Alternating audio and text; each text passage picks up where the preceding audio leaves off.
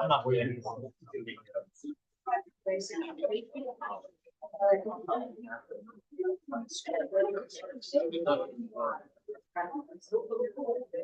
Okay, I'd like to call the Town of Rochester Planning Board regular meeting for January 2024 to order. Would you please join me in the Pledge of Allegiance? Pledge allegiance, flag, United States of America, and to the republic for which it stands, one nation, under God, visible with liberty and justice for all.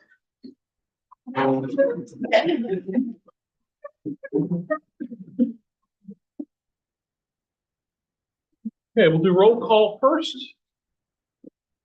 Chair Grasso is here. Member Maloney, present. Member Jones, here. Member Grant, here. Member Jarvis, here. Member Pinsky, here. And our alternate Helena Duda, who will be seated as a regular member tonight. Here.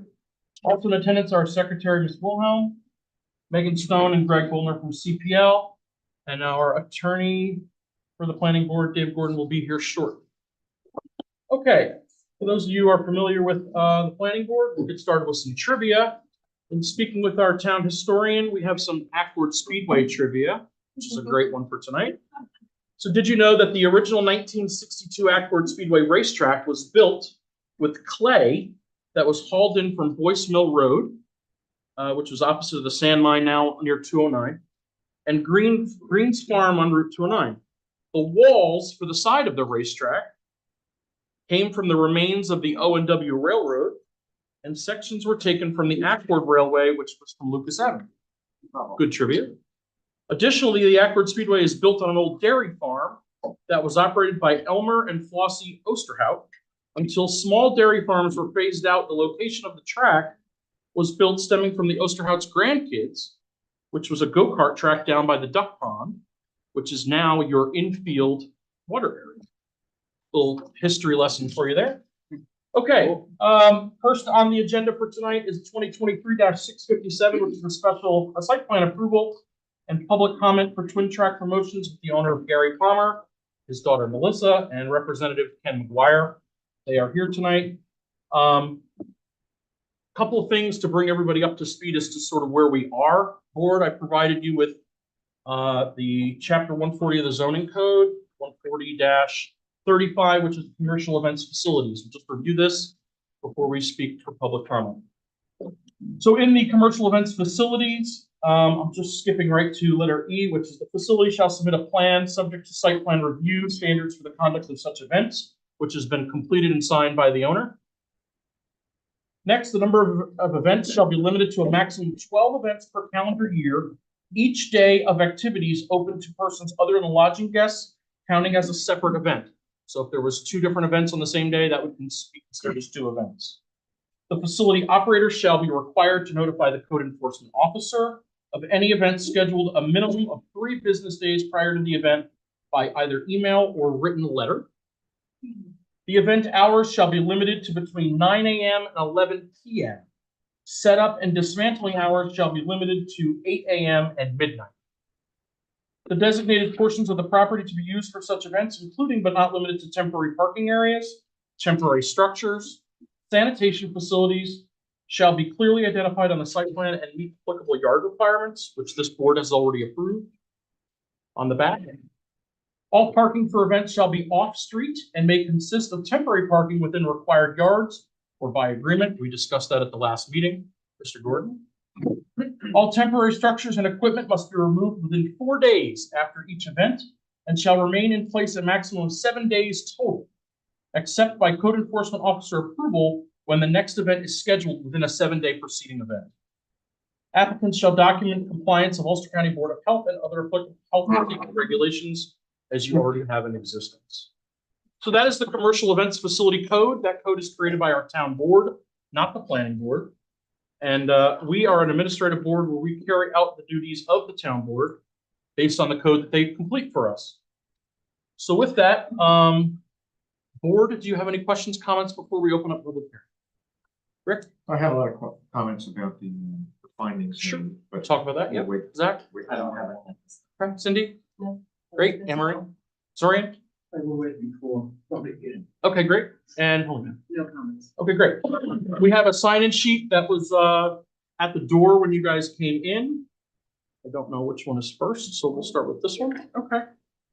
So again, for those of you who have not done this before or may be familiar, I'll go over a couple of guidelines. As we open the public hearing, here are a couple of items for the public to be aware of and recognize.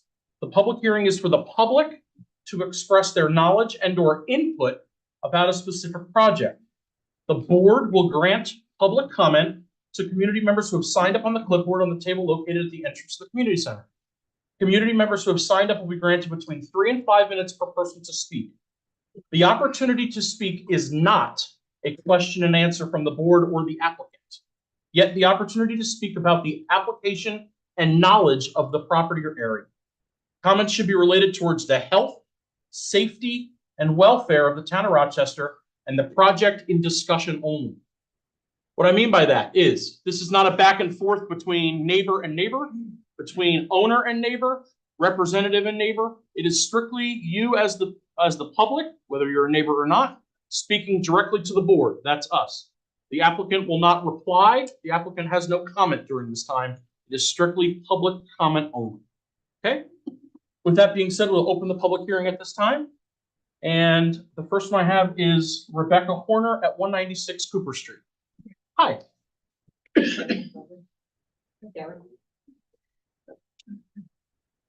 My name is Rebecca Horner. I live at 196 Cooper Street. I built a house there 22 years ago. And when I moved in, I knew the Speedway was nearby. I was told there were races every Friday night. And I know the Speedway was there before me. I know they're very popular with a lot of people. So I thought, well, it's 1 or 2 nights a week during the summer. So I've taken it in stride. However, I am firmly against any expansion of events, of any kind of events, extra events besides racing at the Speedway.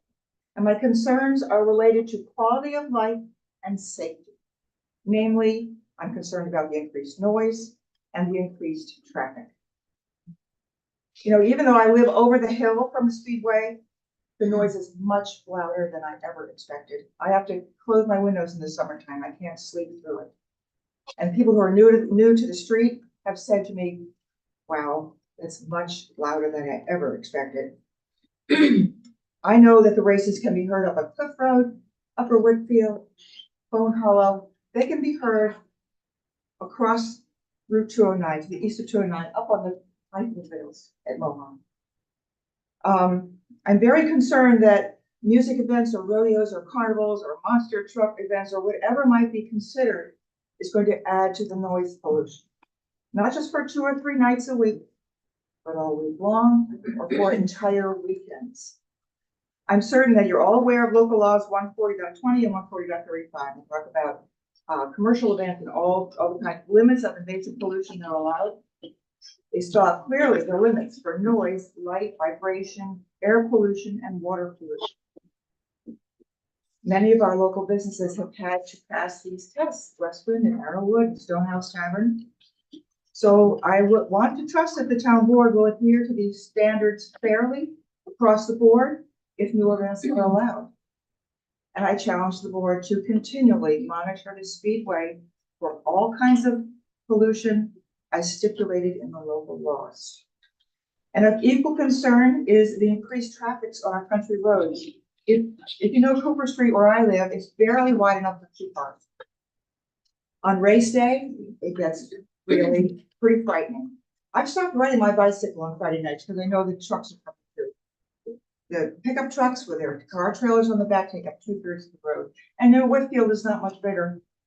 Can you imagine tractor trailers hauling Ferris wheels and carnival rides through those streets? or livestock trailers with horses and bulls or whatever else other animals might come along with a rodeo? How about big tour buses for musical events? And all their equipment, all their amplifiers. Our local roads are simply not built to accommodate large vehicles or large volumes of traffic. Our local roads are country roads with a lot of walkers and a lot of bicyclists. And large vehicles are very dangerous to foot traffic into cycling.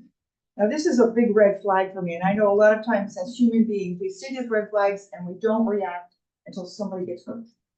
Now, I just don't want that to happen, so let's be very cautious about this. As an additional footnote, another annoying side effect of activities at the racetrack is the increased littering on our roads. I regularly pick up food wrappings and beer cans and bottles all summer long. Additional events equals additional litter. So to summarize, Cooper Street, Whitfield Street, and all of the areas nearby are rural. It's country. People come up here because they want peace and quiet. And they come to visit because they want peace and quiet.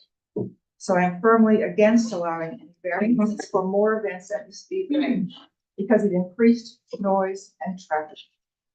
Additional events will negatively affect the quality of life and the safety for scores, if not hundreds of neighboring property owners. Thank you. I just want to clarify a couple things for the public, make sure you guys are familiar with what we've already done. This board has voted at our last meeting to waive the need for a noise study. That was completed at our last meeting. In addition to that is just, this is, hang on, this is not time for that. In addition to that is this application that Mr. Palmer is presenting does not have anything to do with a normal Friday night. So his normal Friday night availability is still, does not change. This has nothing to do with that. For those of you not familiar, Mr. Palmer currently has the ability to run 40 races at his establishment.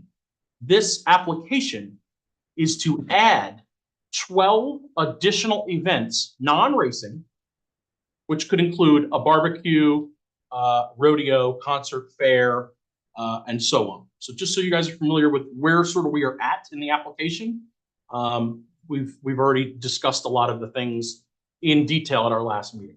So with that, we'll keep going. If there's something that was already said by another member that you'd like to reiterate, that's fine. But if you have something, we have a lot of people to talk tonight, so just make sure we keep it going. That's all. Okay. Take your time. Katie Finley, 137 Cooper. I don't think I can stand because I'm very nervous. Okay, that's fine. My name is You can sit here if you want. That's possible. Maybe later. My name is Katie Finley, and I've lived behind the racetrack since 2001. I'm against the application. I oppose any increase in events at the racetrack proposed by Twin Track Promotions and Gary Palmer, located at 299 Whitfield Road. I would like to request that the public comment period be held open, and also that this application be held open pending completion of necessary studies that would result from clarifications of the site plan. In addition, I oppose any increase to allow commercial events in this town until evaluation and regulatory methods can be updated or put in place to safely and fairly sustain growth. The argument that local law 13, item 140-35, allows the racetrack to hold additional events is simply incorrect. That argument just puts into focus that the 40 commercial events already occurring at the racetrack is in violation of the current zoning status. In fact, that argument would indicate that the 40 events should be reduced to 12. I oppose this application because it is simply an attempt at double dipping. New York state law indicates that the property type classification code for a racetrack is 522. Yes, this is a commercial activity compared to a residential activity, but it is considered a recreation and entertainment code, not a commercial 400 level code. The racetrack is not and has never been a commercial events facility like the Ulster County Fairgrounds, and they are not a business selling goods or services. The racetrack is solely and uniquely a racetrack. 400 level commercial codes are locations that sell things or services, and they may use 12 events a year to promote the selling of those things. If Twin Track Promotions is a commercial enterprise selling alcohol, food, and gasoline, not a racetrack, they are allowed only 12 commercial events a year in the form of races, not 40. Cannot double dip and get more. If this is allowed to pass, then the many other commercial locations in the town can claim their 52 events a year. In a town that is growing this fast, we cannot allow this to happen. The racetrack has been allowed special privileges for many years. The racetrack has allowed significantly more events than any other facility in the area, and those events are extremely loud, well beyond the 80 decibel limit that is limited by law. These events are undeniably environmentally degrading. The location is either a racetrack allowing 40 well-regulated events, or it's a commercial sales location and it's allowed only 12. When the racetrack first started, there were only a handful of houses on the street and there were very few commercial events. That's no longer true. My biggest concern is that the site plan application is how incredibly vague it is. Twin Tracks Promotions are essentially asking for a blank check to have whatever type of events they would like to have. I cannot support a blanket approval for a location that has repeatedly violated noise limitations set in Chapter 107 of the racetrack law, and they seem to not understand how the current noise, fumes, and traffic do affect their neighbors. The site plan needs to specify exactly what they are planning to do and how they will prevent any detrimental effect that the track does and will have. Mr. Grasso, I believe you mentioned at the last meeting that the proposed events would be managed like at the Ulster County Fairgrounds. I would like to point out that this is a residential neighborhood and not the Ulster County Fairgrounds. I think that the Ulster County Fairgrounds is a great place for a rodeo or a small concert. A residential neighborhood is not a good place for a rodeo. This was previously decided when another neighbor suggested it a few years back and was denied by the board. If they want to have events that have off-track surfaces, if you want to have events that happen off the track surfaces, then I would like to request an 8-foot fence around the entire perimeter of the property. If you want to have a concert or any amplified sound, then we need to have a sound study for the current racetrack events. We need to see if they have the capabilities to meet the requirements of the current noise standards. The racetrack must be able to self-regulate because the current antiquated racetrack laws and the town resources have not managed the current existing commercial events effectively. We already have too many loud events, and now you're suggesting adding more events without effective ways to report violations or control growth. The town board must review the racetrack law to make sure it meets changes in environmental law and increased motor vehicle regulations if any modifications to the track site plan are made. I really appreciate you being patient with me. This is almost done. The State Environmental Quality Review Act evaluation done in the 90s was operating on 1993 values and 1990 ideas about environmental impact. Using current standards, is the track still safe? Is the racetrack currently using or selling leaded or adulterated gas? Is it not the responsibility of the town and New York State to make sure we're all safe, including racetrack fans? Why is this not specified in the permit or the racetrack law? This town has grown significantly, and it's clear from the moratorium on zoning and the more recent uproar of changes to people's properties that the town board and town leadership is overwhelmed. This is understandable, but please do not rush this decision just because you don't have time to consider it. It is the duty of government to protect health and safety first, then economic development is a secondary concern. If you put the interests of a single business owner in front of the concerns of individual voters, it will be detrimental to the quality of life in this town. I would like you to deny the individual events requested. Please vote no to this extension. Thank you. Gavin at the same address, would you like to comment as well? Yeah, Okay. I have to say, it's. Sure, no, go ahead. Time is yours. Speaking in public. Hi, my name is Gavin Anderson. I'm a local resident whose property falls within the 500-foot radius of the track. And I'm exposed to the expansion of 12 commercial events at the Speedway. Because the expansion will negatively affect the local community surrounding the track through additional noise, exhaust fumes, and traffic. I asked the town board to please deny the proposed Accord Speedway expansion. If the town board cannot simply deny the expansion, then I request that the town board expand the time for public comment and keep the application pending until it can conduct and make the proper social and environmental impact studies. I've lived and worked in the local community full-time for the past 23 years. I moved in next to the track in 2001. I understand and respect that the track is a beloved part of the local community. For that reason, I've made no complaints and raised no objections to its operation in that time. I speak up now only because the track wants to expand and diversify their current 40 event schedule by more than 25%. I do not want to have the track 25% more. I don't want to have 25% more impact in my life. I don't want to have the track have 25% more impact in my family's life than it currently has. An impact is acknowledged in the closing proposal. What is the impact of the proposed expansion? What analysis has been done about this impact? The fact that the town board is denying that any analysis should be conducted is incorrect and not community-minded. How is having a rodeo, circus, Jeep events, concerts, and who knows what all-day events next to my house, not gonna affect my life. These 12 events are a big change for local residents, and I would like the town board to treat this expansion with the respect and concern it requires. I want the proper assessments to be done. The commercial events proposed are incredibly varied and clearly contain the potential for negatively affecting residents surrounding the track. The proposal requests the town to allow 12 additional commercial events at the track as per the town meeting December 11th. The commercial events, like you said, they could last all day long. And they could include other motors and motorsport events. The total attendance could be up to 1,500 people per event. And essentially, the town of Rochester would be giving the Accord Speedway and Twin Track Productions, and more importantly, the future owners, of those enterprises, a blank check with these unspecified all-day loud events. Who's to say the future events aren't all loud concerts, or simply more motorsports that can now last all day long? Or maybe future owners could stop racing and schedule 52 all-day festivals there. The town needs to consider how this expansion would play out in the future and how it could be used by other commercial venues in the town to demand their event schedule now also include, to now also include 52 events. However, in the short term, local residents need to know that the expansion,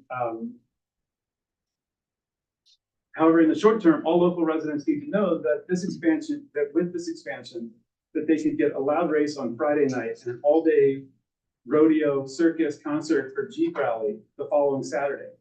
How does the town plan to mitigate the impacts of these events on the surrounding residents? Who regulates these events? What are the penalties for infractions? That is why I can only see this proposal as an increase of 12 all-day loud events a year, and the potential for multiple loud events throughout the week and weekend, with no clear oversight, no regulation, and no impact studies. And that's why I have to oppose it. Thank you for considering my concerns. Thank you. Jerry or Cindy Fernino?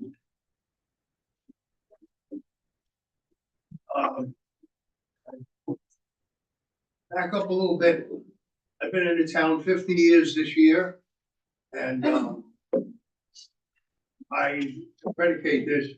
I don't race cars, and I go to the track when the Palmer Farm family has put on an event there in honor of the first responders, not just of this town, but myself, and I know other people who are in this room right now who were first responders to an event somebody might remember happened on 9/11/2001, and the Palmer family has done a very honorable task of the Friday before. We put on quite actually a supportive event there for all of us first responders, and I can say I really appreciate that taking place.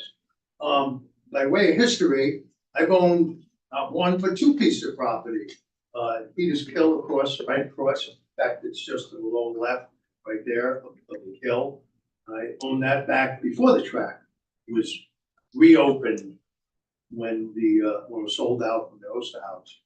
And I now own across the street on Whitfield Road. And we camp there on like 3 acres right across the street. And I could tell you that, yes, on Friday nights, you hear the racing, enjoy the fireworks and so forth. I think what's troubling is that we're expecting to have an airport that doesn't have planes landing and so forth. And I think that's pretty sad. And I know and a couple of my neighbors might be here in which they knowingly bought property that in fact had a racetrack adjacent to it. That's particularly troubling because that track has been open since the last piece of property I owned at Peters Kill. I sold it, and in fact, the track had opened right about in the mid-'80s, if my memory supports me. And I owned the other piece of property for that time, and I had no problem with it. But I will keep this succinct in that I do understand that these events, because the farmers are trying to keep what is, in fact, a lot of people come, they support the businesses and so forth in our town, and I'm all for that. And by the way, there are other businesses that in fact support people coming into this town, and you're gonna have different things, events that create, just this weekend, there were fireworks taking place. I don't know where that was, I don't mind where it was. But again, I'm supportive of what your board does, and I hope that it works out for all of us. And I feel actually sorry for the people who bought next to an airport and didn't think that there'd be planes landing. Thank you very much. I reserve any time for my wife, who runs a business here.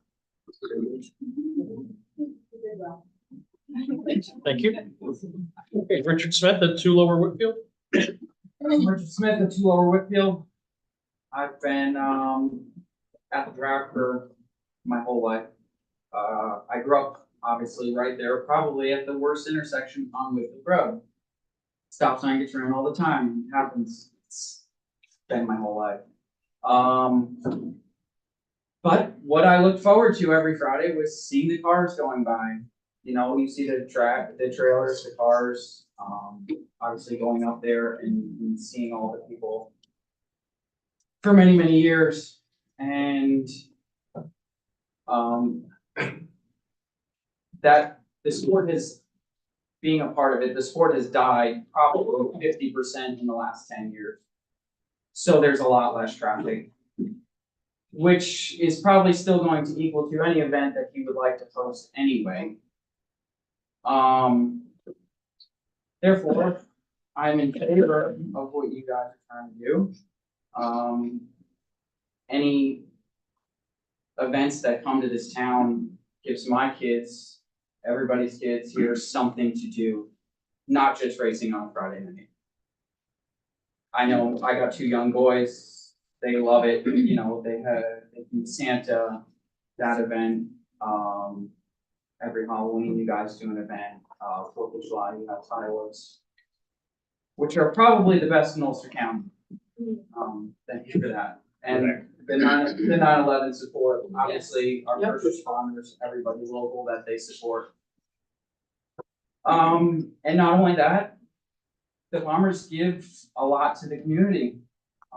You know, allowing kids to come in free and watch, and even for all their events, they allow them all to show up and come because they like to see the smiles on their faces.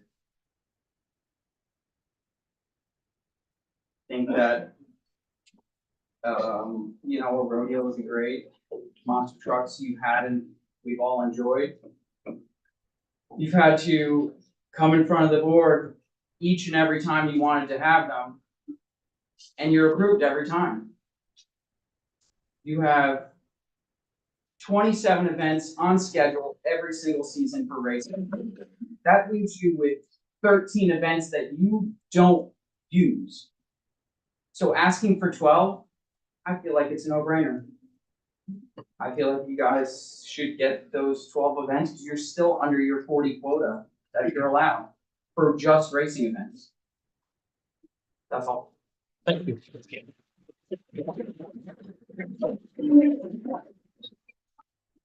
Randy Horbeck?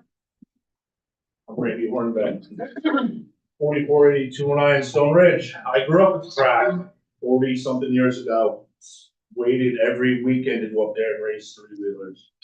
Watch it come, watch it go. I am a great supporter of the Palmer family and the track. They've given back to the community 100 times over. So I am giving to them my support. And I can't think of a better place for race cars, monster trucks, and rodeos than the country.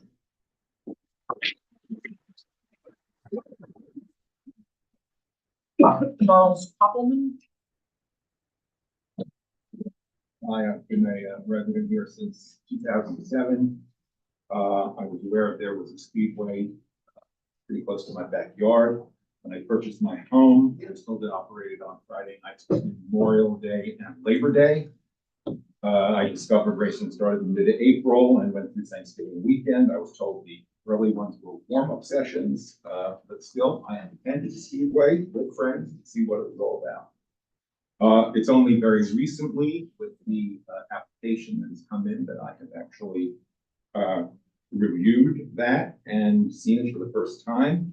Seems that several rules and agreements which are in that, which was given Yates Speedway its original ability, are not exactly followed. I know you have already decided that there is no need for an examination of noise, but I think that does need to be revisited. The noise that comes out of the Speedway. The approval document says that there are mufflers on every car. I doubt that. The noise levels exceed certain decibels. It begs the question as to why the owner of the Speedway should have the right to expand its business when the rules for its current business operations are not all followed and somehow gotten around. And what about consideration to the residential community that the Speedway lies within? I think we can all agree that a lot of things have changed in the 30 years since the 1992 grant of this operation. Quality of life concerns now in 2024 are much more prevalent and important to citizens everywhere. For most of us, concerns about safety, traffic, air, water, and noise pollution, and general health and long-term vision for our environment have become much more important than they were 30 years ago. There's no denying that the community itself is already more congested. First and foremost, the area surrounding the Acworth Speedway is a residential community. Again, we know the Speedway has its rights to operate, but why should we be given more rights for complying with all of the current rules? I have read, again, to come back to what you said before, I have read the comments allowing the town to use the quiet time in between races to average the Speedway's noise levels. This makes no sense to me, as I could stand here and then scream at the top of my lungs, and you're going to take an average of what I have to say to determine what my thoughts are. I'm afraid I don't quite get it. I think that we do need a new sound study to be conducted by a nonpartisan third party. I think it's essential before this all moves forward. I have driven on Woodfield Road coming home from dinner on many Friday nights when cars, trucks, and trailers carrying cars come barreling down at high speeds.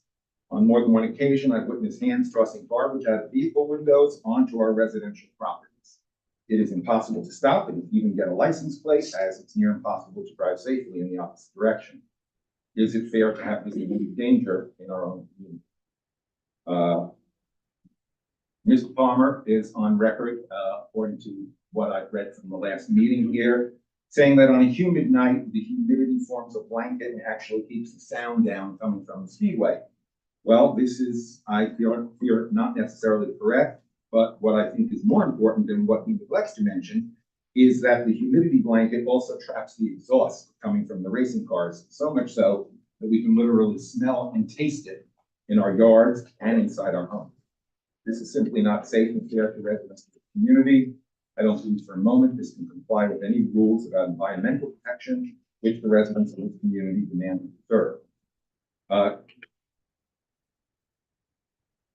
I am adding more events to an already full calendar. The Speedway is bound to cause more traffic, more congestion, more pollution. Without the current rules, our safety is at risk. I respectfully ask this board to please leave this application open and subject to continued community response while embarking on necessary nonpartisan testing for noise, water, and air pollution, noise levels, for the presence of mufflers on all participating vehicles, and the disposal of waste currently generated in the Speedway. Such testing must be conducted by nonpartisan parties, but before any further consideration is given to the current application to allow additional commercial events. Taxpaying citizens of this town deserve to have their complaints explored and addressed before any decisions are made. Thank you. Thank you. Billy Fist, Lisa, Billy or Lisa? Richie kind of covered everything for me. Okay, Thank you. you got it.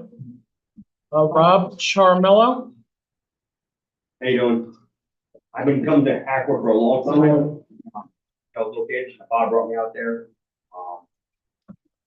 You know, Richie Smith pretty much covered everything. I agree with the Palmers. They give back to the, back to the community for our first responders that come to your houses when you're hurt, sick, whatever case may be. I've been involved in racing for 20 some years, pitting on race cars. Met a lot of great people, a lot of great fans, that would do anything for anybody. Even, people out in the parking lot, you need something breaks down, tire change. Obviously, we all have tools for it. So, the racing community, great people. To have extra events, I think would be great. I have grandkids, gives them something to do in this area, because there's, quite frankly, not a lot to do in this area. So, and 12 events, deal with it, brings money to our town. Brings money to our local businesses. Tow companies, God forbid you break down and get you home safely. First responders that come, whatever. And I just would like to set the facts straight. I'm not arguing with anybody. All race cars have mufflers on. Drag racing, they don't. That's open headers. So I'm not arguing. I'm not disputing what that gentleman said. I've been involved in racing for a long time. They have mufflers. Every race car that goes to that track is and does come equipped with a racing muffler, and it has it. So thank you very much.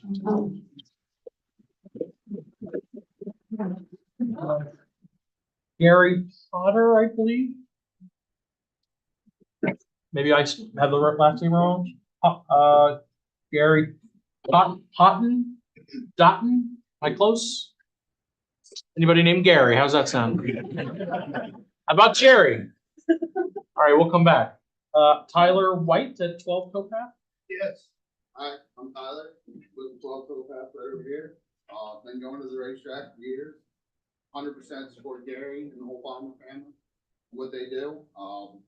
Anything in this community that brings revenue and gives us all something to do, I'm 100% support. I've been racing my last 4 years of my life, and I don't think anything can be as loud as racing. So if you guys think it's going to bring more noise and trouble, I think nothing worse than racing with noise. If we're allowed to do that, then I don't see why we should have an issue. So I'll just leave it at that. I 100% support the Palmer family and the Speedway.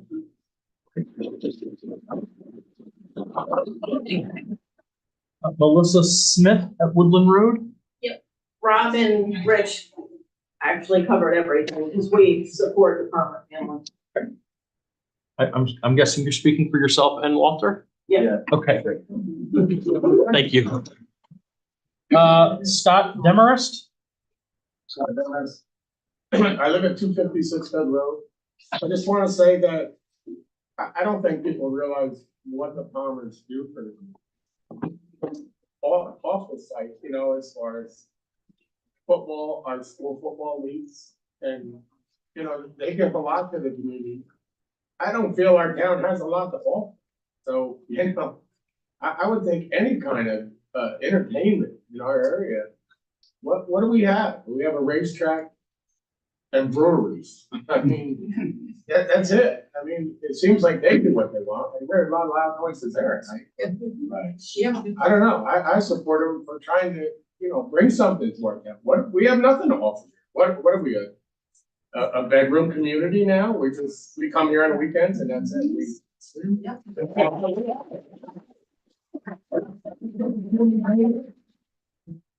That's been the only thing this town has support. And I'm gonna support whatever they want. That's it. Thank you.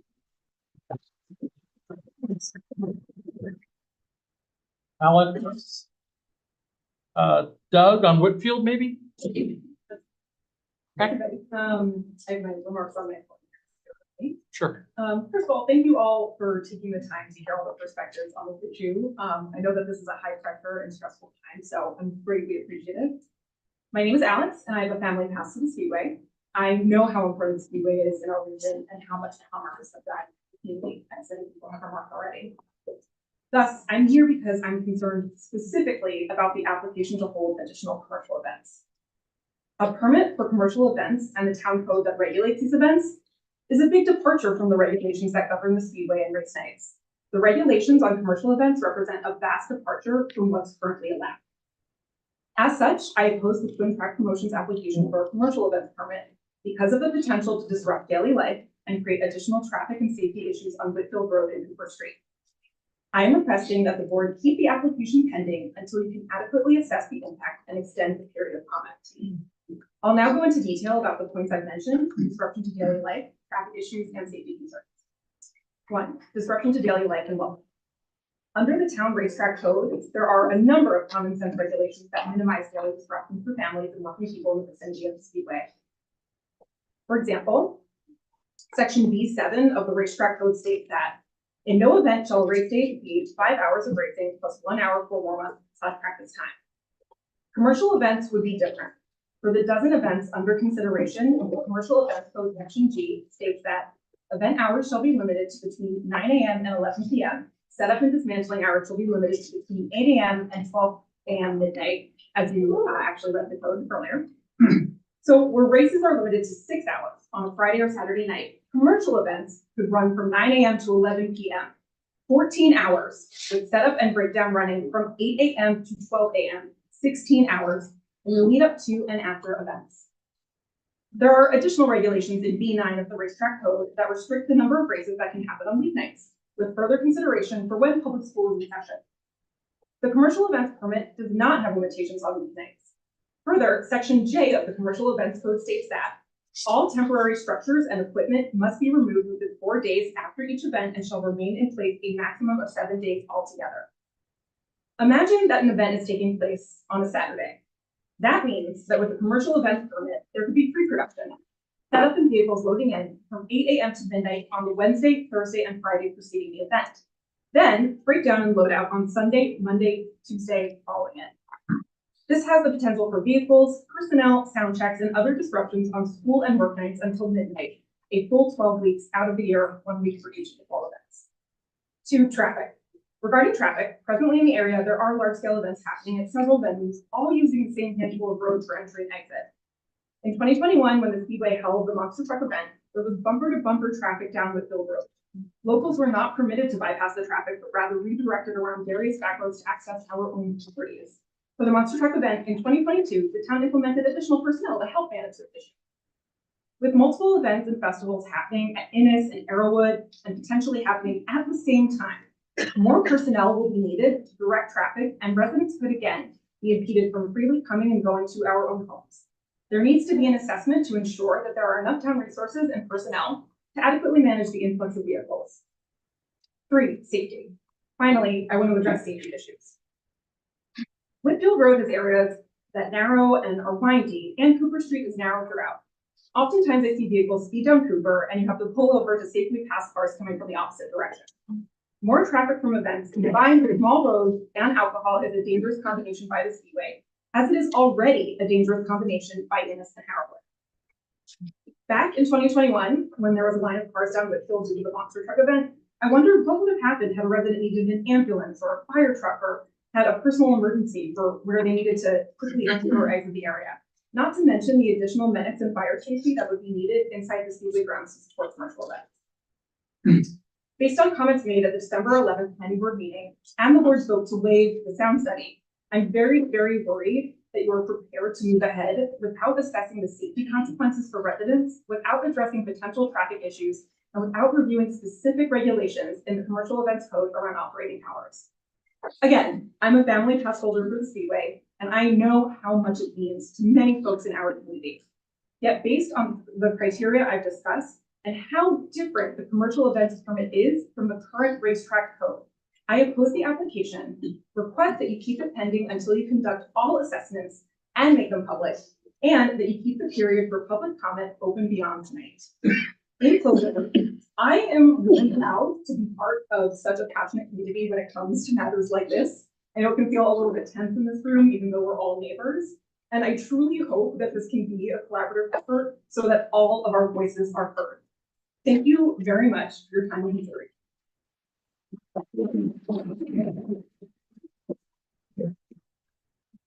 Jason North. Mr. Denver, start everything else. Okay. Marty Robage. I hope I didn't murder that. Not that. Okay, thanks. I live on Cliff Road and I would like to read a letter, which is a collaborative effect of most of the owners, okay? And I have a corrected copy too. What I sent at 4 o'clock wasn't the final, okay. Residents of Cliff Road have been good neighbors to the Speedway.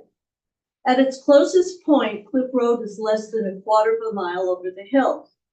Some of us have lived here for over 50 years. I beat Jerry by 2 years. And some for 20, one for family for 30, one for 40. Some of us are newcomers as well who moved here to enjoy the quiet rural character of the town. However, none of us complain about the noise and traffic on race nights. We asked Mr. Palmer to be a good neighbor to us in return. We are very concerned about both the potential noise and increased traffic that any additional events will create. The noise on the racetracks, frankly, can be pretty bad on a Friday night. Most of us knew about the Speedway when we purchased our property and decided, as the schedule was limited, we could live with it. However, depending upon the atmospheric conditions, we cannot sit out on our deck or back porch and have a conversation with someone a few feet away. On race nights, some of us intentionally leave town. Others close their windows and doors, turn on music to drown out the noise, which lasts sometimes a little after 11, but pretty close to 11. We object to any more events which would destroy our peace and quiet. We are pleased that no more races are proposed and oppose any noisy or more vehicular events. Presumably, the 12 additional events would occur in warm weather and during the summer, when we spend most of our time outdoors. 12 events is really too many if the Friday and the occasional Saturday or Sunday afternoon race schedule remains. Additional events could disturb the peaceful enjoyment of our property on both weekend nights for most of the summer, June to September. We do not object to a barbecue, a fair, or other quieter, non-vehicular events, so long as the sound is reasonable. The decibel limits for the other events should be much lower than the race levels. Will this board require a noise survey? We think that's important. Our second concern is the traffic. We understand that the proposed events could be open to 500 people or more, resulting in 200 or 300 passenger vehicles, who knows, coming and going. Will the board limit and enforce the number of tickets or vehicles permitted at each event? Will the town hire a consultant to do a traffic study before granting the permit? Let us explain. The traffic we experience on race nights is really pretty scary. The trailers carrying the race cars have increased in size over the years, and there's little room for other drivers. The margin for error is quite small. Depending upon the event proposed, there may be trucks and trailers, as well as many more cars than attend a typical race. Those of us who live on Upper Whitfield, Cliff Road, Bakertown over to Doug Road, we must detour all the way around to Medicahonks, miles out of the way, since it's almost impossible to make a left turn when the races are over. At the beginning of the night, it's almost impossible to make a left turn onto Cooper Street. We request, if you approve this application, that you coordinate with the town board to provide enough constables to direct traffic, particularly at the intersections of Upper Whitfield and Whitfield, where due to the steep hill, there is lessened visibility, and at the corner of Whitfield and Cooper Street, where there is a blind spot. This would benefit not only local residents, but also the attendees. Finally, we respectfully suggest that if this board approves the application, the permit be for one season only, so that next year you will know what the impact has been upon the surrounding neighborhood, as well as the entire valley. Thank you for your consideration. And this was collaboratively written by Nancy Purdom, who lives at the schoolhouse, the Lyman family who are here tonight, Dr. Sotolongo and Dr. Schwab, David Cutler, Sydney Schulman Arno and her mother Terry, Frank Striano Sr., I'm Martha Roberge, my husband John Shanahan is here, Stuart Kuntz is here and his wife Tanya Mamadalian, Hillary Briley and Gloria Maddox, Susan Spivak and Steve Builder, Annette Soroka and Julia Cupers, Kathy and Gary Wasner. Thank you. Thank you. Jack Shanahan, would you like to speak? Yes, I would. I was involved back when we had the last controversy, and quite frankly, I hate this. It tore the town apart. It was just a very, very difficult time. And given the way the country is torn apart right now, the way the world is torn apart right now, I hate this happening, but it is, so we have to deal with it. I've only been in Ecuador for 50 years, but I came to Ulster County before I was born in 1947. My family's been here a long, long time. Marty's family was lived in Newport back in the 1950s. So we're not natives, we're neo-natives, and I hate to see this divide, but it's reality. The divide we have to deal with, and if we don't, I'm afraid we'll end up with lawsuits and anger and resentment. I don't want to see that happen. A little bit of the history. We knew there was a track when we bought our place. I used to go to the Orange County Speedway for drag races to watch my cousin race. Tammy Beulah, who lived where the Schwabs lived, Schwab and Sotolongos are, she used to race a sports car at Mount Cadelia in Ellenville, hill climb. And it was ironic that it was her family that all this stuff reached a critical mass back in the day, because her husband, John Beulah, came down with cancer. He was quite ill.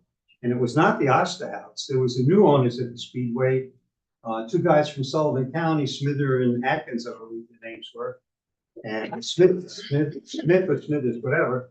And they just had a very nasty attitude. They ran the races way over time. They didn't care about the noise. And all that was asked at the time was quiet it down and be reasonable. And reason didn't prevail. And we ended up tracking it up closed for a while.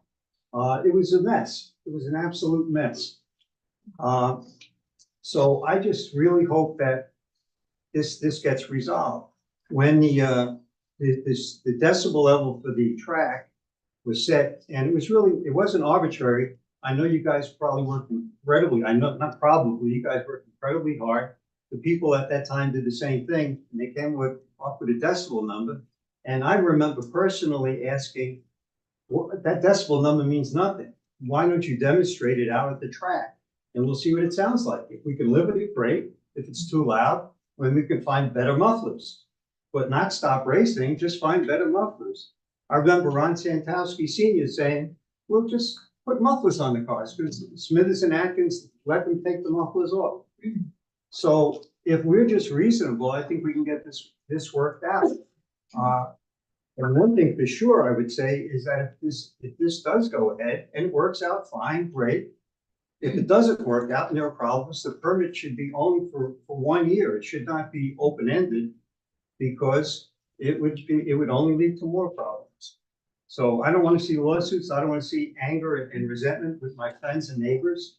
We talked about 9/11. We have a 9/11 widow on the Hill.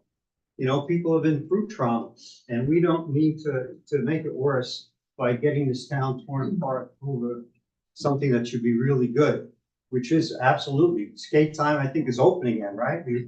We almost lost that one little bit of entertainment. We do need stuff for the kids. Nobody here has mentioned about jobs, because it's not, now that everything is reversed. Back in the day, we needed jobs. Now we have not enough people for the jobs because they can't afford to live in the town. Not enough housing. So I just hope that we all come together to get this resolved. Thank you.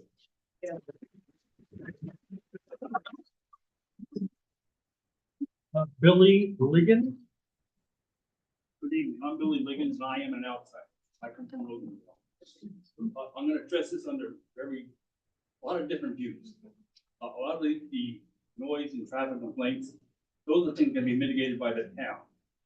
But I feel like you should research the sheriff's department, state police, to actually come up with statistics of accidents that have occurred on Litchfield Road, especially during racing season. I think you're finding it very low. Second, as a former small business owner, I feel sorry for Gary. I mean, taxes, everything's gone up with paycheck. Let me put it that.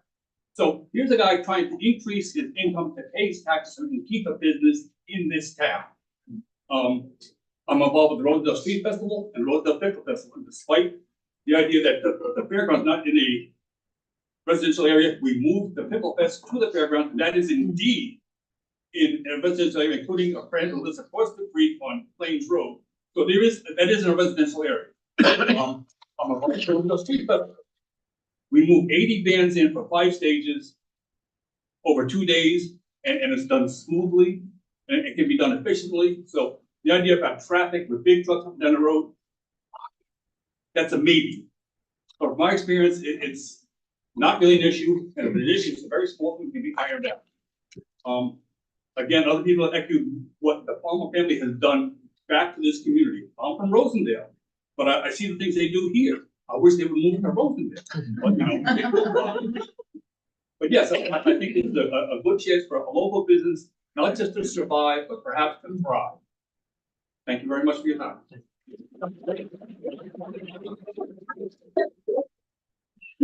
Christie DeBauer? DeBoer, close enough. Okay. 254 Whitfield Road. I live between Upper Whitfield and Cooper. A lot of what I wanted to state has already been stated, and I will be submitting something in writing. My biggest question is about looking at the road safety and the width of the road. I love the fireworks. I love watching y'all go to the race days. I moved here 10 years ago knowing the racetrack was there. I have some very serious concerns about larger vehicles bringing in things for a circus, things for a rodeo on our really small road. What if one of our neighbors has an emergency?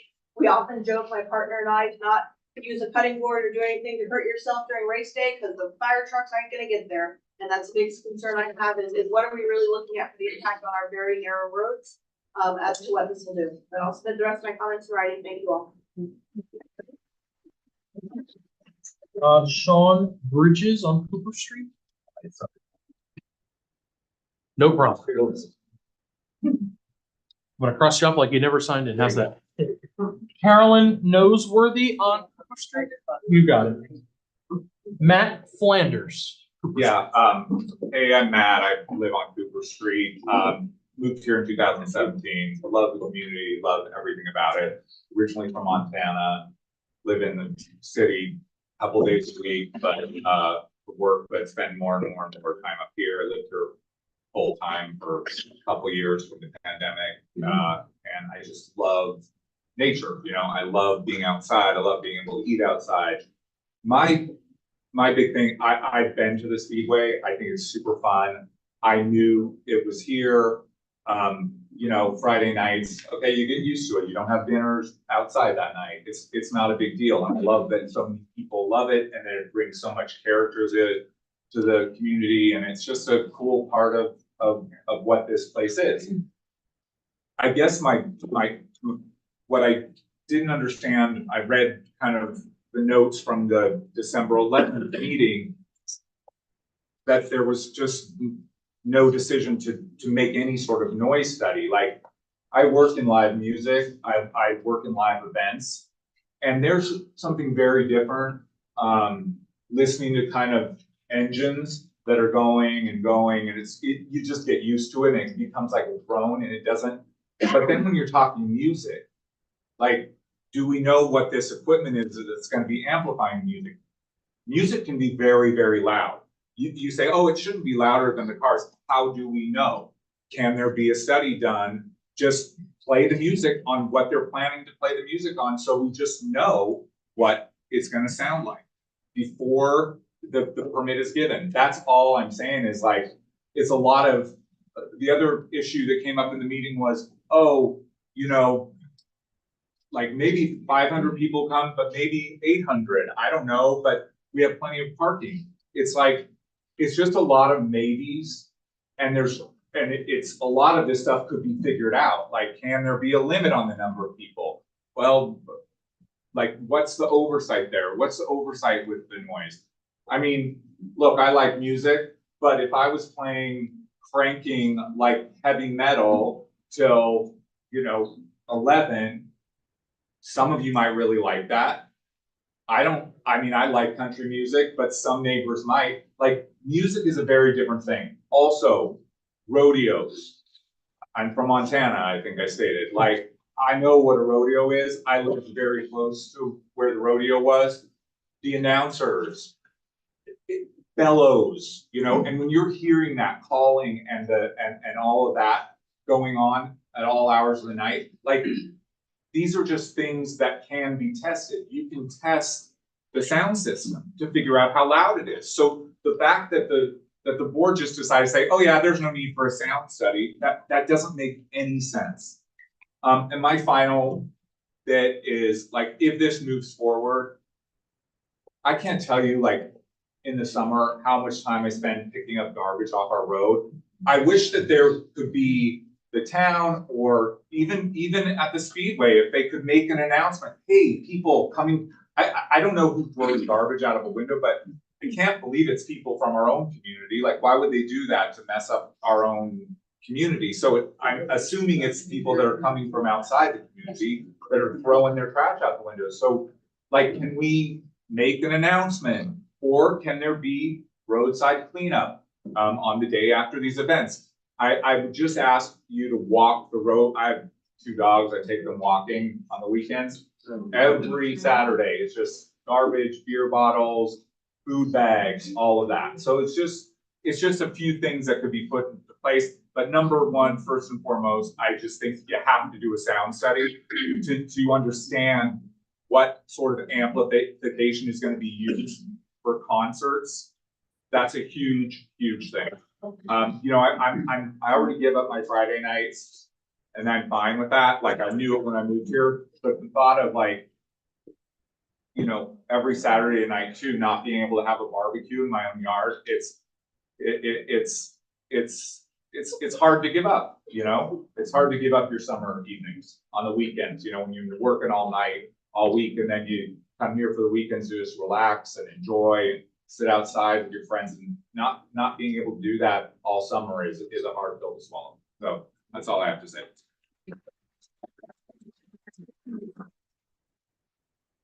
Stuart Kuntz? We've been just up the hill from you since 2007. We moved in. We knew very much love that there was a racetrack there, and we absolutely love the races. Appreciate the Palmers. They're always very welcoming. So that aside, you have some concerns about the development. Probably really laid them out there, but being on the hilltop, I do want to share with the board a perspective that's not even so much directly related with Palmers, but just recent development activities. We've noticed in the last few years that there are a lot of things going on in the valley. It can be exciting. It's great jobs, a lot of entertainment, activities for everyone in the neighborhood. But there is another concern that this not get away from us, and we are able to monitor the sound that's going on the weekends. How many events is the community willing to bear? If there's a Friday night event at the races, great. How about a Saturday afternoon concert, a Saturday evening concert, and a Sunday afternoon concert? At some point, we do need to come together and decide how much is too much, whatever that is. And for that reason, there's been a lot of mentions of sound studies. I suspect a lot of it is driven by how loud is the Palmer's events in particular. I would actually suggest to the board that we do a sound study for the community wide and see what's happening on every night. Is there music being played every single night? Is there a way that the board can regulate that and give some quiet time? That's all I'm going to add at this point. Thank you very much. Ruth Meeker? That's me. I'm gonna sit. I'm a little nervous. You got it. I've been in the community for 25 years on the street. And a lot of people have echoed my concerns. I grew up in Vermont, and there's nothing to do there. You think there's nothing to do here, there's nothing to do there. I put a lot of miles on my bicycle, I climbed a lot of trees, and I worked since I was I totally respect the people of my community, all of you. And then the noise of the race is fine. I don't have a problem with the races. It kind of is a lulling kind of sound, but to echo my neighbor, I think I would go crazy if I had to listen to concerts 12 times a year or a rodeo. I have really hard time concentrating as it is. Oh, that song, you know, like, come on, we have to do some sound studies. I would find that jarring, and I might have to sell my house. I just can't even imagine, you know, okay, let me not get carried away. What I'm asking respectfully is that we not pass this proposal without some serious and respectful consideration of things like the people who live in the vicinity, the hundreds of us who will be impacted by additional noise and pollution. And that the board, you should require, please, and make public for us to know, to understand what this would mean, objective and thorough studies on the impact that this expansion would have on traffic, the safety of all people, and the environment, which includes noise, light, air, and water pollution. Big concerns, okay? I think it's fair and reasonable to keep the period for public comment open until all studies have been conducted by an objective party and shared publicly. We all citizens who will be impacted by this change deserve and have a right to know and consider the very real implications of the proposed expansion. We deserve to voice our concerns and to be heard and respected. So I respectfully request that we not rubber stamp this.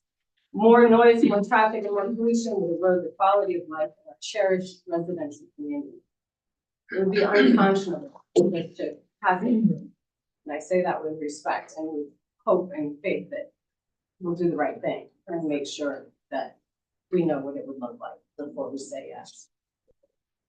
Thank you. Karen Latta on Upper Woodfield. Hi, my name's Karen Atta.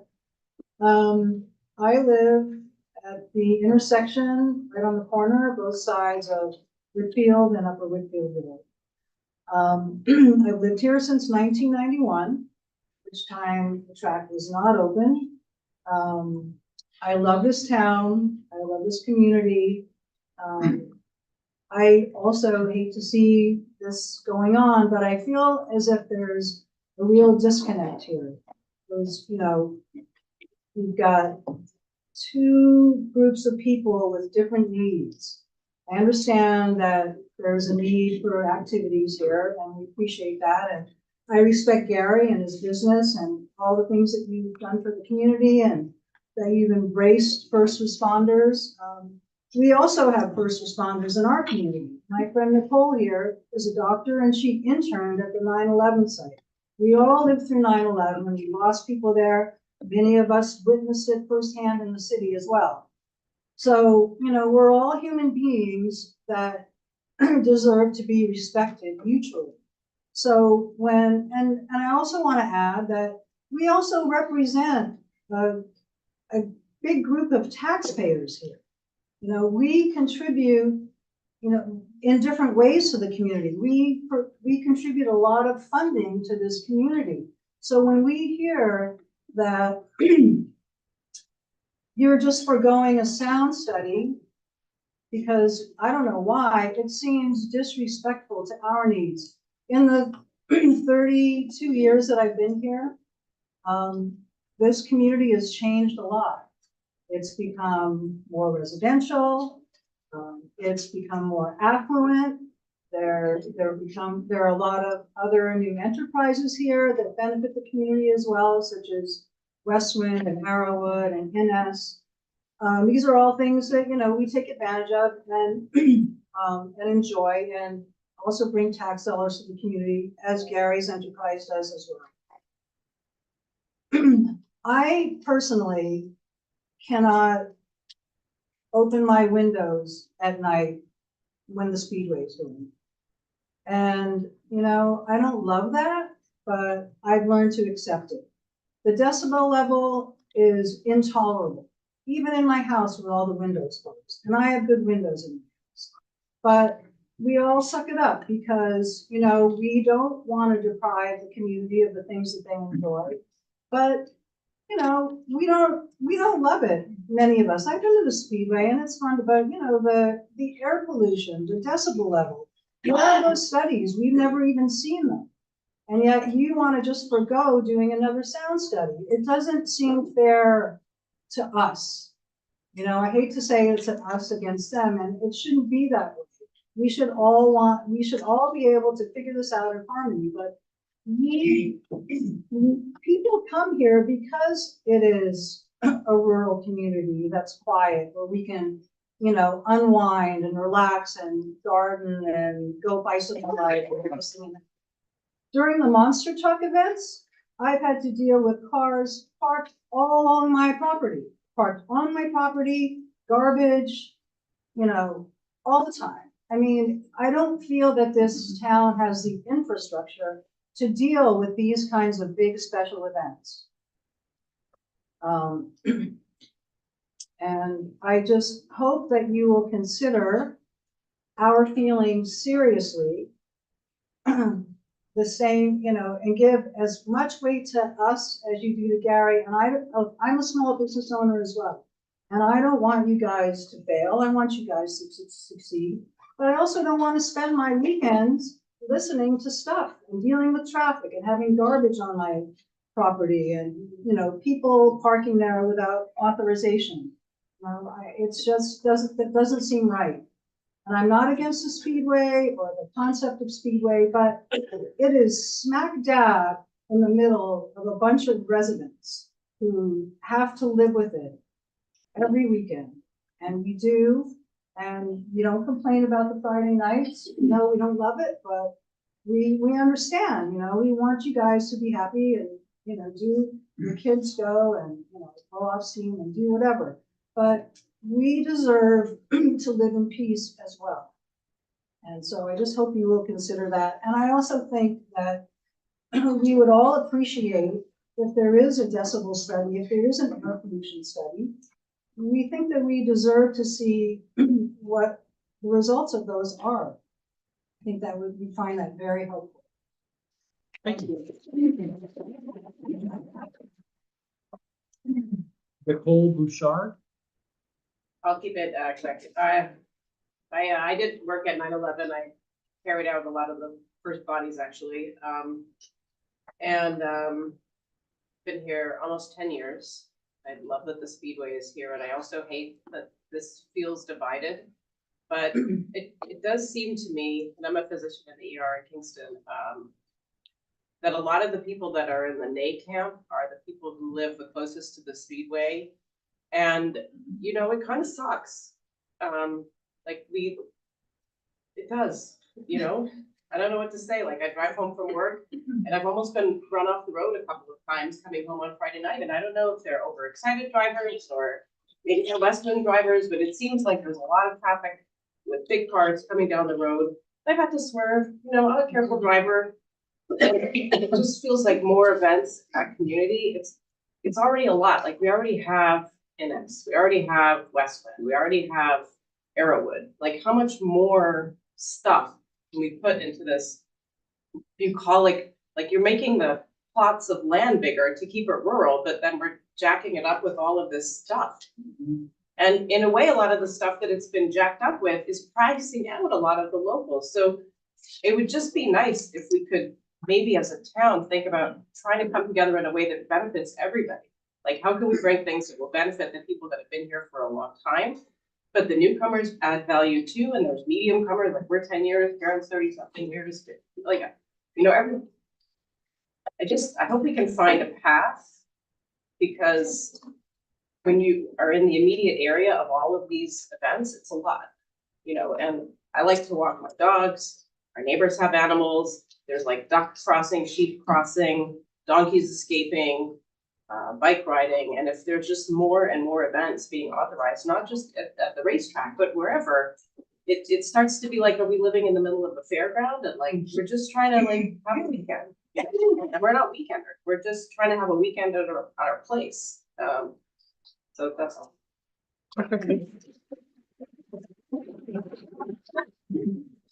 Melina Ham, I hope I have that right. Melina Hammer. Hammer, okay. Yes. Just want to say, I love that we're all here. Like, I want to say hi to my community and have all of us, like, why don't we do a barbecue together? Because the division that, you know, we're hearing and the frustration, it feels like the human experience, every single person's frustration and concern here is valid. And I think that we have just, as a tiny, beautiful rural town, seen an explosion of growth, and it's gotten out of control. Everything, it's out of control, and our town doesn't have the infrastructure to handle it. There is not enforcement of speeding. There is an enforcement of noise. I know that there's a study done, and in 1987, it was said that we can't actually possibly meet the decibel level, but that means maybe we'll find a way to meet it. And it's like, when you live nearby, not only, I have a prepared speech and I'm not even looking at it, but there's so many things to consider. There is, and I'm shaking because I'm so freaking pissed about all of it. I would really love to experience an event together, and perhaps at the end of this meeting tonight, we could find a way to do that, because I think that humans speaking to other humans is one of the things we're really losing these days, and to have that again would really make a difference. So let me just get back to this so I can be focused. It's not just the noise intensity. Speedway races last about 5 hours or so, but a festival could last all week long, right? It includes the disruptive sound checks, traffic, setup, breakdown. The decibel levels of the race cars is deafening, but it goes in waves. While constant noise would be its own kind of disruption to families and working people and to wildlife, it's important to stress that the decibel level is just one single factor in a whole host of considerations. There's the duration, the frequency, the pitch. All of those influence livability on a day-to-day basis, and that matters. Have you considered with potentially this rush to approve them without actually scrutinizing what's going on? What are the different events? What do those actually mean with logistics? That people, that many people at a concert would actually merit more infrastructure, whether that's for medics or wayfinding, safety exits. If you don't have the proper procedures in place, it could turn into a dangerous situation, truly. Have you considered that entering the speedway, you have to do so via a small gate, and that there's no reasonable way to accommodate 1,000 to 1,500 people? I think that that was one of the numbers that were quoted, like we could have that because the speedway can accommodate that by its parking spots. What if there was an emergency and everybody needed to rush to exit? I'm requesting that the board keep this application pending until it can conduct these studies. I think that there's merit in conducting them now. We're in 2024. Obviously, so many people have stated that the region has changed demonstrably. And with everything exploding, I'm not a fan of Arrowwood or Ennis or Westland or I'm not favoring any of these camps or venues and their interest to promote their own kinds of events. I want across the board there to be an equitable exploration and studies about the impacts on the environment, studies on the impact of actual noise in the various capacities, and to keep the comments from the public open. I would really appreciate pausing all expansion projects until you can assure the safety of event goers and for residents, and until you can assure residents that speeding and traffic are going to be enforced and that littering or driving while intoxicated are going to be enforced. I urge the board to reject the proposed speedway expansion. Thank you all for being here, and thank you for doing the work that you do.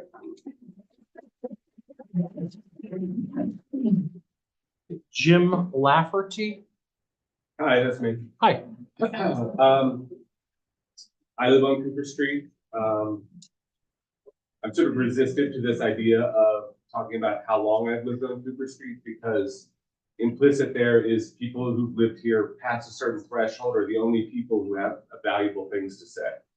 I think if you've been in this community on a Friday night during a raceway, it takes minutes to make up your mind how you feel about the noise. It doesn't take a lifetime of living here. And like many people have said, maybe we're not fans of the raceway. We don't participate in the community, but we live with it. We've grown to accept it. I can say personally, I'm not a patron of the raceway, but I'm not here to speak out against the raceway relative to other venues here. I mean, I almost hate golfing as much as I don't like the raceway. You know, so I'm not here as a fan of Arrowwood or Westwind or Innis, just as I'm also not particularly a fan of the raceway. But I'm not opposed to businesses. I'm not opposed to entrepreneurship. I myself am a small business owner. I'm a sole proprietor, freelancer, and I know that seems to imply a certain kind of freedom, but I think any of us here who are freelancers understand that that means we're working all the time. We don't get to choose our schedules. Our schedules are anytime we can try to generate revenue. And with this consideration, you know, we're talking about a business extracting value from the community, extracting profit from the community. And with that, we need to evaluate what's the cost of the community for that extraction. And I think we need to spend an appropriate amount of time evaluating that seriously. You know, there's a lot of talk of these events not approaching the sound level of the races. And I think that's a pretty faulty premise. You know, we need to talk about sound levels being enforced. They aren't enforced appropriately as it stands. So all of this speculation about, well, what's the future going to bring? It's currently a problem. Adding more noise, more varied noise to the landscape of life here is something I'm opposed to.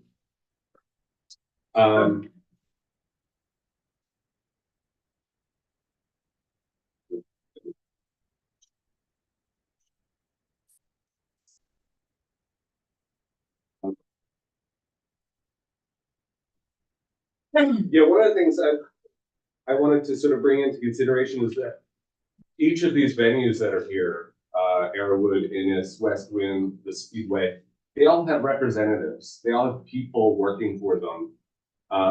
And they clearly have an interest to try to influence development.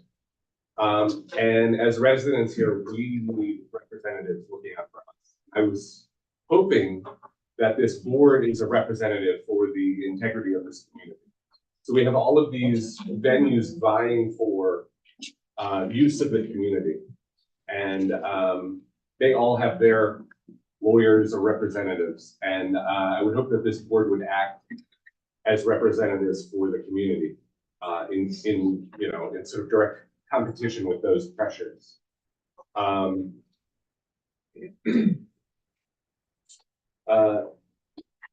You know, lastly, I would just say that everyone here has their own personal idea of what they want from the region.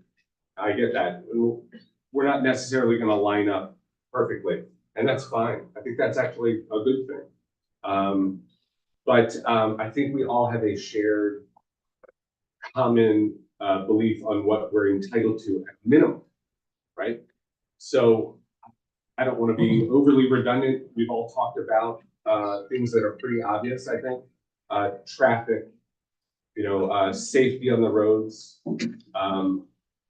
Few people have mentioned this, but if you walk Cooper Street like I do, as other people do, because I live on Cooper, and I've sometimes walked Cooper Street on the Saturdays after racing events to pick up empty beer cans thrown on the side of the road. There's a ton of roadkill. And that's not just on Friday nights, but it's all the time in this area. Animals are being killed. And I'm not placing the blame specifically with any one group, but you know, for example, the speed limit is 35 miles an hour on Cooper Street, which would be okay if it were observed and enforced, and it's not. So anyway, all of that is to say that I would, I vote to reject this expansion to adding commercial events, adding traffic, noise and litter to the area and placing additional strain on our community. And I would hope that the board pauses commercial development, not just for the Speedway, but in the area in general. Thanks. Thank you. T. David? T. B? Okay. And your name for the record? My last name is David. And your first name? Well, it'll be in my letter that's. Okay. I have a very specific person. Okay, go ahead.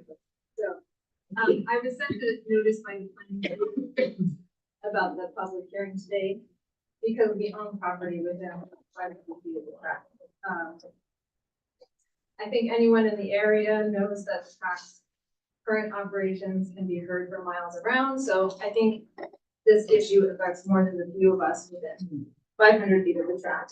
At the December 11th planning board meeting, it was acknowledged by one board member that, like, quote, there's a tremendous amount of sound coming out of there anyway. So I think we should give the neighborhood more time to come up to speed with this proposed amendment to the 92 site plan approval. Especially given the fact that so few parties were notified, and the notice arrived just ahead of the winter holidays. The comment period should be held open so that we can hear from more people who have concerns, especially those who live within 1 to 2 miles of the track, excuse me.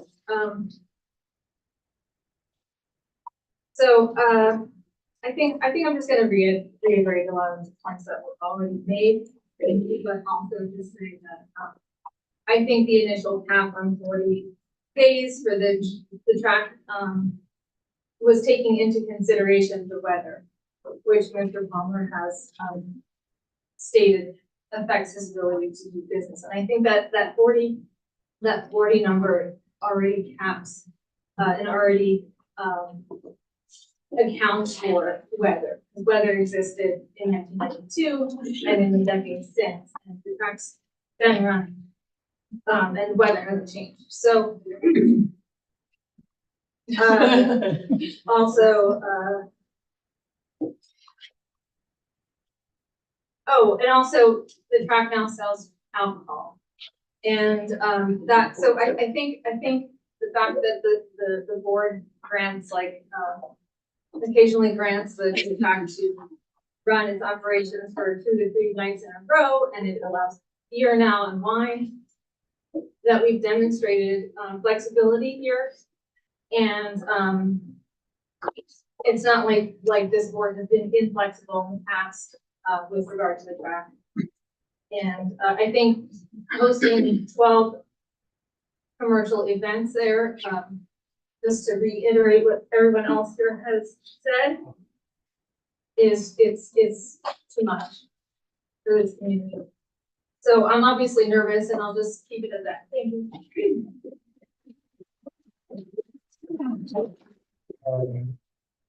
P. David?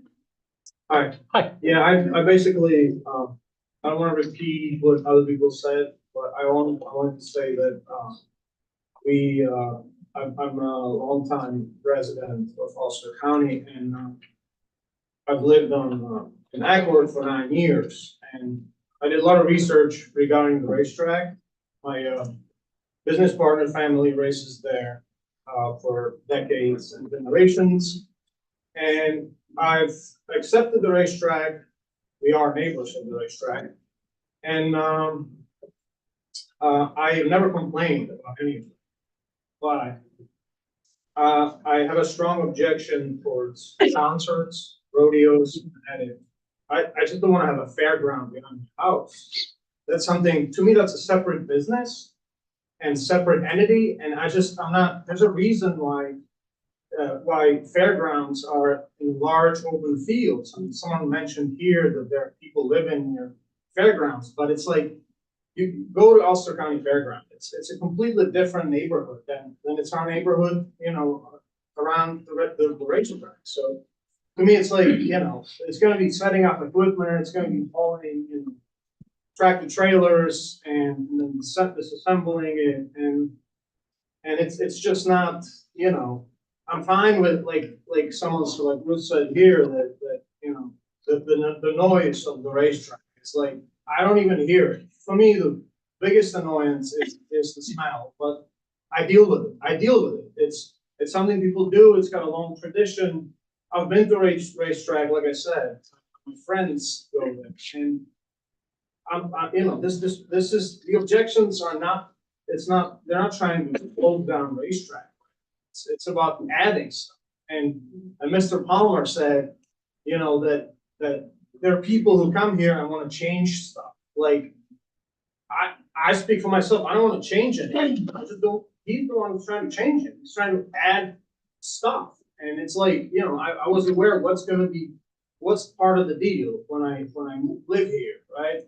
And this is an additional thing. And I work really hard. I'm a business owner.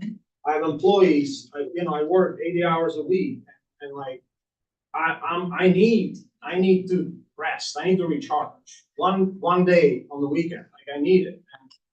And like, I just don't want noise, constant noise. And like, I'm not happy with Arrowwood. I can hear their concerts. Right? Like, I'm hearing there's going to be WRW is going to be promoting concerts. It's like, that's not a non-concert. It's not it's a concert. It's going to be probably a big concert. You know, 1,500 people is huge. Arrowwood, maximum amount of people who could be at Arrowwood is 1,200. Like, it's going to be bigger than Arrowwood. I literally hear Arrowwood sometimes at 1 o'clock at night. There's a huge concert. Like, I can hear it in my house. It's annoying. I don't want concerts. I don't want fairground. Like, I don't want any of that. Keep it racetrack.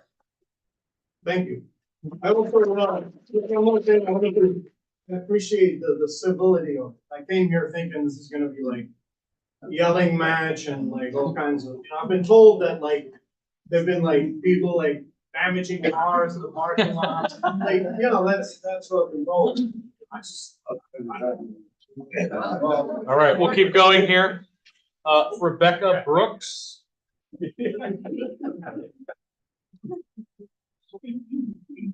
I have laryngitis, so I'm gonna have to say no. My husband is happy, but I'm not. My name is Rebecca Collins Brooks. I've written a statement, and I'll give you the written statement for the record. My husband and I have a working livestock farm on the East Turnpike. First, I want to say thank you to all of you. I've sat where you've sat. I've been on planning board, and it is not an easy task. It is thankless, and it is very difficult, especially during public hearings. My time on the planning board taught me this. No matter how much you think you know, there's always something to learn, and it's the community who will teach you. So I'm hoping that you are listening.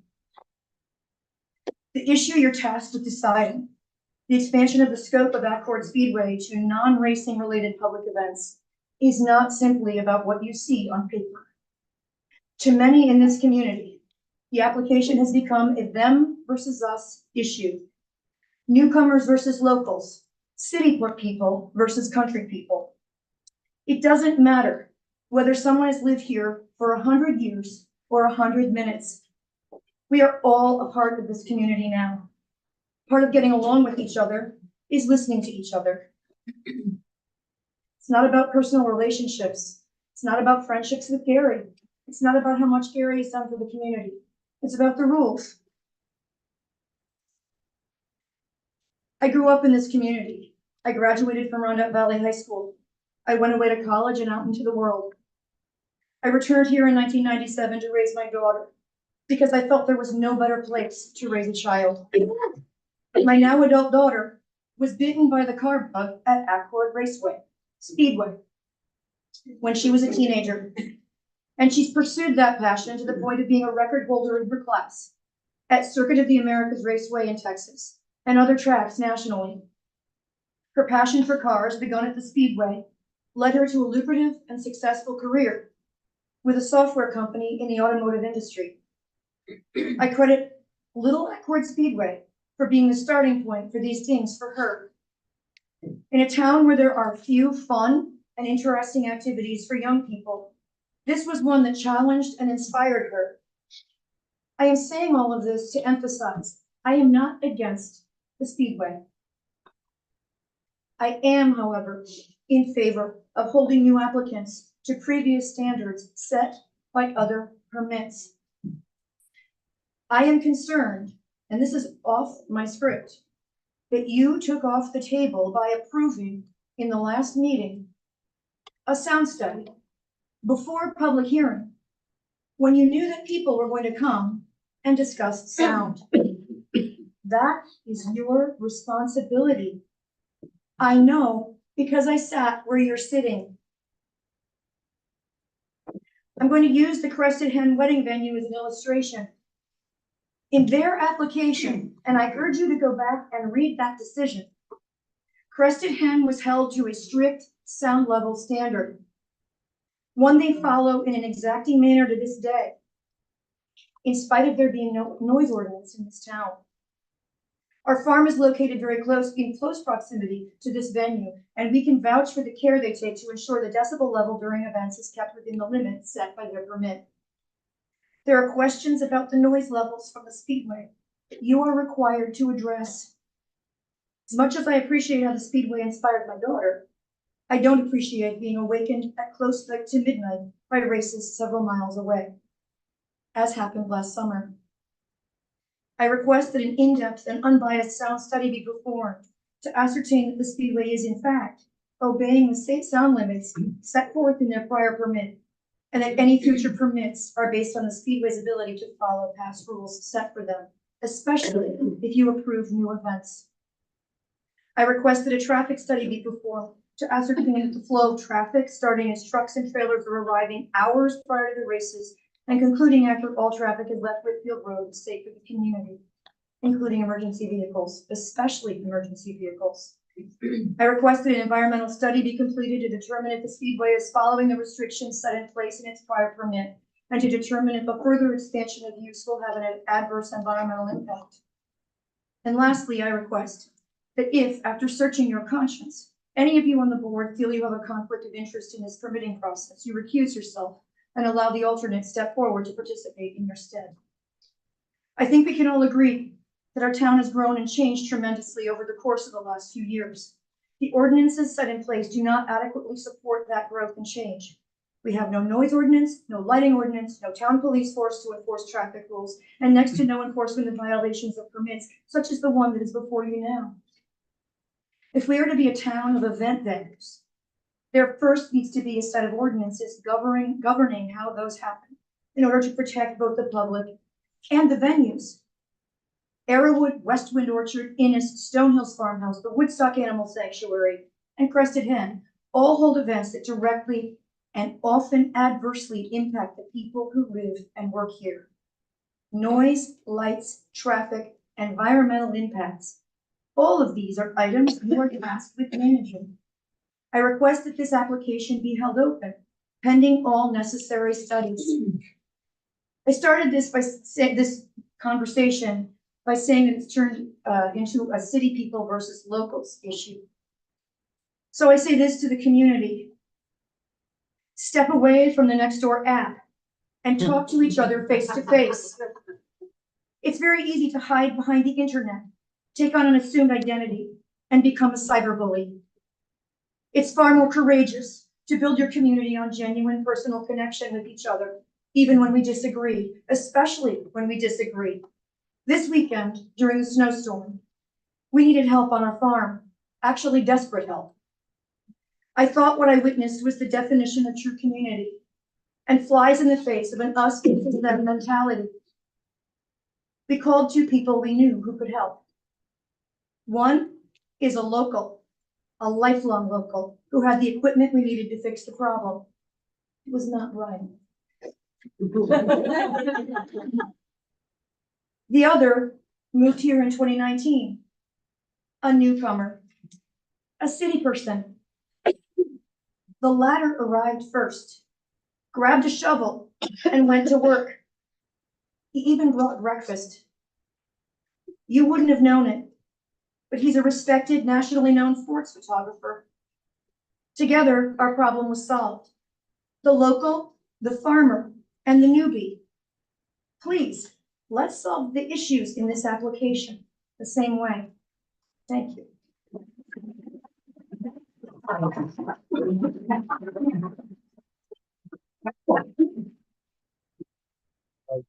That was the conclusion of the people who have signed up at the door.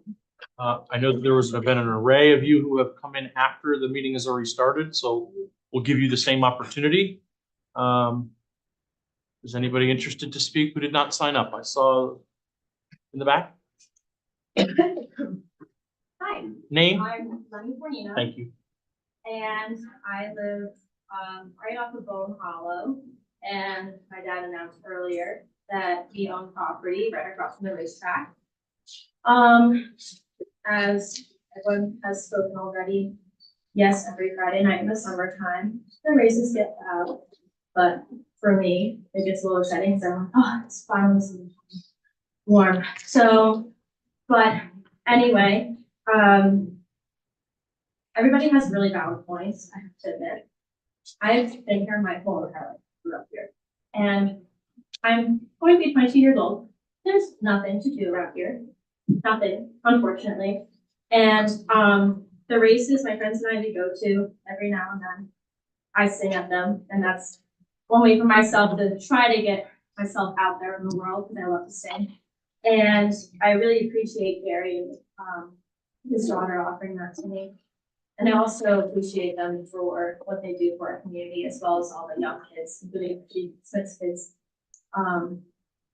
I do agree that the road situation is not the greatest, and my mom would have to agree with that because she travels Whitfield Road every single day, and the road conditions are terrible, and she travels them, like I said, all the time. So I agree with people who have issues with that. I also would say that with these events, it would bring in a lot of money to the town.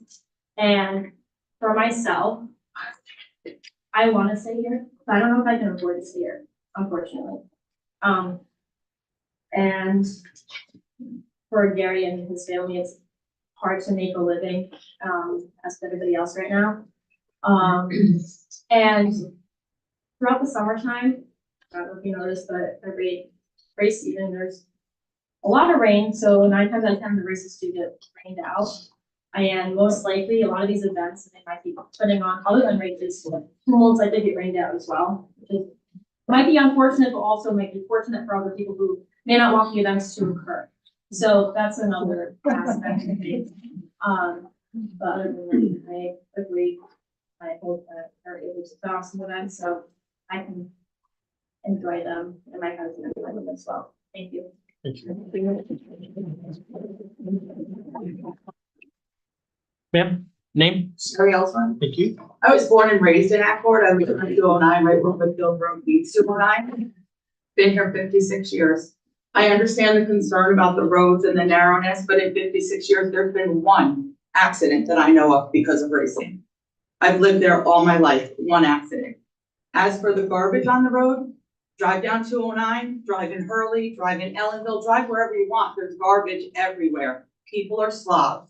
It's not because of the racetrack. It's just something to blame on the racetrack. So yes, there might be increased garbage, but that garbage would be there whether the race is raced or not, because 80% of the races this past summer were canceled due to rain. Mr. Palmer was on vacation for 2 weeks. Races were canceled because he was on vacation, because garbage was still there.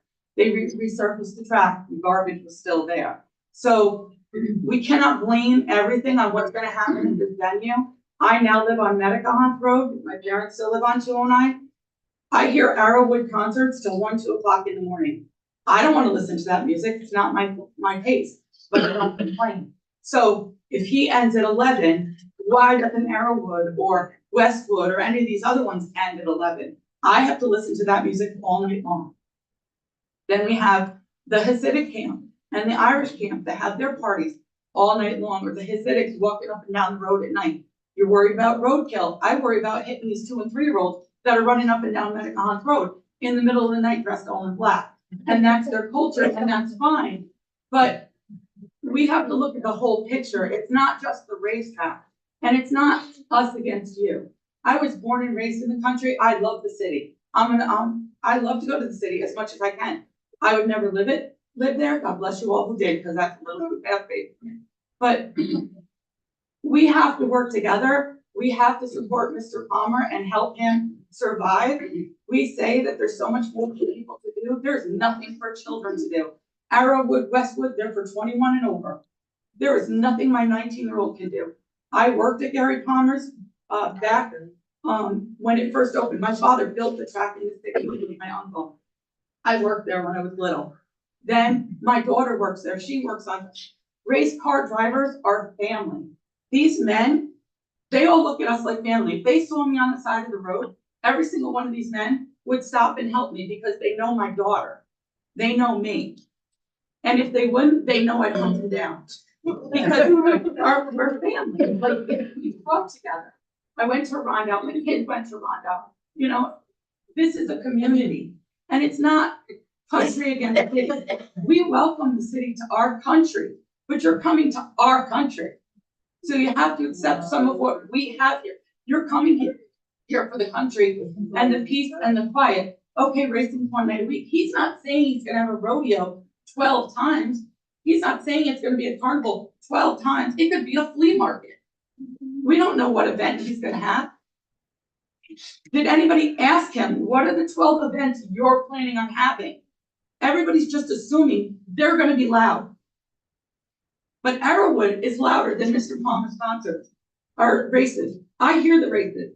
I hear Arrowwood 20 times louder. So look at the whole picture. Let's not just attack the track and what he wants to do. Let's support a local family and help him feed his family, support the community, give our children a place to go, give our children a place to work.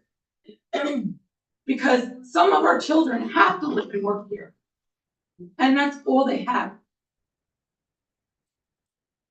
That's it.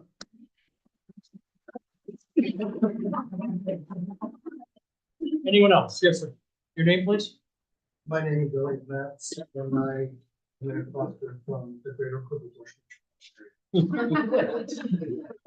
And I feel privileged and upset in this. I also want to say I did not know Mr. Palmer, but from everything I've heard about him and his family, I have great respect for him. When I bought my house near Cripple Bush in 1991, the track was closed and no one told me about its existence. Nor were they required to. It had been closed for 4 years and no one knew if or when it would reopen. When the then owners applied for a variance to Rochester's noise code to reopen the speedway in 1992, the town was being asked to approve events that would cause more sustained noise than the town's own code allowed. And the noise could be heard up to a couple of miles away as the crow flies, affecting hundreds of homeowners, many of whom knew nothing about the prior existence. A bunch of people like me who had bought houses in the area while the track had been closed and didn't want to be inundated with the noise on summer nights, protested and filed suit. In the end, the town did allow the track to reopen, but with the compromise that the races could generate more noise than the town's own code allowed, utilizing the questionable averaging scheme.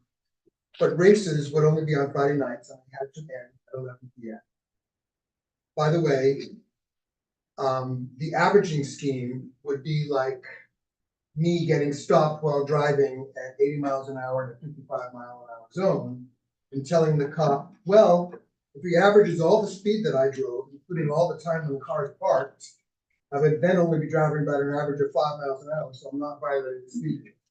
Or if I said, well, I've been violating the code for 20 years and I'm a local, so don't arrest me. It's the same logic.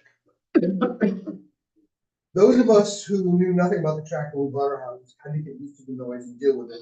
And the track has been abiding by the agreed upon variances from the code.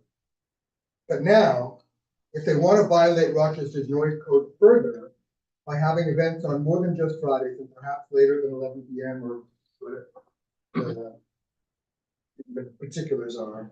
Residents living in a wide radius from the Speedway have every right to air their objections to modifying the compromise eventually reached more than 2 decades ago. And if the town of Rochester wants to make accommodations to allow for places like gun ranges and event venues, etc., then those accommodations should be voted on by the elected town board members, and they should be put into the arrangement in the town code. It's all about the code. It's not about city people versus country people. It's about what's in the code and enforcing the code. And zoning codes and laws don't apply differently if you've lived here for 5 years or if your family lived here for 200 years. The reason a town has zoning codes is so that its laws will apply equally to everyone. I, for one, have great respect for the people and families who've lived here for generations, as opposed to me, who's only been here for 32 years. But the codes and laws apply to everyone, no matter how long they've been here. And that is why we have municipal laws and codes, so that all people are treated equitably. Thank you. Okay, I think that's about everybody. We will not accept any more public comment for this evening on this application, and we will have some board time. Rick, do you have anything to weigh in this morning? I'm overwhelmed by the comments and the thoughtfulness that went into all the comments. I have lots of notes that I made, and I think this board needs to leave the public hearing open. And I think we need some space and time to talk about the comments and come up with something that is reasonable and equitable. You know, I appreciate the comments that were made about the time this board spends to try to do the right thing. We're guided by the town code, and I would urge people to pay attention to the town as it makes changes to the code, which is going through right now. If there's some particular code that you don't like, to let your voice be heard. Commercial events may be one of them. On the other hand, commercial events helps to support the economy of this town. Having said all that, I think it's left to us to play the role of Solomon. And if you remember, cutting the baby in half doesn't work. However, you know, I think after a great deal of discussion, I have lots of questions for our attorney. For example, can permits be issued for a year or two and then revisited at the end of that time? I don't know. I don't need an answer right now. But there's a lot of things that we should look at. Perhaps there's a way in which some events can be prohibited. I think it's unfortunate that the first event that had music or concerts or whatever the hell you want to call them, if you listen to the people that live around that venue, they're clearly in violation of what we said as the rules and regulations, and nothing has happened about that. So the whole idea of concerts has been a real bad rap. Having said that, concerts are a problem. Sound is a problem, as the gentleman from Montana mentioned. The pitch, the weather at the time, the whole 9 yards. So I think we need to talk about that. There's some events that we can simply say we don't want any more concerts, Def Leppard, whatever the hell. Nobody's yet had a classical concert. I'd be there for that. And that's just what I don't care. So I think there's a lot here, and I really appreciate what I've heard, particularly those people, and everybody had it, the sense of it's not us and them, it's gee, we're a community, and can't we find a way to solve it. I particularly like the comments of the lady with that great hat back there. Having to do with some ball. I'm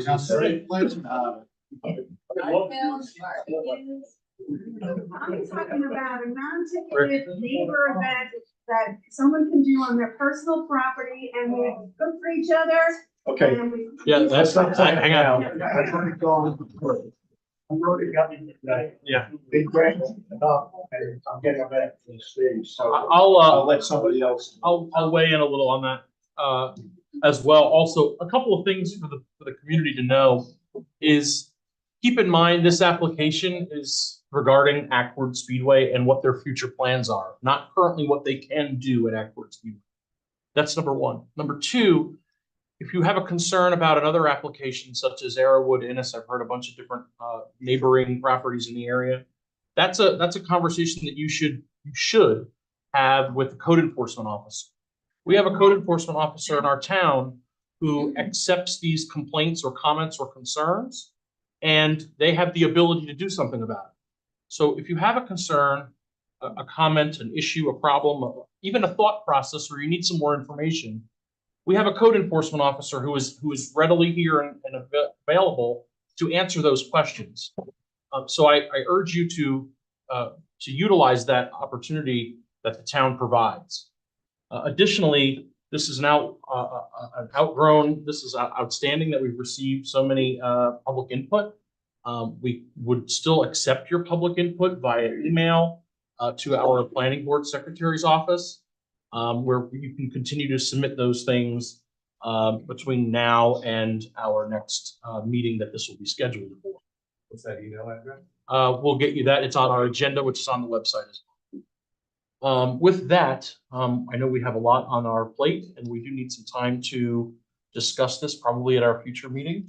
Well, I would suggest we have, at the end of the month, we have a workshop. I think we have them planned anyway. So We have a planned workshop. This should be the only project on that agenda. Agreed. to discuss.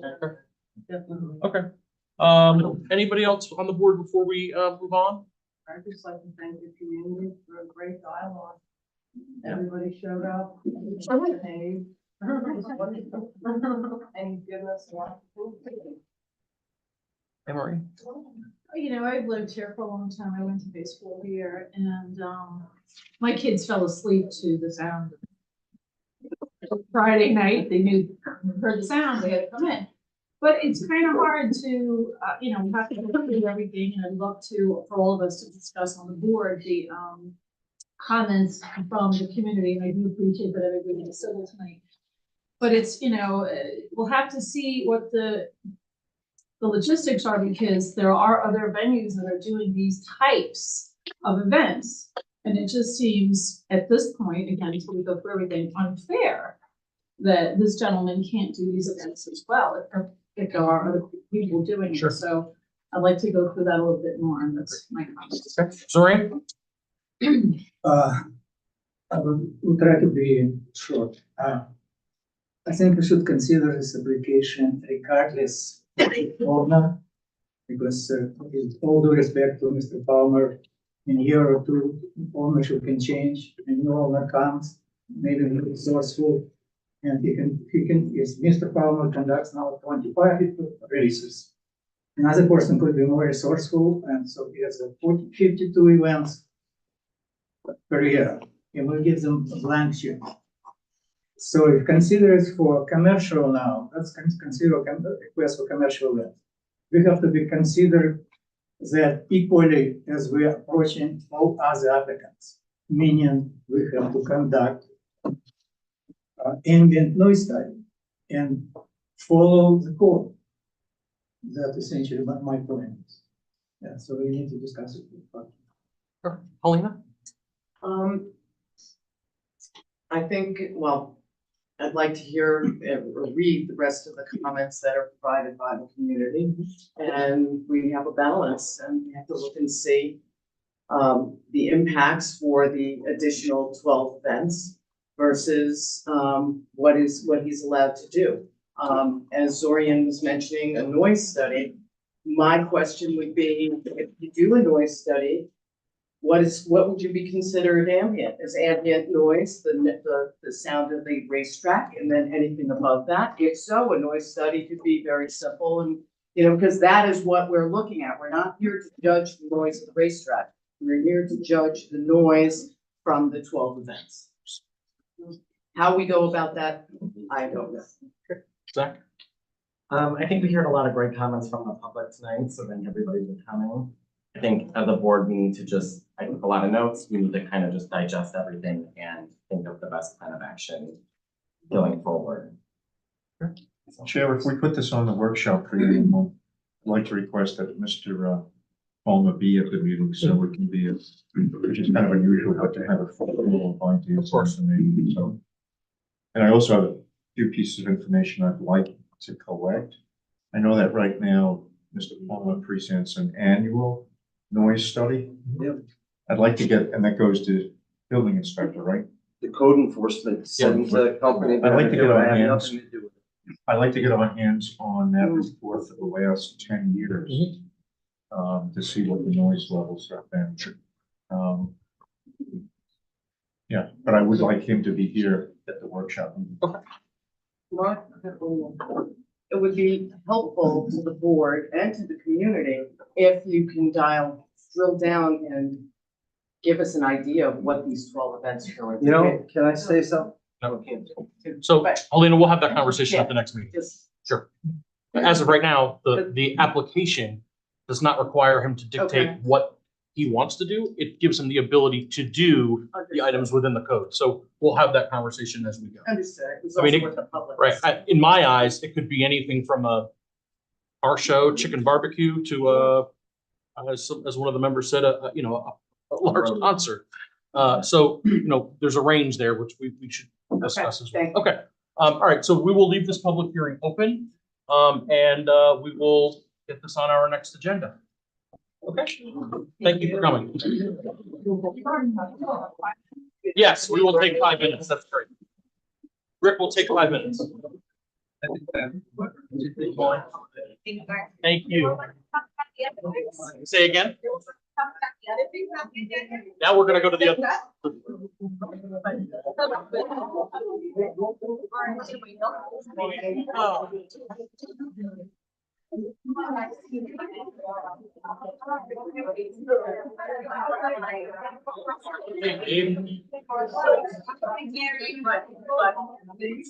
Thanks, Ken.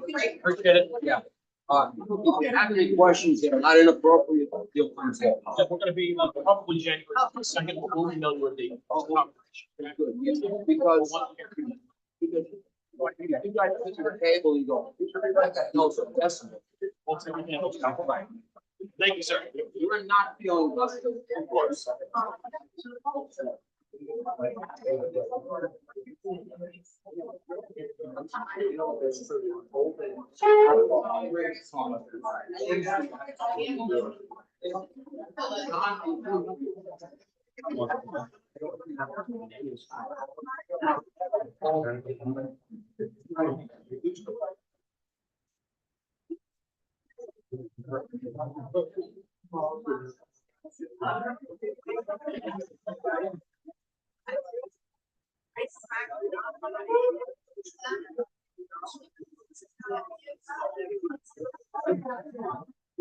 Not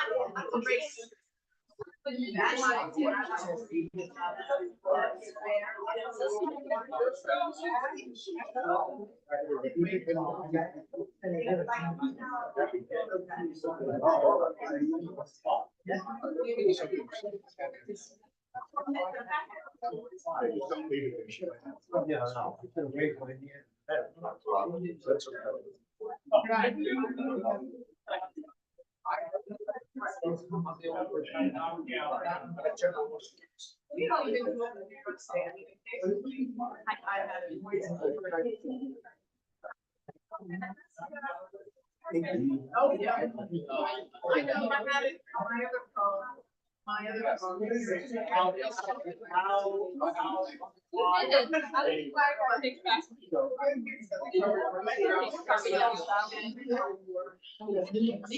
No one.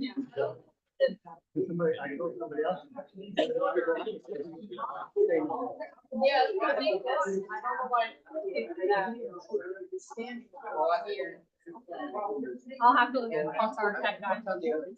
Yeah. Are they- Oh, they're just saying. No. Yeah. That's a really good one. I don't know why. You have my I don't need that extra copy. I'll just call my tech guy tomorrow. And get him a heads up. It might just be because I'm a high flow and I'm going to do that. Everybody's been. Hi, well, I'll be- Thank you. Good night.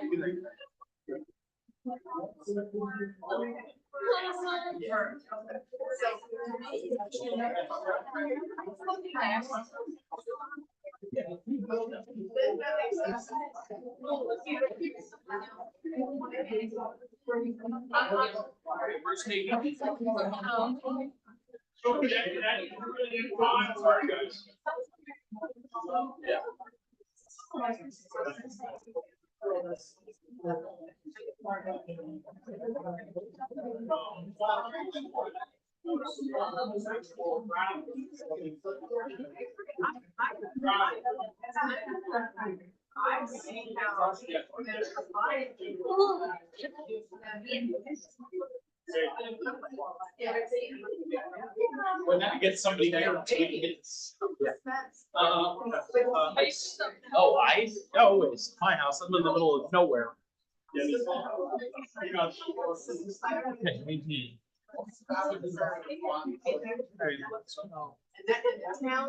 Here. Sure. No, that's for some. So it's always. Yeah, absolutely.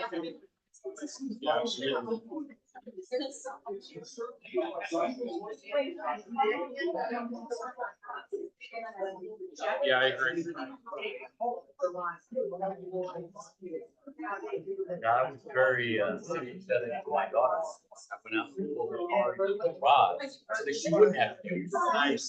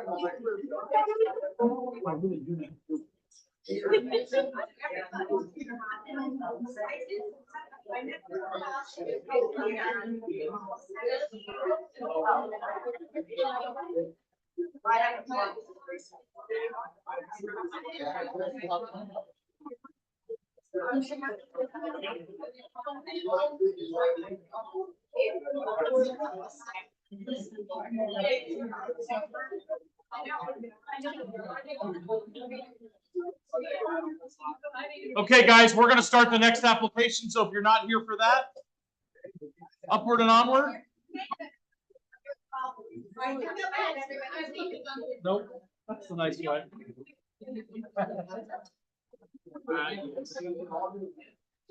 Okay, guys, one more lot line and then we're in, okay? Hi, Bill. Thanks for your patience, sir. Okay, good. I wish we could do the same. Yeah, really. Not anymore. But you were? Yeah, last week. Yeah, well, it'll be fast. Get it out of here. Oh,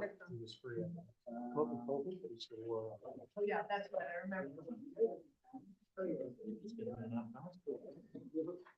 Whatever you want is good. Here we go. To keep the flow of operation here we go.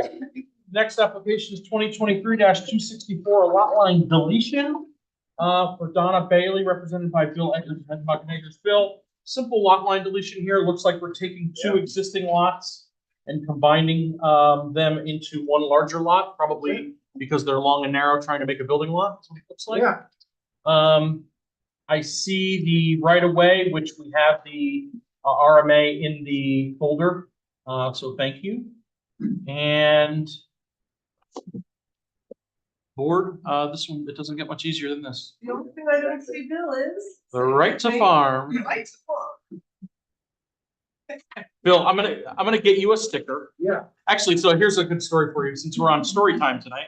I'm sitting in an airport and there's a person sitting next to me and he just starts talking to me and I'm like, oh, what? Is there a sign on my head that says, please talk to me? You know, like, so I'm gonna get you a sign that says, right to farm. So anyway, I don't see anything else in me besides that. That was a good point. Nothing else, it's wonderful. Not to be quick, but anybody else, any concerns? Okay, so I needed a motion to certify, please, this lot line. Motion certify the lot line change. Yeah, I have Rick. I'll second the motion. And I have Zach, all in favor? Aye. Aye. Any opposed? Any abstentions? Anybody who forgot to vote? And actually, not for the, so it's done, but for the record. Yep. I've been here for 7 years. If Uh-huh. I recall, Medenbach and Tempe's, I think it must be in their office, do not put right. Right to farm. I've seen they- Do not put map notes. Try to give me something to do. That's what Barry always said. If they don't have. Barry was a pro at that. Yeah. Okay, thanks, Bill. We hope that you're better and see you at the next Yes. meeting, maybe. Thank you. Alrighty. Nadine, we have you for the next 6 hours. No, I'm just kidding. Here we go. Okay. Now that Bill warmed it up for you. So the next application is a familiar one.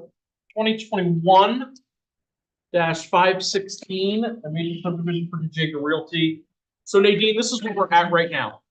I received an email from our attorney who forwarded it from your applicant's attorney requesting that the homeowners association and documents that we have requested be quote unquote a condition of approval.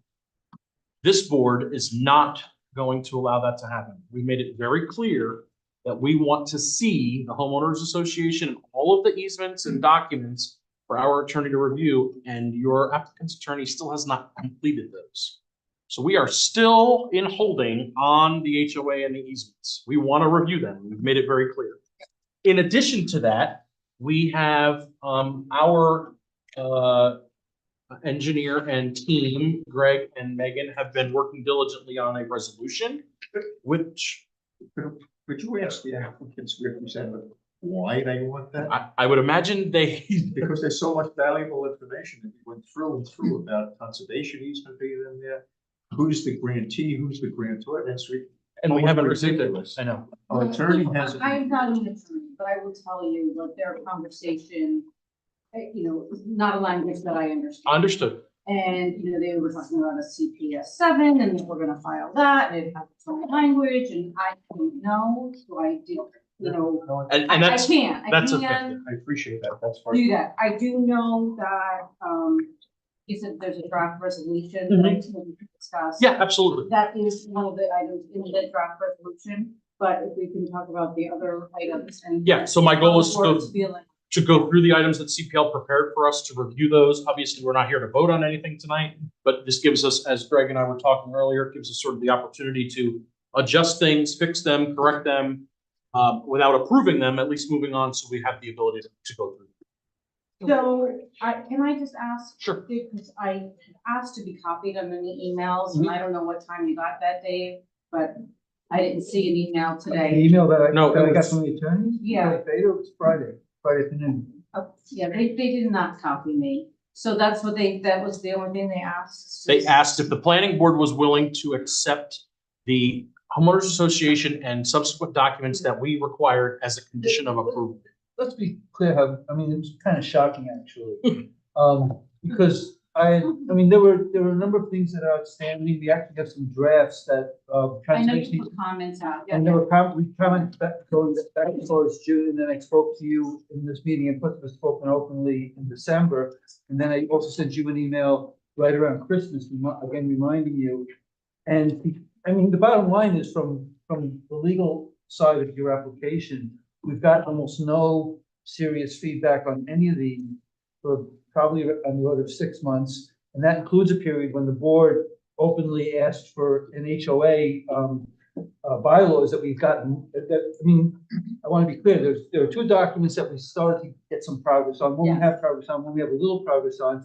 The HOA bylaws, we had no progress on. The board made it very clear they wanted to see that. And then to get, after all this time, 3 days before our meeting, one working day before the meeting, just a short email saying, can we just put this off till after you approve it? I just didn't do, I frankly did nothing with, I just forwarded it to Mark. I said, what do you want me to do here? And he told me, there's no way, and so I didn't even respond. We voted that If I we was wanted gonna to see respond that. to them, it could not have been, it would have been a more uncomplimentary thing of what I just told you. And so I just said, No, I understand, and like I said, we also. I wanna see We put if- this information out and. Yes. we should see progress on all three of those documents, a draft HOA, bylaws. We need to do a little more, much more work on the omnibus easements where I had some questions, and I know that they didn't think all my questions were accurate, and that's fine. We should have that conversation, which I'm happy to do.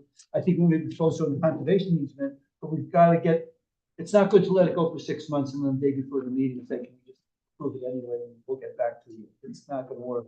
And I was so, I'm not usually dumbfounded in terms of response, but I told him, Chairman, Stump Schwab. You stumped the lawyer. No, they did. Oh, no, I- someone else did, not me. Okay. All right, sorry. All right, that's okay. No, you're fine. So in your packets, folks, in your, two things are going on. One, I've just given you the working resolution that Greg and Megan have kindly drafted prior to the holiday. Thank you. And then I also gave you in your packet a letter from Peak Engineering. This is the letter that we requested Nadine to write for the public as the responses as to why these are. So when we have this conversation, this is here on letterhead we have for the public. So this is an outstanding tool. Thank you. So let's go through the resolution. I think we've read these enough that we know we don't need to start on page 1, and we're going to go to page 2. With page 2 being more of the nitty-gritty of the documents of lot size. So moving on. I'm on page 3, just reviewing this as we go through. Determine that we need a deeded road maintenance agreement, of course. The proposed private road to the site on the existing Peninsula Lane, the town subdivision regulations. I'm on number 8. The plans show a properly delineated wetland area, as Greg outlined. This is just typical stuff here. Utilizing the processes of seeker 125.23. Moving on to number 10, subdivision code, and number 11, the applicant waivers requests for the road and the road size that we are going to require. Okay, on to the conditions. This is the important stuff. Here we go. Page number 3, number 1. The applicant shall reimburse the town of Rochester for all costs incurred by the town of Rochester for review of the subdivision application proposal. The final plat for the subdivision will not be stamped and signed by the chair unless it is until all appropriate costs incurred by the town. That's a customary number 1. We're familiar. Number 2. The applicant shall pay for all subdivision recreation fees required by the town. Number 3. The applicant shall present final plans for signature. Number 4. The owner's consent. Number 5. The applicant shall address all outstanding engineering and SWIP comments in the CPL engineering memo dated 4/18/23 to satisfaction of the planning board engineer. Nadine, that'll be comments between you and Greg and Meg. Moving on. So Greg, I take this to mean when you wrote this, you don't have the answer. Well, we don't have responses to all of the comments. Okay. And I'll just clarify a couple things. So I know even if we don't get preliminary, we were waiting on getting through seeker and preliminary approval so that we were, make sure nothing's changing. Obviously, between when we got these comments and now we were 13 lots, 10 lots. So that is why we don't finish the SWIP until after we have everything all set in stone, because one little change in acreage, it's a lot. You have to change everything revise. again. So, yeah. So it would be good. Once we get the It would make my preliminary, heart feel really good if number 5 came out because you gave him the answers he needs. well, once we get the preliminary approval, then we can You'll go ahead. finalize the SWIP. And we can get everything finalized. We can address the health department comments, the comments from the Army Corps. So Okay, you once, can't sign it until that's done. Of course, until he says it's done. Yeah. oh, yeah. Yeah, no, we're good with that. Yep. Come back here for discussion. Yeah, too. absolutely. These are items that we can't finalize until we have an approval. Sure. Yeah. Okay, the applicant shall post inspection, restoration, and maintenance surety bonds in the amount in accordance to the town of Rochester zoning and subdivision code to be reviewed by the planning board engineer and approved by the town board. That should say town board's attorney, correct? Doesn't the town board's attorney have to review the bond, Dave? Yeah. Yep. town board, Town attorney. town attorney. I'm sure you guys are writing that, Greg. Well, so it would be reviewed by the town. It'd be reviewed by you and approved by the town's attorney. I think it's reviewed by me and the town attorney. It's approved by the town. The town, Okay, so hang on. Reviewed by the planning board engineer and town's attorney and approved by the town board. There you go. Thank you. For any and all shared infrastructure such as the roadway, stormwater facilities, and utilities. Here we go, number 7. The applicant shall obtain approval for the proposed wells and septics for Ulster County Department of Health. As part of the application, Ulster County Department of Health, the applicant shall include a hydrological evaluation of groundwater as outlined in the following. Install 1 well within the project site, 1 test well per 10 lots, and monitor at least 1 neighboring well within 1,000 feet of the development area. If the applicant is unable to monitor a neighboring well, the applicant shall install 2 wells on site. We've already agreed to that. Number B, letter B, yield test the well on site with continuous pumping until stabilized drawdown has continued for 6 hours when pumping at 1.5 times the design rate for at least 24 hours and until stabilized drawdown has continued for at least 6 hours. C, collect and test well water for water quality in accordance with New York State Department of Health, individual water supply well fact sheet. Number 8, the applicant shall obtain the required stream, wetland. No, slow down. Sure, go ahead. Question. Yep. I'm having trouble digesting 7. 7, go ahead. Well, first of all, it's an environmental, it's obviously physical environmental constraint. Secondly, the requirement on its face, I think all the expressions of it are to basically do tests. Correct. They physically have to drill a well and test it. It's a health department, it's a county requirement to do that for subdivisions of 10 lots or more. But also we outlined specifics because it was part of the seeker review. And it was very important to the board to outline what the hydraulic. I'm getting to something fundamental here. And I don't know the environmental details, but they would comply with this requirement if they do the tests. Yes, Correct. That's what we want? yes. That's- But it's required by the It's health required by department. the We have to do it to get health department approval. So there's no requirement that the tests indicate anything substantive. Well, if the No. test, there's a test well they're gonna drill, and presumably they're going to have somebody contiguous to the site, and they're gonna monitor that well. And the whole notion is that whatever they're drawing, which would be the total presumably daily anticipated draw by Water all the usage. homes, that it doesn't create a negative situation for the. I understand the test notion. homeowner. And My if that point happens, is- then they have to go back to they've got, the health department's not gonna give you approval presumably.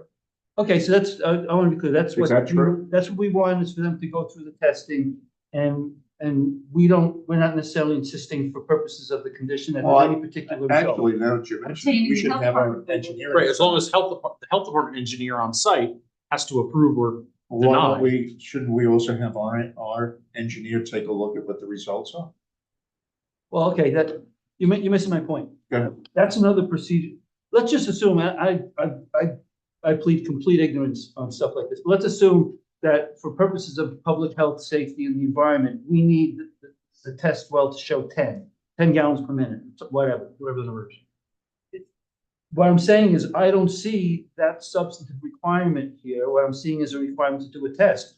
What you just suggested is a secondary requirement that they run it by our engineer, which is another process. And okay, I mean, and I'm not making a statement, I'm just asking a question. Is that what we want for our requirement, simply a particular diagnostic process, a test of some sort, without a That the substantive? diagnostic test shows that there's no negative drawdown on the neighbor's. If well. Ulster County Department of Health is going to approve it. That's different.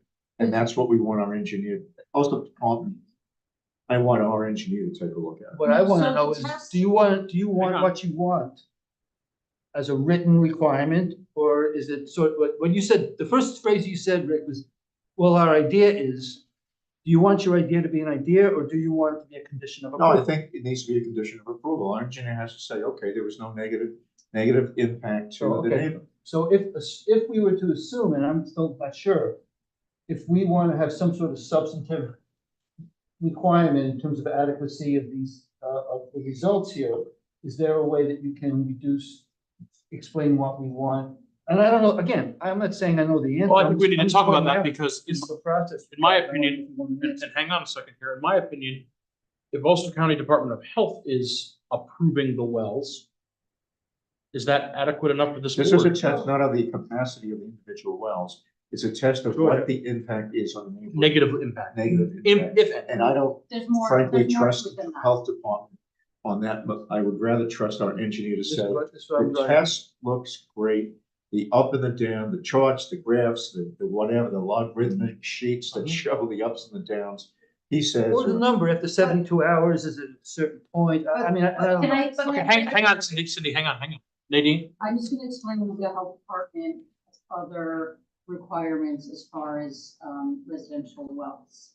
And they, in their requirements, they do discuss what the minimum capacity of an individual well should produce. And if it doesn't, what the options are, whether that site can provide the water or storage is needed. There's a whole other section of what's there. So what this does, it does looking at looks at how things are connected, right? If it's connected to a neighboring well, the same source and things like that.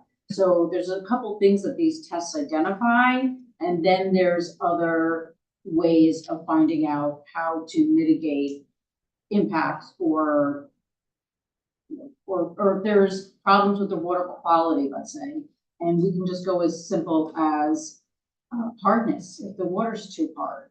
So then there would be recommendations on the details that softeners are provided. So So that's there's all other- takes care of the 10 lots that we're approving. Sure. What we wanted was to make sure that there's no negative impact on the neighbors. Well, the same And thing. so there has So to be some, capacity is, providing storage so that there's not that demand on the So- drawdown. I want to know if there's negative impact on whoever's well offsite is being tested. And if there is, then there has to be a solution provided by the applicant. That's the purpose of that part of the well test. Cindy? Just because the way water goes in the ground, if you drill a well here and your neighbor's well is here 1,000 feet away or 700 feet away, if for some reason they're interconnected through an underground river, then yes, when this well is pumped, it will affect the Adversely. in this well. However, the chances of that happening are very, very slim. I realize that. So the whole notion, It's as I crapshoot. understand it, you start testing at 6 a.m. in the morning and the wet log on the neighbor's well is recording at 6 a.m. You test whatever number of gallons, 10,000 gallons, 20,000 gallons, whatever the hell it is for 10 minutes. And you see whether or not the well log on the neighbor's well All is it showing a is- fluctuation at the same On, time. on the neighbor's well, all it will be, they will measure and meter the static water level. If the static water level drops in the neighbor's well, then that means that they are interconnected. Yeah, and that's what we want to know. And if they So- are, that's and an it's- issue. Right, and so that's the thing with the health department approval, once these tests are done, it becomes part of the plan for anything that's identified, how that is going to be treated. Whether, the homes are requiring storage. Instead of just a typical well detail, we're putting other things on there, whether treatment's needed, storage is needed, other The health things. department's gonna say it's too acidic, it's too hard, whatever, that affects your 10. As it impacts a neighbor, No, the No. drawdown, there's ways to mitigate that as well as providing and storage. who's gonna within pay the for the homes. mitigation? This gets included in the design that's submitted to the health Okay. department for their approval. But I want our engineer, to see that report, so he can report, well, not back to this board, but report it to be involved in the discussion to make sure that it's handled and mitigated in an appropriate fashion. If the health department is gonna say, here's the mitigation, I want you to know that. I wanna know that it's been done on behalf of the homeowner that's been impacted.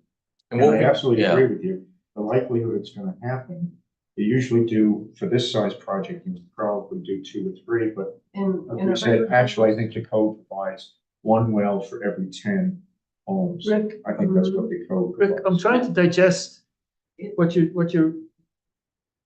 that you're suggesting as sort of a, as a regulatory matter for us in terms of site plan approval, subdivision approval.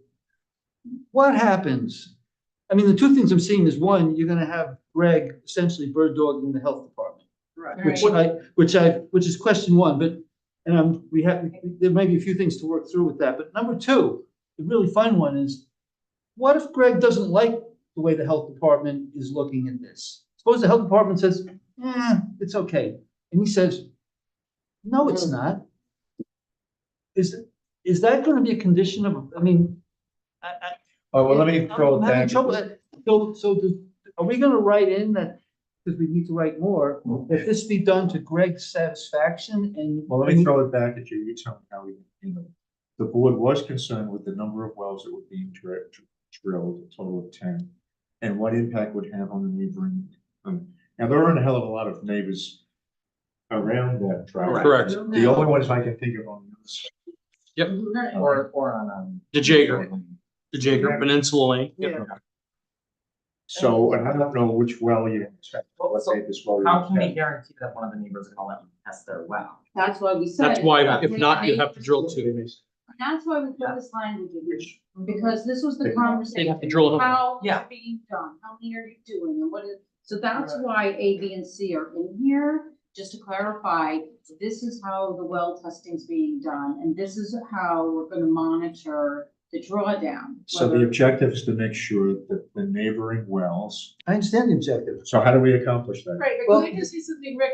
I mean, because this has happened on our road, and after the property was sold, they did what they wanted to anyway. So a year could pass and somebody could drill a new well, and it should have nothing to do with, do you know what I'm saying? Like, you know, you don't know what's gonna happen. 10 wells, they're gonna Right. pump enough water that represents 10 wells over the course of a day or a week or whatever. And that should be enough of a test in order to indicate whether or not there's some impact on the neighbors.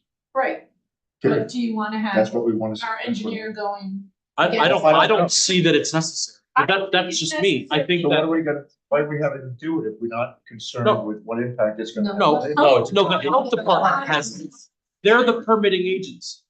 We are just outlining the steps so the board is clear and that you, so like Zach said, what if one of the neighbors doesn't let you test their well? Well, we're gonna drill a second one. That's why we outlined what the process is, so that the board knew what it was and they approved the process. Even though this is a process that's required by the health department and the results and anything, everything goes to the health department and they're the permitting agents. We have to do these no matter what. This isn't a special requirement of the planning board. That's the This key. is a this is a Right. requirement. That's what I was of the gonna go, zoning board. so for our purposes, given, It's just like- assuming that what Nadine just said is true, which I do assume. Thank you.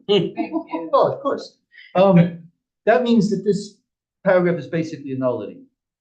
Exactly, exactly. We don't need it. No, not that we, whether we need it or not, is another question. Well, it's a check mark for us to say that Nadine went to the Board of Health to get these things, because it is a requirement of permitting agents. If the Board of Health approves it, then why did you have to? Agreed. If this wasn't here, the world, If this wasn't here, the world would not be any different. Okay, so that's a good point, but by Dave, Now, if we took this out. I do want to answer Rick's question because I think it's important. It's something we were going to talk about. Originally, we were going to schedule sort of in our workshop that we were going to do a presentation. Maybe we were going to do the application. We'll talk about that in a minute, yep. But one of the things I want to emphasize to the board is that you are not under a requirement to either approve things or give negative declarations and then later on figure out if things are good and consistent with the environment the way you want. And that's the way this is structured, and that's also what we did on this application.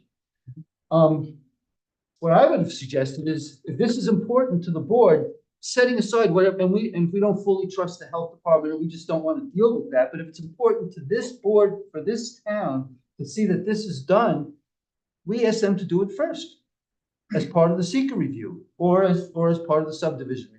Which That's is already the answer. passed. Not to do it later, and in particular, or alternatively, if this was simple, this is what I was driving at originally, if we know that we want at least 10, whatever 10 is, or a drawdown of less than 2, that could be a condition of approval. Say, when you do this test, if your drawdown is greater than So what 2, you're suggesting is that if we had wanted this because we wanted to see the impact on our neighbor, it should have been part of the seeker process. absolutely. So But we having didn't do that. failed that, Having failed.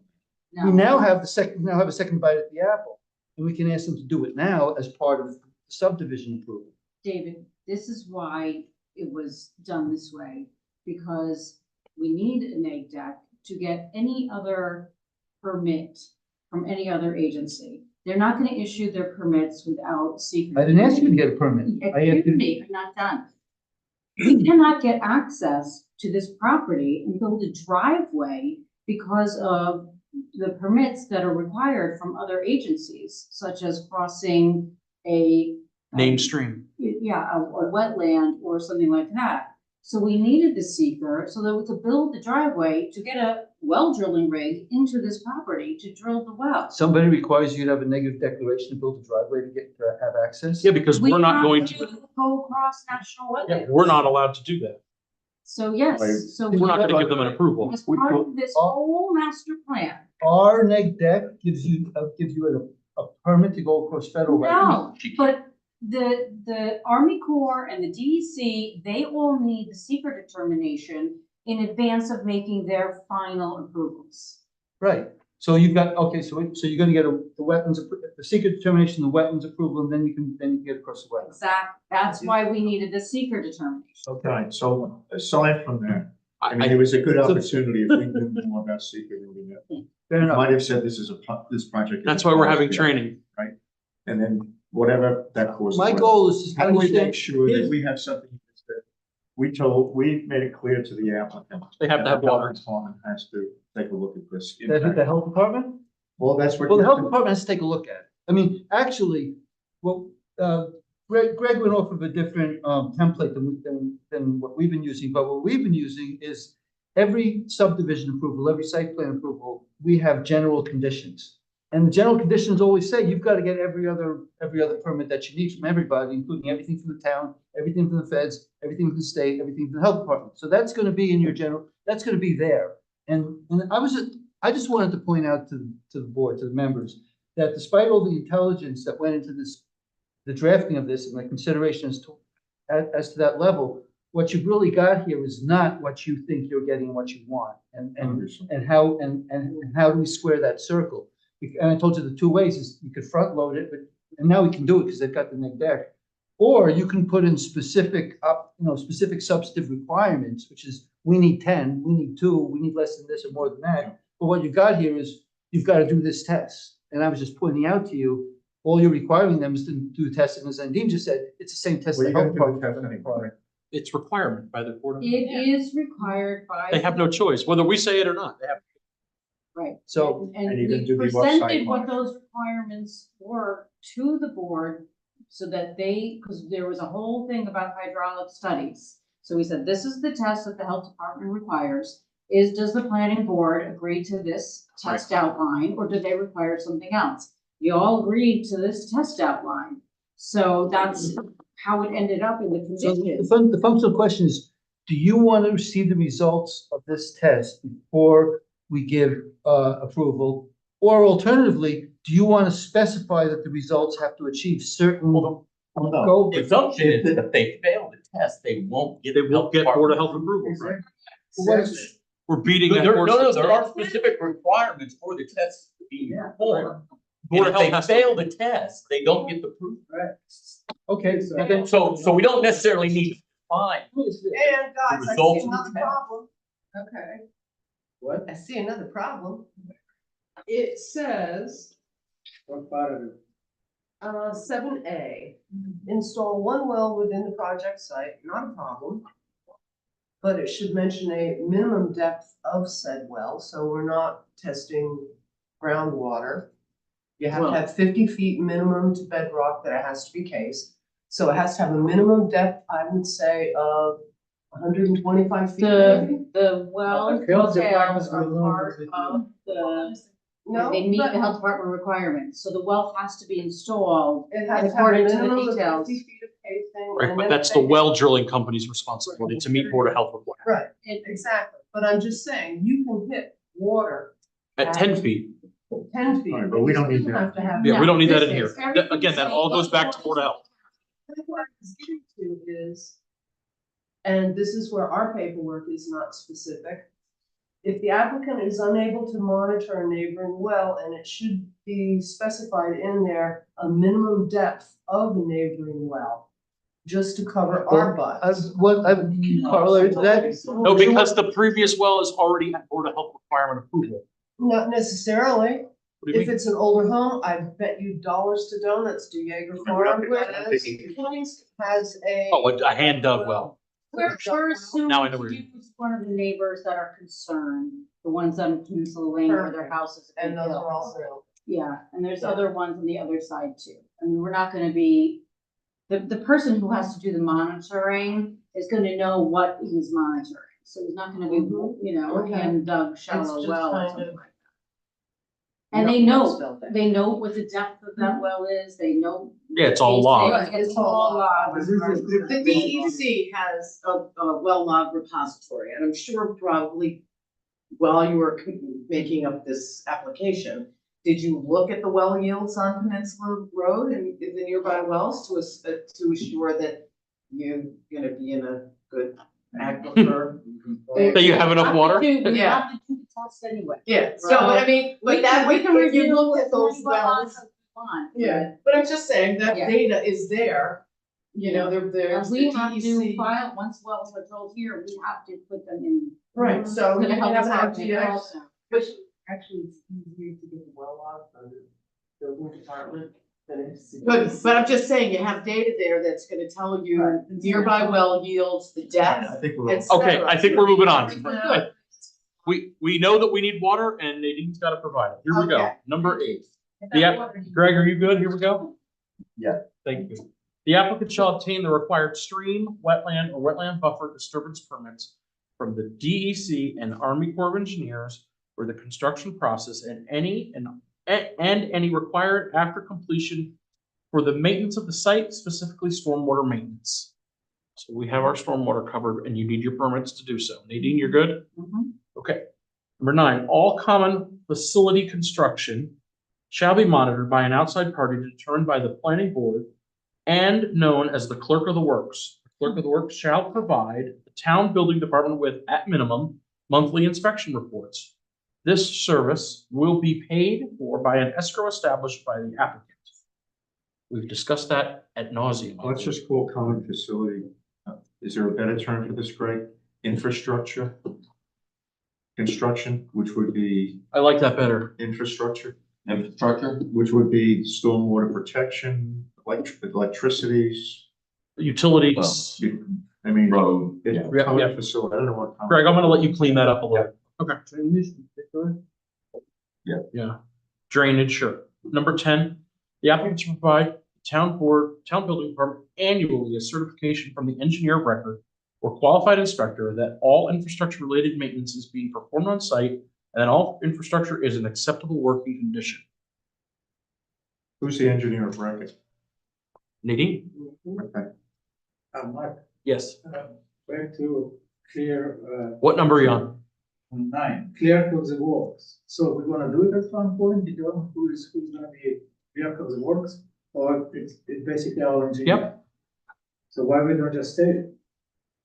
Because outside party to be determined, but why important now is a clear. Because if Greg says he hates us and doesn't want to do it anymore, we're gonna find somebody else. Well, or if the planning board decides they want to, I mean, Yeah, We'll Because- dictate that. We're because- not gonna put it in it.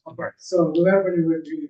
well, and the presumption also is this work may not start tomorrow. They could get their approvals and start in 10 years. Correct. And the planning board saying, well, we don't do CPL anymore, when you put it in the resolution that you gotta go back to. Correct. CPL might not exist anymore. It might be bought by somebody else. We might have a homeowner person. At this rate. Apartment buildings here. Is the intention here that the planning board would be the agency that would have continuing jurisdiction over reviewing these issues? Or is there a different department in the town that would do that? Building department, I Yeah, think I understand. That's correct. Yeah. So the determination as to who the clerk of the works would be going forward, and if that were to change, or if they want. Well, it says that the clerk of the works shall provide the town building department with at minimum reports. Right, but it also says the outside party to be determined by the planning board, known as clerk of the works. Outside party meaning Greg. But the planning board. If somebody were to I see determine what you're. that we ought to have a different one, let's say. Yeah. who makes that determination? And I guess I don't see the planning board having continuing jurisdiction. over it. Understood. I could, you No, can I- correct me on that. Greg, do you have a recommendation on that? Would you want to see the planning board to continue to have that, or do you want it to go back to the building department? Well, the issue is the planning board is the one who wanted that. We do. Criteria We do in want it. there. I just don't know if we want to make the continuing jurisdiction like In David said. general, we're the Probably go permitting back to the agency building department. and the town CEO is the Right. continuing enforcement Right. oversight authority as a general division of labor. I think it should go to the code enforcement. I think that's right. And therefore I would suggest in the second line of number 9, that you replace planning board with the CEO. Yep, agreed. Or the town building department, which is. building department, exactly, not my. Fair enough. So. Okay, number 10, we already read number 10. I think we were fine with that. I'll read it again. The applicant shall provide the town building department annually a certification from the engineer of record or qualified inspector that all infrastructure related maintenance is being performed on site and that all infrastructure is acceptable working condition. Nadine, that's your yearly stipend. Yeah, I know we're putting some of this, information directly into the SWIFT, Yep. directly onto the plans as well. It's just being part of these conditions. The applicant, number 11, the applicant shall file an NOI with the DEC. Shouldn't that be Notice spelled out of like for intent. stormwater? It's in reference to the stormwater, to a SWIFT. Well, they have to just file the NOI. No, I know, but it's just very big. You worked at the DEC. Which way do you want it? I'm not in the division of water, but it's so open, it's NOI with the. Okay, let's clean that up, Greg. NOI is related to stormwater. For the SWIFT. SWIFT. Yeah. Got it.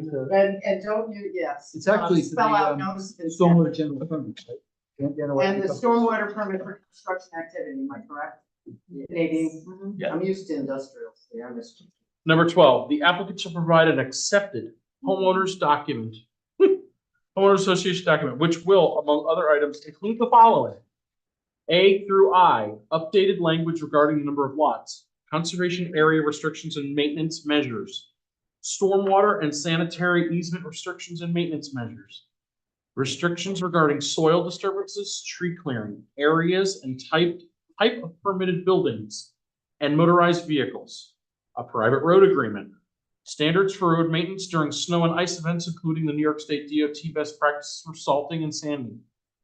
G, shared driveway agreements.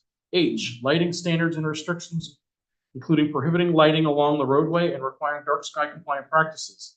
I, specify that homeowners will not be permitted to use well water to fill any future swimming pools and must be filled by third-party water suppliers. I'd also like to add to that that this needs to be also acceptable. I want to go back to the front page.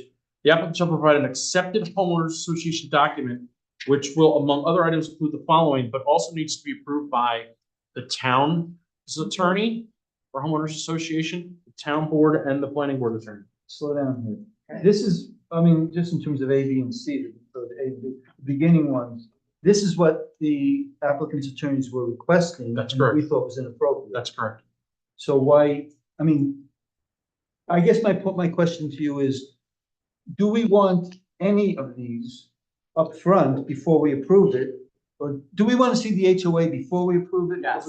Or after? If you want to see it before we approve it, then we don't need it as a condition of approval. But it needs to still be approved by the town board. That would be different. Yes. So Greg, let's update number 12 to reflect that these need to be accepted by the town planning board prior to giving the approval. And we need to add that the planning board attorney, town board, and town board's attorney has to accept it. Let's back up. Anything that needs to be approved prior to our giving the approval does Can come not, off of this. does not need to be a You're right. condition. That's You're what right. I'm asking. Okay, about. so A can come That's the- out. We need Well, to wait, differentiate what. that's the difference between final approval and preliminary. We're getting preliminary, and these are the conditions before final. So, That's even worse. That's even worse. We need the HOA before you can even get a preliminary. right, so we're obviously not accepting this resolution tonight, but Of course. we're just trying to work out these conditions. So we understand that you need for the board to review the homeowners association bylaws. And And the easement. updated And easement. Easements, road maintenance. Yep. Here's what I would But say. part of these conditions should still be that once you guys accept it, it gets submitted to the town. That's where I was board going. For their acceptance. Their approval, right. So it needs town board, town board's attorney, and planning board attorney. Three bodies. Well, Should we, what, the way 12 reads now, it says the applicant shall provide, it doesn't say. Doesn't Yeah, we're mention- changing that. We're changing this. That's what needs to be updated. And what I might suggest is to excerpt from this list, Mhm. anything that the board wants to see, wants to approve before it gives approval, and to just put that in a note to Nadine, that we can clarify that, because the way this is looking right now, it's just very close to what they were asking. Understood. That's what I mean. So take out A through I. Yeah, absolutely. Unless you wanted to leave it A in as a matter of town, the town attorney approval, but anything that we wanted to get approved here first should come out of this list and should go in a note. to them. In my opinion, we need to review it. We need to have it approved. He needs to be happy with it. They need to be happy with it. Once that's happy, the town board and the town planning board attorney has to. This should only address what has to happen with the town. That's correct. Yes. Or if there are, I mean, this is a give me long any list, if words. there's anything No. here, there's anything that we're willing to have. No, basically- we want it to be all seen ahead of time. So this, Greg, A through I needs to come out. And we need to, those are items that need to be reviewed prior to this. And then once that has been completed and accepted, the town board and town board's attorney has to accept it as a condition of approval. Which ones? All of them? All of them, A through I. Lighting standards? Yeah, because we're gonna send the whole package to them, Okay, because it's a homeowners association. They need to review the whole homeowners association. okay. There's other stuff in the homeowners association agreement other than what was listed here. That's correct. So to Right. list this almost says. Well, the one thing I Zero. understood you guys really want to sink your teeth into at the last meeting was the bylaws. We think, because we didn't have those, and that's, Well, that really. They don't even exist. That, right, that's what, Well, I actually wanted you to get your things first and say you're okay, I'm and then I'll feel real comfortable. your person. So the bylaws, and we did have drafts of the easement, the generalized all the easements, and also in particular the conservation easements. So those are the documents that we were developing for my review. And they're now 9 months old. We won't comment. One of them doesn't exist at all, and the others. So Greg, to close the loop on 12, this is just for the town board and the town board's attorney to have their approval on. A through I needs to be reviewed by us before we're even given them. Okay. Here we go, 13. The applicant shall obtain a permit from the Ulster County Department of Public Works for the proposed driveway access. I'm assuming, Nadine, that's from Lucas Avenue, yes? Yeah. Number 14, the applicant shall provide the existing private road agreement for Peninsula Lane, as well as the proposed private road agreement for the proposed development, which I'd like to call Rio Vista Drive. Somebody lived in Arizona. the So other day. that's what I was saying, because they picked like a. Somebody lived in Scottsdale in their day. Dave, just for answer or something. Do you have a road maintenance agreement? Yeah, I'm trying, as you said, I'm trying to think that through, now I see this, I'm trying to think through. I'm not sure I do, let me. I haven't seen. Okay, I know, I mean, obviously the existing one, you guys have. Yes. The proposed one, I thought it was like part of the same document with the easement, but I don't know, because I can't. Put that on your list. That's like you're reading Swift, I can't read these Understood. attorney documents. The applicant shall add a note to the plan stating that phase 1 will be completed before the commencement of phase 2. Good. 16, the proposed private road should be revised to a 20-foot width on your plan. 17, construction vehicle access will be permitted to enter the site only from Lucas Turnpike. This should also be added to the plan as a note. Utilities should be provided to the site by ways of ingress off of Lucas Turnpike. The applicant shall receive town board, can I change that to utilities? Do we want to be a little bit more specific, Rick? Yeah, I think you should be. Because we talked about, with utilities, we talked about, Electric. well, that would be utility. We talked, that's utility. Well, yeah, I'm thinking like roads and, remember like we talked about the front portion of the access at Lucas? The notion is anything that's coming in off of Lucas, right? Everything has to come in off of Lucas, whatever utility. That's it. Okay, so I'm on a different topic. So that's Okay, fine. utilities shall be provided by site of Lucas. Here we go. The applicant shall receive town board approval of the proposed conservation easement. That needs to be town board approval and town board attorney's review. Number 20, a meets and bounds description of the proposed lots of conservation areas required to be submitted by a licensed surveyor and reviewed by the planning board engineer. Who's the surveyor on this job? Okay. The meets and bounds description is also gonna have to be part of the easement. Yes. Yes. That's all. Yeah, and again, you know, for the preliminary, we have the lots laid out, we wanted to make sure all the lots, instead of getting meets and bounds and then a property line move. Yes. And same thing, you know, so we're gonna coordinate everything with all the comments from all the agencies. And once everything's in place, They can reach them. we'll get the meets and bounds. I can probably approve the easements without the actual property description. That'd be great. The final plan set Talking shall about be these amended. like- Yeah. Right. The final plan set shall be amended as needed in order to include all information, details, and notation required to comply with any of the involved agencies outside. Okay. Now, where are we timing wise? Do I need an extension from you? Are we I don't even know when you closed the public hearing. When did you close the public hearing? 6 months ago? No. No, we just did that, was it November, December? I think it was November. I think it was November. I need an extension Then sure, we can give an extension for, till February unless weather, and then we'll go to March. how about we just go to March just because we still haven't had HOA and we know we're gonna need it. Plus, we have to talk about it and then we have a decision. Okay, all right, so, there's been, hang on, there's been a waiver, extension, we need to write this down. An extension of the 62-day decision rule. Waiver extension Yep.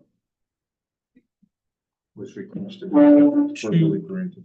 Requested and formally granted by the applicant's representative.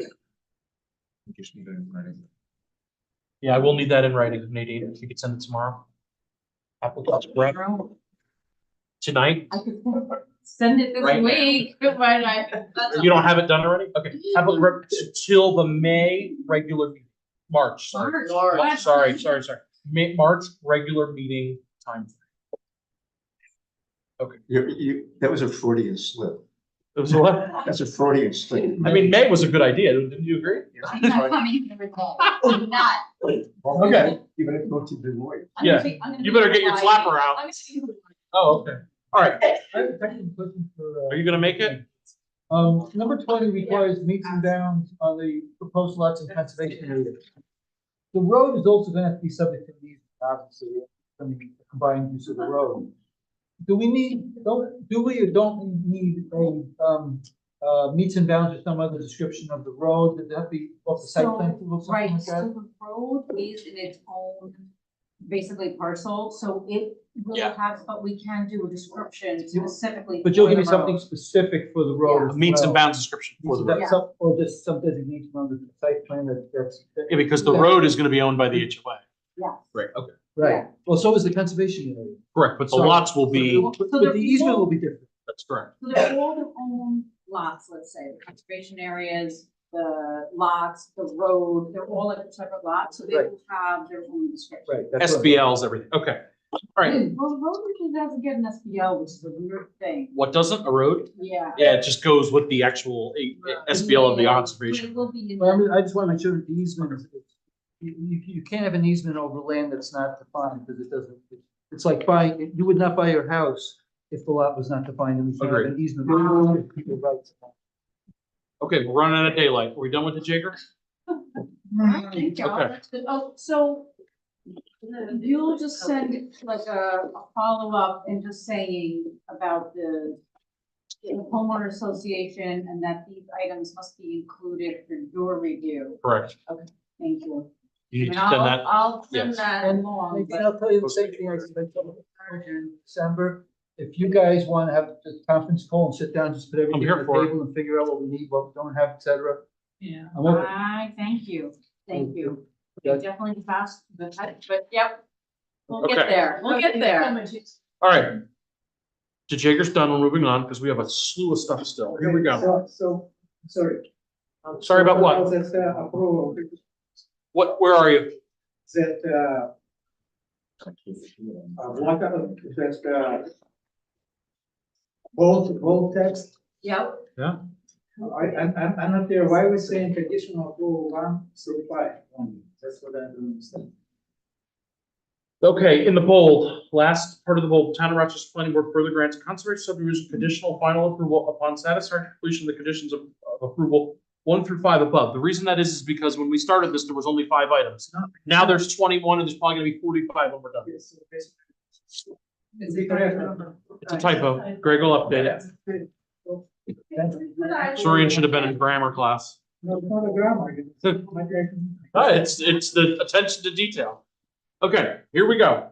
Nadine, Oh, wait. new application. Okay, 2023-725, a major subdivision in R5 district at Rhodes Hill Road for Dignified Dwellings LLC with Nadine Carney as the representative. The applicant is proposing a 4-lot subdivision off of Rhodes Hill Road, which include, Greg, you guys are all set. Oh, thank you. I will be sending this one to you eventually, though. Oh, okay. Thank you. Of a private road in addition to the portion of the property in the town of Marlton. Okay, a couple things you need to know as a high level. I need to state something for the record about this application. My office, and I cannot get any financial benefit for paying this application, so I thought they were. Thank you for your support. No. So he's a member of the LLC. No.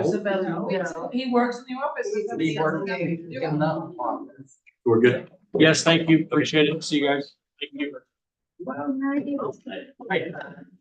I know, but the applicant is an LLC. Yes, and the applicant who owns the LLC. Member of the LLC. Member. Okay, folks, pay attention. 2 months side conversation. Hang on a second. Way too early. This is a couple things you need to know.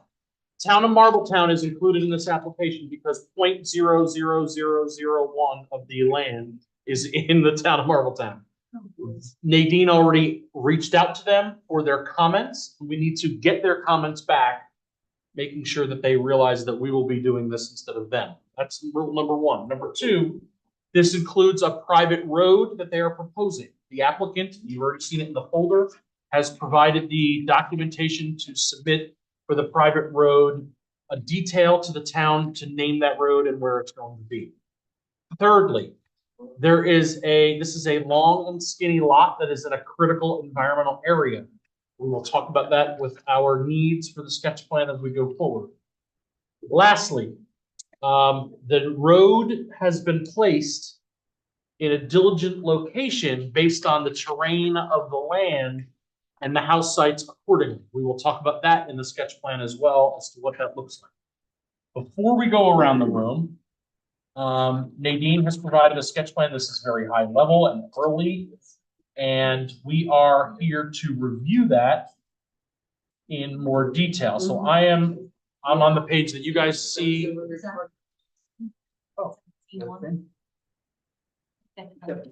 Everybody with me? Yes. What do you need? Oh, I did? Sorry. Okay. So there are 4 lots, again, R5 district. In the back of the property, all the way at the end, that is where the Y is. Okay, so the Y brook, so you see that Nadine has it labeled. Obviously, there's some items that we're gonna need on the map, right? Everybody probably has a laundry list of items, I assume.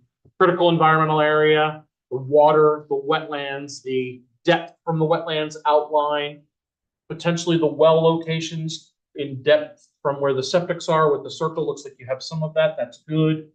So I'm going to start with Rick and work my way around. Absolutely, you're right. I'm sorry. Thank you. Sorry. Yeah, so. Got ahead of us a little bit. Mark did mention this is a 4-lot subdivision of just over 39 acres in the town of Rochester. The access road, which is Rose Hill Road, is actually in the town of Marbletown. Town of Rochester and town of Marbletown boundary line runs along the eastern boundary of this property. So the access is from the town of Marbletown town road to this site. So we did reach out to the town of Marbletown. Unfortunately, with the holidays, they haven't met yet. Sure. So they will be meeting the 4th Monday of the month. And I have spoken to John Marks from their planning and zoning department, and he circulated it to their attorney and everything else. So We're anticipating that their town highway superintendent will review the status of Rose Hill Road as far as, additional access from that. And that will probably be the limit of their participation. So what we have included So the is- planning board's not gonna, the planning board's not gonna review this as a subdivision? I don't believe that they are interested in it. We haven't gotten a full They only have a sliver of land. review. Oh. It's just that piece on the right hand side. I'm just concerned whether they're an involved agency. whether they- So I think they. Oh, I think they are. So as part of the sketch plan, according to zoning, this meeting, the sketch plan meeting, is one of the things we can discuss is obviously a preliminary type through seeker of what this is, and if the town wants to be lead agency, and what other agencies are interested or involved. So with that, talking about the intent, that obviously the town of Marbletown would be an agency that this would get circulated to, that the, Rochester would ask to be the lead agency. Well, wait, does Max and the Marbletown team want this application? No. Oh. There is none, there is out of. It sounded good. 3.27 acres. It sounded good. It did sound. 0.27 acres. Marbletown. In town Marbletown. Yeah, they don't want it, I'm So sure. this property, the 39 acres, is physically within the town. Marbletown. All the development is in the town. I'm actually angling for something much more specific. Mm-hmm. If the town of Marbletown has approval authority, and I'm not sure the highway super counts, but the planning board has approval authority over this. That means that there's two involved agencies, because they both have approval authority, subdivision. We always have options, but in general, and this is something we would talk about more when we do seeker, but at that point, I think we're well advised to do a coordinated, go through the process for coordinated review. And what that means is whichever agency wants to be the lead agency has to make that decision and circulate a notice of intent to be lead agency. That establishes the coordinated review and establishes the lead agency as the one. We were expecting. Okay, Yeah. So that's good. And that's already we've already started that process. She's already emailed it to Marbletown.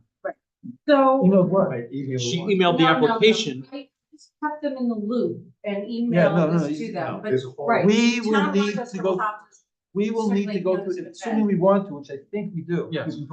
We will need to go through the process of establishing ourselves as lead agency. Nadine doesn't do that.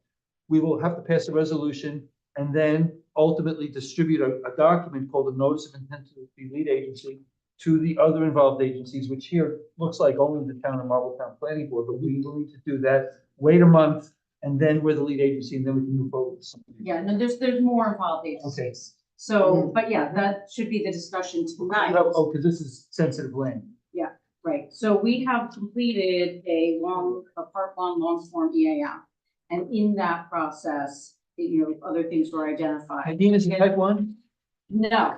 So I printed out what those are. Obviously, we know that it's not type 2.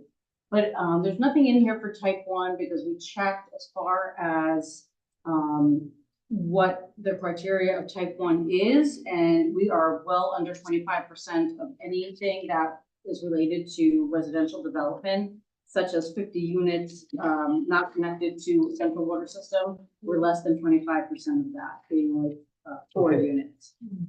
So it is an unlisted action under seeker. So we're coordinated on this.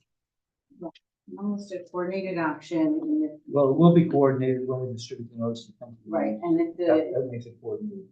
and we could definitely go over, so just jumping ahead because we're talking about it. So like we're saying, so this is the access here from Rose Hill Road, the south end of the property. The north end of the property ends at and around the Blythe Brook. The base map we have here, the contours and the property lines, and it's listed here an approximate limit of the flood zone in the Blythe Brook. That was all provided from the survey. We did provide a survey map separately than these 2 sheets. This base map is based off of that survey map. So the Blythe Brook is listed as a state regulated stream. There's also, it's also a national wetland, it's the stream itself. And there is a state wetland in the area. It is not clear where the bounds of that are, because on their mapping, it almost shows that it's off the property. So we have reached out for a quote from Ecological Study to review that particular aspect of the property. Right now, any proposed disturbance we show, any proposed development is more than 400 feet away from that stream itself. But we understand that we should definitely show the boundaries of the wetlands moving forward, and we're prepared to do that for sure.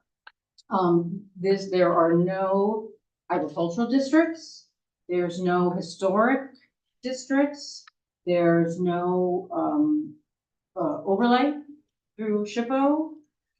So, so the involved agencies we're looking at is the Ulster County Health Department, the New York State DEC.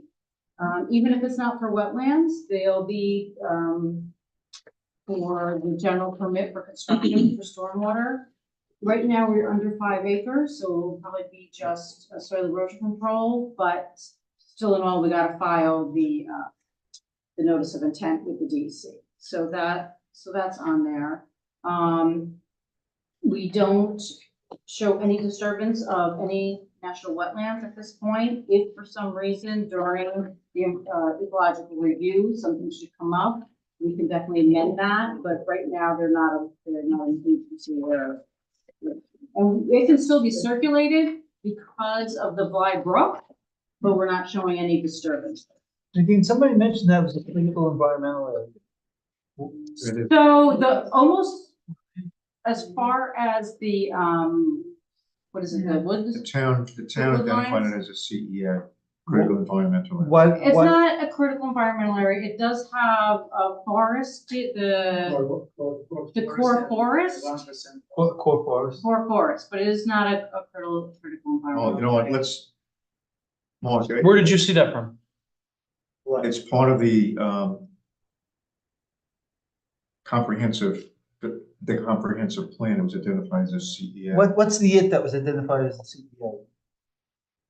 2018-19? No. What's the environmental resource that was identified as a CEA? What's for the fly? The Bly Brook.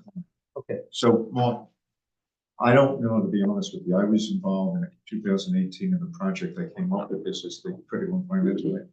I don't know whether the town ever identified it officially or accepted it officially. Sure.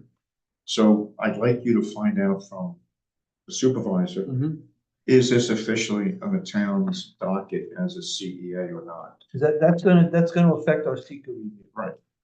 I don't know, and I don't want, Aaron's not here anymore, so. We'll ask that. That's good. I thought it was, but a lot of things I thought they were and didn't get. I know there's core habitat. Right. Saw that. Yeah, but the CEA takes another level. Oh, absolutely, yes. We'll have to confirm At least it used to take it up from quite another level. Basically makes it a type 1 action. But I think that rule was changed over a number of years, and no longer it's less of an impact than it used to be. I think the important thing is that the town accept that as a CEA, as identified. Is or is not? Is. Did they accept? No, I'm saying we need to find out, did they or did they not? Find out what the town did. The first study was the natural resources. And then even if they didn't, if there are, if there's research, if there are facts behind why they were considering it, we can use those facts as part of our seeker review. Yeah, that's also. there. It's a different Natural- call of action. I'll ask. Yeah, I gotta get it. Yeah, because I have a when you do the environmental mapper and then the EAF mapper through the state, it does not show any critical environmental And areas. that would pick up the town CEAs? Well, that's the thing. I don't know what resources they look at. It's not through the county anyway. And also, I mean, we do, although it is, it has a lot of environmental because it's a regulated stream and Right. it's a regulated wetland and a national wetland. So yeah, the the Black Brook Yeah, I is don't a want sensitive mitigate area for sure, but. One way or the other, let's find out. Yeah, we need to find it. But Nadine, you mentioned that Ulster County Department of Health, New York State Department of Environmental Conservation, Yeah. Town of Marbletown, Tomorrow. and was there anybody else? You said no to SHPO? I said no SHPO and, another, if you circulate this EAF, you talk about that, and Yep. circulate this EAF to, Dave. Church? He can also confirm that, Yeah. but yeah, because we included the crisis map in here from the state, and there's nothing. Did you have something else on that topic? No. Okay. No, I have quite a few. I have quite a few too. You want me to go? You can go. Okay. So first thing I want to do is we need to consider, you want to write this stuff down? Here we go. Site visit, obviously not when the snow is there, but we need to get out there and see it. We do have some time because we need to set lead agency, so there's gonna be a downtime between getting that out, getting the lead agency, getting it back, so we're probably gonna be in the March timeframe anyway, so think about a site visit in the early spring, number one. A heat map, you have a lot of terrain here that's going on with the driveway or with the road meandering, I'm gonna call it, so I'd like to see a heat map with colors, make sure that our grading. It's already there. Yeah, but we're used to one that's more, Yeah, I wanna see the green and the yellow and the red, what am I missing? What are you talking about? we've been using a different color scheme. She has it Are here. you kidding me? No, Use a different color scheme. No, we're not kidding. is the white flat, the yellow is steep, So- and the red is a mountain, is that what you're saying? Because I did notice, Okay. we've got the Okay, so- gray, Very that's confusing. 0 to 10%, and then. Okay, so that's fine, so you have it, I wanna see a heat map, I'm used to seeing green, yellow, and red, not in your colors. Orange and red, yeah. Yeah, well. That's, it's fine, you submitted a heat map, that's fine, it's just one of those items on my list. It's all here, it's Um, a pleasure. Wells and septics with your parameters of distances. It's all on here. Okay. You got my checklist, right? Yeah, Okay. I'm going through my list of items that I, I'm thinking, sir. the town of Marbletown has lead agency, which we already talked about, the ecological study, which you already mentioned. Yeah. And then, whether we are gonna need a stormwater pollution prevention plan or not, depending on your, acreage of disturbance, but it doesn't sound like you will. Draft already, based on the road layout. Yep. And being very conservative with our, limited disturbance, basically the whole 50-foot right of way, all the way through and around the home sites, and we're still under 5 acres. So, thank you. So, we're pretty confident that it'll just be a soil erosion. Yep, you, looks like you have soils already labeled, so thank you. We need core forest labeled. Yeah, the whole site is core forest, basically. Okay. There might be one corner, so I didn't, highlight that because it's highlighted in the EAF. Okay. There's a separate map that shows that. Okay, those were the items that I have. Rick, hit me. I don't like the heat map. I can't tell. It'd Well- be easy enough for you to, No, it's not easy enough. it's not easy. It's a lot of work to do that, and, In the future, we want to, you did it with the Jacob, you gave us, you didn't give us this. yeah, well, these colors are All right. much easier to There's, see there's everything. too on much, top. this is core habitat and there's too much road breaking up the core habitat in such a way that it won't be core habitat anymore. So, there's just too much road. So to that point, I know you Wait, said- say that again? What do you mean? Can I- can I Just talk- too much road. Can I talk about that too? I don't think it's clear. on- Hang on, Nadine, hang on. I just wanna- No, this is his turn. Hang on.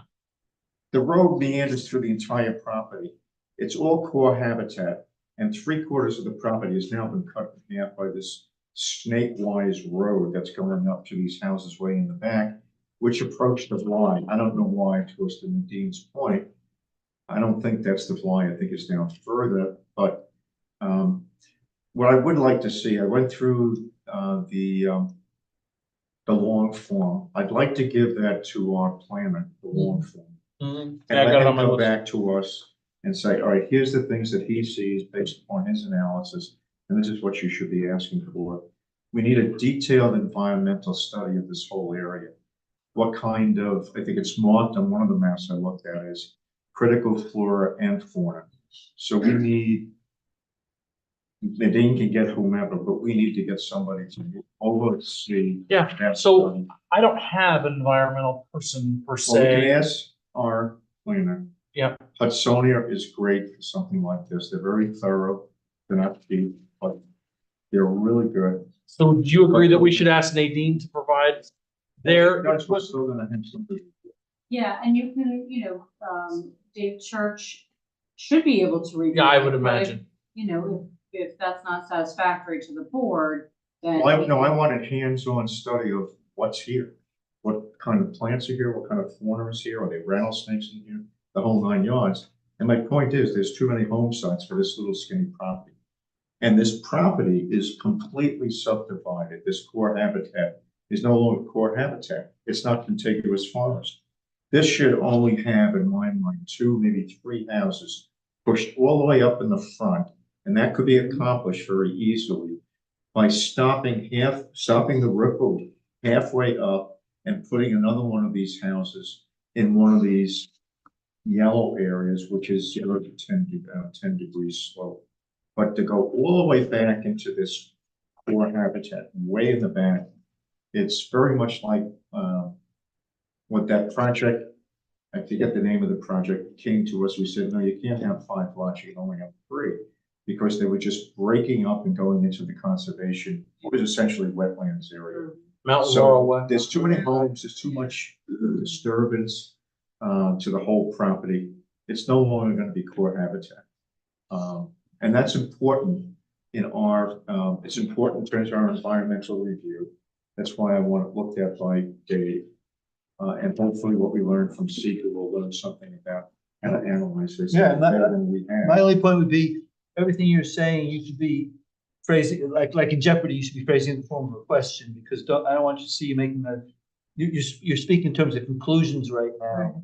And I think your observations are great, but I would just say that we need to know if, and then say everything else you said. And that should form a good chunk of our environmental review. We need to figure out who's good enough to go out and figure out those things for us, and I think the suggestion for zone is actually a very good one, because if you're looking at surveying what sort of critters are on the property, they're really good. Did you say Hudsonia? Yeah. They did some work, when we had the pet farm or the animal farm Yeah. up on, they didn't do work for us, they did work for the residents in the area. So I'd like to see Hudsonia. But just, hold your fire on making that conclusion, and especially hold your fire on making the conclusion that we're not. Well, I made a build more than conclusion, 2 or and I 3 should lots. pose it in terms of, what does this do to the core habitat? For habitat, for terrestrial, et cetera, all the things. And we're that's doing. what the studies. And we'll frame those in terms of our secret review, right? That's what something that's right. So I have that. I'm on the computer shut off.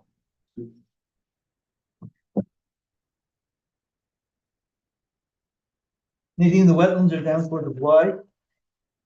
Yeah, so the Fly Brook is there, and the All the way in the back. wetlands actually seem on the mapping to be from the Fly Brook and then everything north. And the property that is just north, and that's labeled here, Landscape New York, is actually owned by the state, and it's referred to as the Fly Swamp.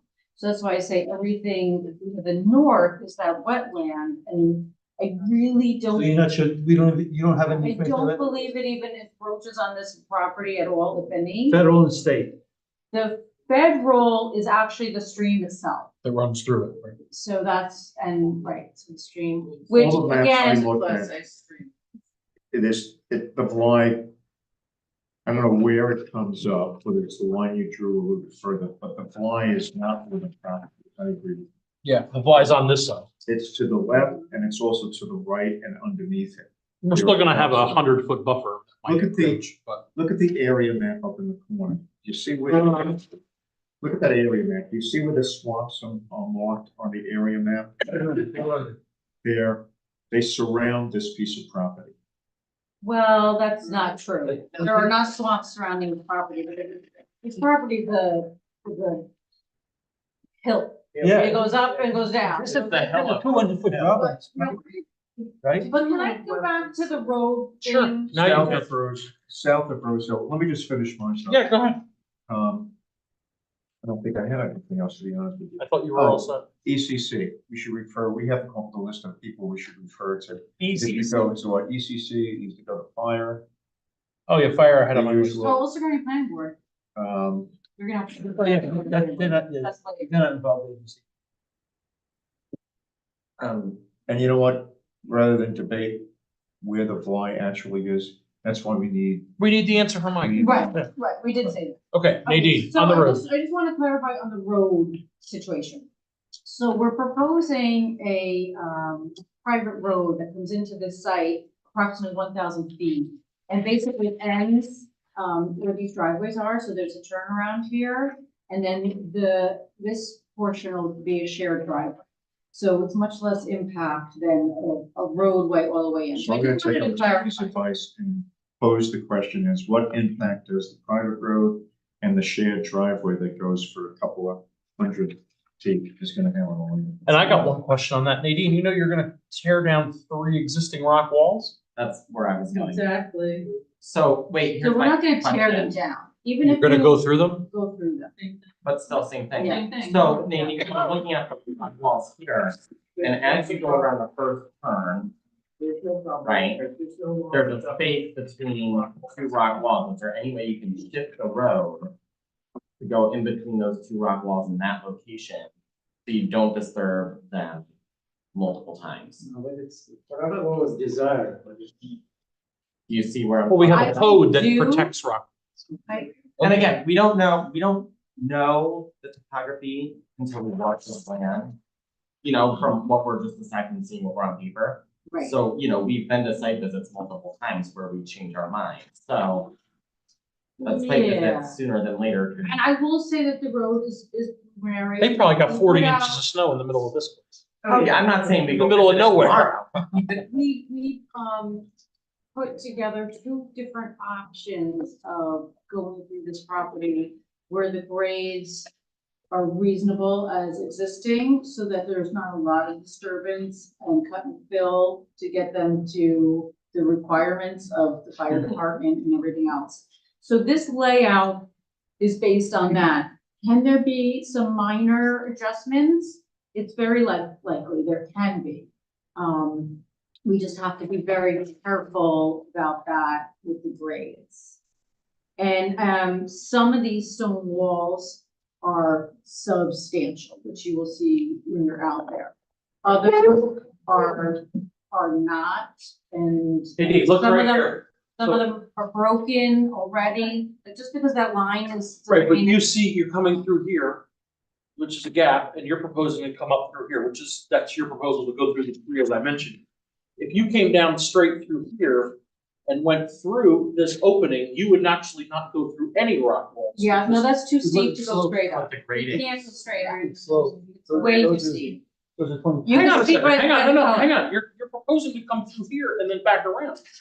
This here is. Yeah, is so when you not as revert moving. them a little on the horizontal, your grade is cut that way, so when you're going perpendicular to contours, it's way too. Steve, You're going right down. so you have a switchback. You're skiing, that's right, you're skiing straight down the slope. Sure. Gotcha. So I guess it's another reason why. Well, I don't let's get like- somebody Something that's to consider. an so- environmentalist. Well, before we even go that far, I have an issue with the rock wall layout, Yeah, I do because too. before you spend money on ecological, is the layout of the rock wall concern is at the forefront, in my opinion. Yeah, and we can definitely look at it. I know some of the stone walls were located by the surveyor. Mhm. Some of them are plotted when we went out and did test holes. We got some onyx points. Yep. So some of them aren't exactly where they actually are. So we can get a little bit more survey on the rock walls and then look at a void and restore. Right, just because again, in your initial proposal, it looks like you mitigated on your entrance, but after your first switchback, you're 1, 2, 3, 4 potential problems there, so. Yeah, and again, when you're out there, agreed, some of them are substantial and others, they're not even like a full, Sure. the piece.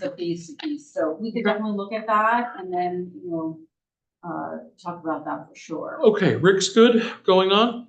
Yeah, we need to get this to, our planner. Sure, Zach? Mine was about the rock walls, and I think Rose Hill is spelled wrong on. Yeah, you have Rosa Hill and it's Rose Hill. Surveyor, so I'll have to see why that was on there from the survey. The lake is called Rosa Lake. Well, It is Rose Hill Road, Small though. family that's been there forever. Correct, Yeah. but Rose Hill maybe turns into Rosa Hill Or Rosa Lake. or Rosa Lake. It is just Rose Hill Okay, Lane. okay. So, yeah, I mean, Cindy? it could have been a typo on their map, Yeah. I don't know. You guys have. Cindy, we got a lot? Okay, Anne Yeah, Marie? I was gonna say the same thing, like I Not said, leaving where much it for you. says Rose Hill Road, AKA Rosa Hill Road, so, I mean, I always thought it was Rosa Hill Road, so I've never. And I always thought it was Rose Hill. Yeah. Yeah. Well, The I think sign it's said because Rose they mush it together. Sure, It's Rose Hill, but if you follow it down far enough, It once goes you Rose turn the Hill. corner. that's it. And you go in, it goes to Ruza, way down in. Okay. So maybe that's where it. Zorian? I don't know, I'll have to figure that out. Thanks, Okay, Edie. I'm just curious, what is the total length of the driveway to get to lot 3 and 4? Sure, so the private road goes in about 1,100 feet. And then after that, so after the house sites of 1 and 2, it's about another 1,000 feet to here. We ended the stationing here. And that's where the driveway No, let me goes, see. it just goes to shorter, right? Again, but. So it's another 1,200 feet of shared driveway. No, but total length of the driveway, the total length of the lot is 2,300 feet, so it's a half a mile. Yeah. So that zigzag road, obviously, longer than half a mile. No, I got the center line stationing on there. So to here it's 23 altogether between the private road and the driveway. And then we've got like another 200 feet to this point. Yes, So- half a mile. Yeah. To get to the house, okay. Yeah. Just observation, about the subdivision. Yep. What about combining lot 1 and 2 and shorten driveway lengths and reduce core forest and 1% for disturbance?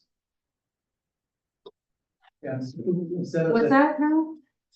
Sorry? What? Combine 1 and 2 lot and eliminate the curve and shoot straight to. There's no shooting straight on this road. We need the curves. We're gonna need curves. Switchback. No, but it was yellow. Yellow top. 10%. Yeah, 10 to 15. Yeah, so why the road not go through? Because you have to get, for the next section, you have to be at a certain elevation before you start going up. So you get a little cut, you get a little fill. So you're not like getting a 20-foot cut in a Right. hillside or something, or filling thing. That makes So sense. you can keep that fallen section elevation. Well, the proposal right now is for 4 lots.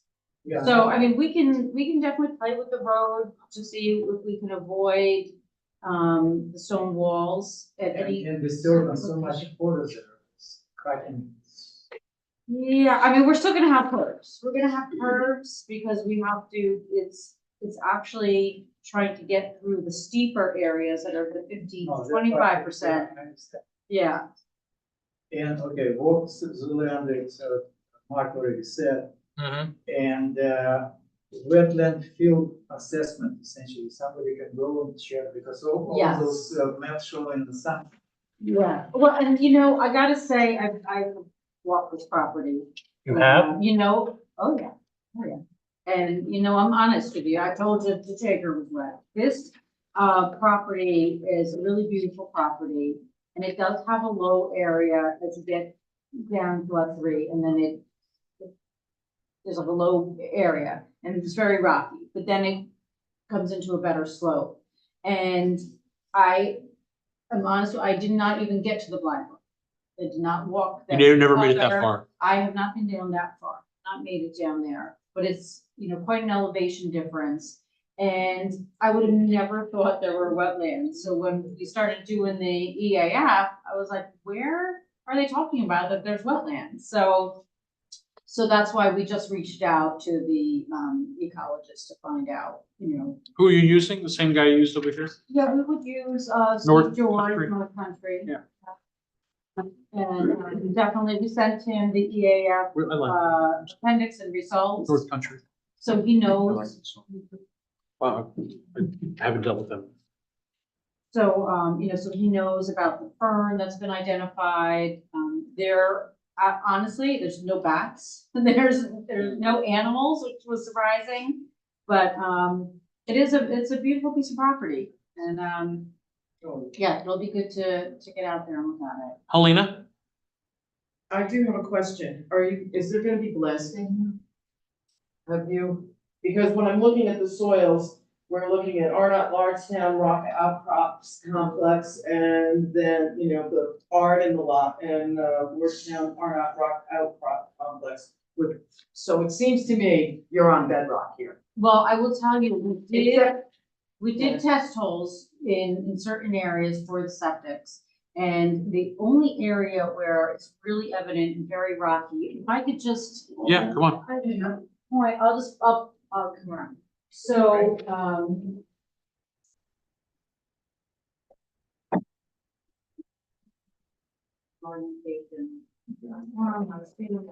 What about Cripple Bush? So, That's Cripple Bush. there is a. In the middle of Yep. Property here. Bone Hollow. This funky area. right Yeah, there. exactly. That's right. This area is like Rocky outcrops. There, I grew up there.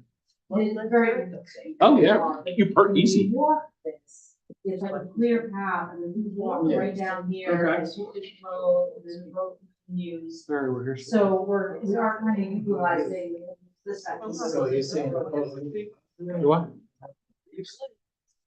Kind of called Wood Road. Wood, yeah, it's like a gravel path, because somebody still uses it, or somebody. Yeah, it's not Really improved, ATV for yeah. all the property. And then there were some rocks. in What is the this point of area. this whole But discussion? there's really not that much. Hey, guys, what are we getting out of this? I have one question. Yeah, Nadine? Yeah, very high up. It's making sense. Does it matter? Yeah, if we go through it, we'll have to go through it again. Okay. Do you want to? I know, it's late. Why don't you do It's, that? I think it's just a couple of minutes.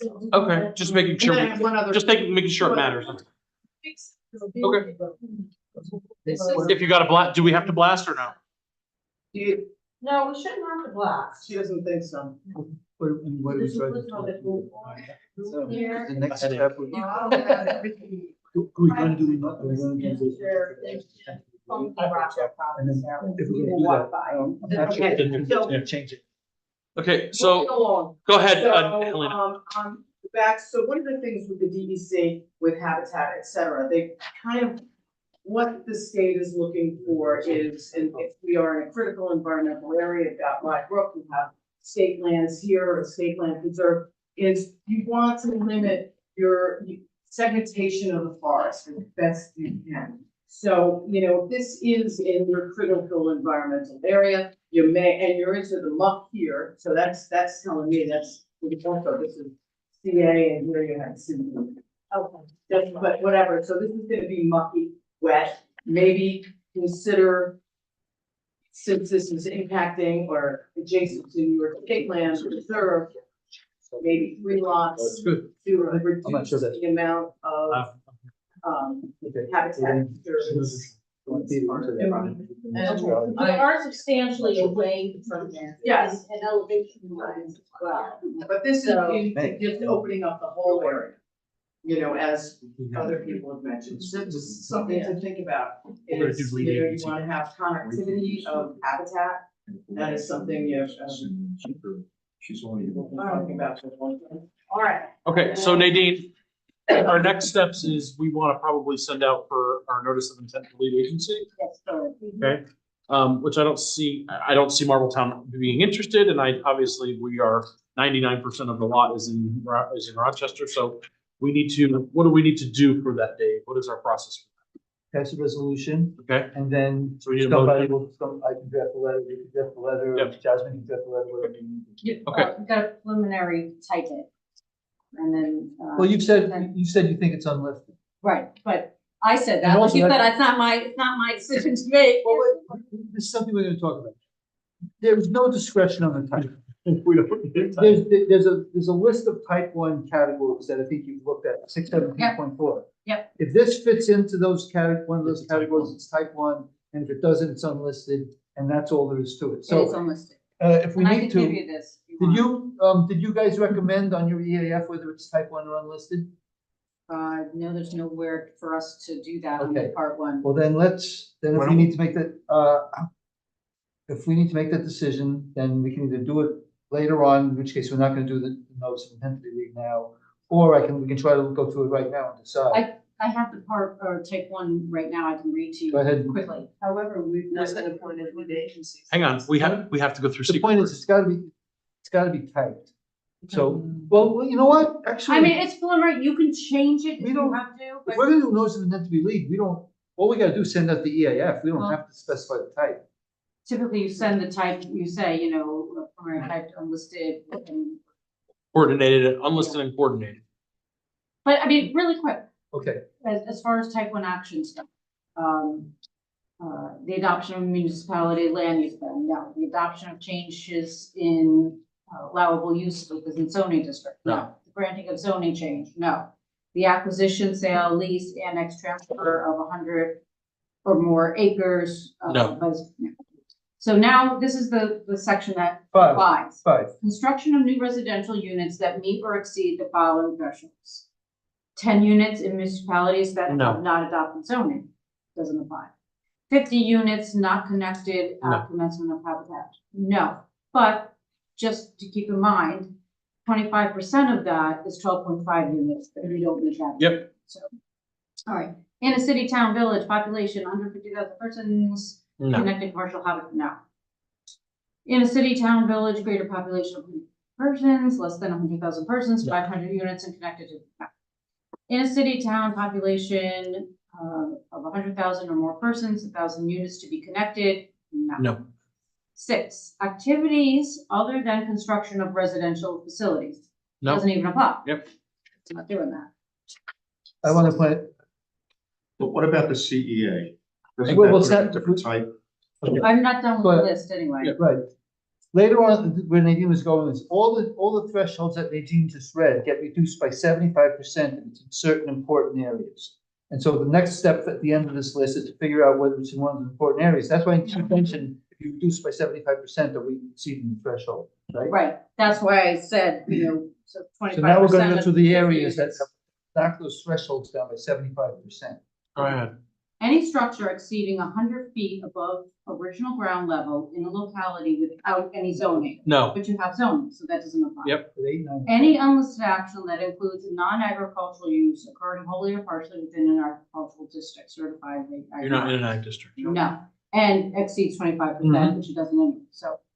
Any unlisted action, unless the action is designated for the preservation of the facility of the site that exceeds 25% of any threshold established in this section, occurring wholly or partially within or substantially contributing to historic building, structure, facility, site or district or prehistoric site that is listed in the National Register of Historic, or listed on the State Register of Historic Places, or that has been determined by the Commissioner of the Office of Park, Recreation, Historic to be eligible for listing on the State Register. None of that. There's no historic thing anywhere. So number 10, any unlisted action that exceeds 25% of any threshold in this section occurring wholly or partially within or substantially contiguous to any publicly owned, Yes. yes, or parkland, recreation area, designated open space, including state site on a registered national. That's So the one I want, that's the one I'm concerned about. Yes, so, but we don't exceed 25% Okay, of any So did we threshold. follow that? We are actually contiguous to a certain state-owned preservation area. But Correct. But that's it, all that means is that we knock down the thresholds by 75% and then go back and do it again. And what we looked at was those thresholds, we're nowhere near them. good. Keep going. And then 11, any unlisted action that exceeds a type 1 threshold established by an involved agency pursuant to. this That would mean section. if we or the Marlborough Planning Board or Marlborough Town Board had its own list of type 1 actions that got exceeded. Which we do not. So that means this is unlisted. That means actually we have if we chose to, and I don't recommend this, we have the option of not doing a coordinated review. You can uncoordinate an unlisted action, but in this case, that would be a foolish thing to do. We have several different boards in different towns. Yeah. We should have a cohesive secret review that they can be a part of as well. So that means we got an unlisted action. Coordinated review. Yeah, well, we do a coordinated review when we send out the notice of intent to be lead agency. That's what coordinated. So I need a motion. Wait a minute. Well, we asked you before, if the town has declared this area and mapped it as a CEA, does that impact? It used to, but it doesn't. You see we got the whole list in front of us. The CEA is no longer on this list. And in fact, even back then it wasn't. Basically what it means is you got to look at why it's declared a CEA, and that should factor into your secret review. If it was declared a CEA, for example, because it was critical habitat or something, then we got to really focus on that when we do our secret review. That's just need to check, but it doesn't. Yeah, at this point, we don't have to worry about it. It's unlisted. And if we make a mistake, remember, the only requirement is that if it's type 1, we have to do a coordinated review. So as long as we're doing a coordinated review, as long as they've got a loan from EAF, we've covered all of the type 1 requirements at this point. So even if we got it wrong, it doesn't really matter at this point. So I need a motion to send this letter of intent to be lead agency to the town of Marbletown. Notice of our intent to be lead agency. Notice Don't you have to make a move to type it or no? No, Okay. that's something we're gonna get quick. We're gonna go away. It's an unlisted action, that's what it is. Okay. So what we need is a resolution to declare ourselves lead, to notice of intent to be lead agency. I make the motion. I'll second. And all other involved agencies. Can you type this letter for us? Absolutely. Okay, I have a first by Zach. You have that? I have a first by Zach. I have a second by Cindy. Yeah. Oh, okay, Cindy Anne Marie, whatever her name is shorter. Redhead, blonde. All in favor? Aye. Any opposed? Any abstentions? Nadine, does your Anybody who forgot to vote? does your EAF include a list of involved agencies? Yes, It does. I have it. Yeah, involved, yes. Because Not otherwise, not the interested. like- No, I have involved, which is the town of Marbletown, Ulster County Department of Health, Marbletown's gonna be both the planning board and the highway guy. Ulster County Department of Health, and DEC. That's it. That's it. Okay, that's good. Okay, Oh, you wonderful. may Thank want to you. run that by David. He knows this like. He's on my list too, but that would be interest not So involved. do you need a, No, David. Oh, yes. escrow? Do you want to, do we want to know for escrow? Yes, I need escrow. I need $5,000. What? This is gonna be a year-long project. What do you mean? If this is a year-long project, you're not doing your job. Oh, so then maybe 2 years. All right, let's set escrow 2,500. I like that. You know, because you could always ask for more, right? I'm good on it. 25? 2,500 is like buttering the bagel. Going once, going twice? Wait, I need a, Five, I'll make the motion for 5. you want 5? Ooh. It's gonna be fun. Listen, you send the notice, I'll send it to the owner. I'm just trying my. I think best. 5 is good. I agree, 5. You want a motion for 5? I have a motion from Rick for 5,000. A second? Okay, second by Cindy. All in favor? Aye. Aye. Any opposed? Any abstentions? You know what that does, Nadine? That makes me not have to go back and ask for more money 17 times like I've done on other applications that you're in charge of. Here's what we're gonna do. I'm gonna draft a letter for you, and then you can either choose to send involved agencies to the EAF or run it by Dave and see if this other than. Great. Okay, let's keep going because we're not done yet. Here we go. Thank you so very, very, very much. Well, no, I have other matters. Thanks, Nadine. We'll see you in February. Will we see you in February? Get out of here. It's January. Here we go, moving on. You know why? I'm looking to. Yeah, good. Have some comments from town hall. Great. And you need HOA. Yeah. Okay, January workshop meeting discussion. We have talked about 2 things now. One, we've talked about a training with our attorney, which I think we should move to February. And we should have Atwood Speedway on January 22nd. 22nd. I'm not gonna be here. You're not here for the 22nd? think this is why I'm having cataract surgery on the 20th. This is what? This is why we had it Ooh. in January. Yep, see, that's the second eye, the first eye's on the. Well, I had it on the 29th. We have a fifth Monday. Oh, the 29th it is? I'm sorry, the 29th. You won't be? We just need a forum. Yes. If we can't get a quorum. Okay, so January 29th. I need a quorum for January 29th. So Cindy said she can't be here. Is everybody else here? Zorian is not here. That's a problem. You're here. Have my fighting chance, I can be. Okay. Anne Marie, are you here? But it's probably. I'm not in California tonight because I was supposed to be somewhere else on the 29th, but yeah, I will try to be here. Hopefully Alina? she'll switch it. To the best of my knowledge, but my phone's in my car. Okay, 1, 2, 3, 4, 5. Did we discuss before that the workshop is just for workshop, not for application consideration? We're gonna have a workshop about an application. Well, we have to have the Ackworth Speedway. When would we do it? In February? Yeah. No. Wait a minute, sorry. Sorry. What are you talking about? We have had many applications and workshops. Okay, but there was a time, I remember. There was a time and we changed that. We've had many applications. Can we just have that at the last workshop? the Jagan. Yes, No, what exactly. Zorian is saying is we don't make decisions. at the workshop. Oh, we're not making it. What we're doing is keeping the public's comment and considering them in the workshop. Well, we might be able to make a decision. And, Right. well. and- Depending on our and answers. to work with Gary and And try and find our way to. We need to have it on a workshop. Okay, so January 29th, I had 6 people say yes. Is that true? 5? No. I will let you know definitively by tomorrow. Well, that's fine. So I have 1 and I'm a half. you're a half. I'll tell you by tomorrow. I will do the best that I can to make it. But if it snows, all bets are off. Cause I'll be in Vermont on Sunday. Well, we can't schedule a meeting if we know we're not gonna be. well, you have 3 people. 3 is not enough. January 29th is tomorrow. Yeah. Zorian is a no, Cindy's a maybe, Anne Marie's a maybe, Helena's not sure. I can definitely. I'm probably, You're a probably. yeah, no, I can't, I'm not having any surgeries, so I should be here. All right, when we, I'm just giving myself. I just have to tell Gary, you got another month, you have to wait for us to, because unless we have nothing on the agenda, this has been good 2 hours worth of discussion. So, Is there any rule says it has to be on a Monday? Yeah, does it have to be on a Monday, Mark? Can we switch it to later on in the week? No. I'm just asking. The answer is yes, but unfortunately I am gone the 30th and the 31st. Okay.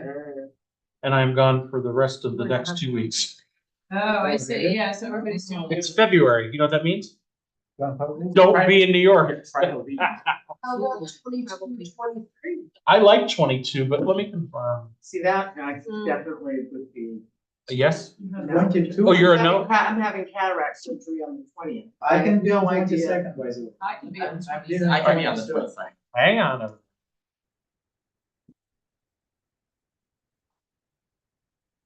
I'm going to winter strongest. Oh. The 22nd, I am here. I'm here. Cindy, are you here 22nd? I am here. Okay, we're gonna do the 22nd. All right, and if I can make it, If you can make it, you can make it. Zorian is here. As long as Gary can make Okay, we have majority. If one can't make it, it is. Okay, do we agree that we should move the training for the attorney to February workshop? Yes. it. Or lack thereof, February sometime? the seeker, we keep moving the seeker training back. I mean, do you feel like we could do it on the workshop at the same time? I think we could try. Oh. It can't. How many hours do you need? We can't do. Well, a That's, couple that's things. like, that's. For seeker, we probably do about an hour and a half. But you had also mentioned, and this was a surprise to Emily, that you wanted Emily to do For wetlands, yeah. She didn't understand where that came from, and if you want, we can just. She did a whole training last year on it. Well, she knows where it came from for her, but she wasn't aware that she was supposed to come here and train. Well, she's not supposed to. We want her to come if she Okay. wants to. Well, okay. Well, what? You wanna break that up? Well, maybe coming out of this, if you just wanna do seeker, which is probably the more pressing Well, one. if we do Gary, then hopefully. Who's Gary again? The racetrack. Okay. Sorry. Why can't we do seeker and the racetrack the same workshop? As long as. And then we can have Emily come back another month for wetlands delineation. If Emily has any confusion about what we're looking for, have her call me. Because she. No, gave she a was just confused about whether or presentation not, that she just Yeah. hadn't heard, it was just a surprise to her that she would come. I can't hear you, what? It was a surprise to her that she was being summoned. Well, we want her to come, Okay. unless she doesn't want to. She's okay. Okay. all right, so January 22nd is going to be seeker and. Racetrack. Racetrack. Secret training and. You're really gonna make me come with blind eyes. That's okay. You can zoom in, you just can't talk. You already know Everybody would speaker. be much happier. All right, so January 22nd You've been speaking is for 25 years now, you can see, but- attorney seeker, Give the presentation. Accord Speedway.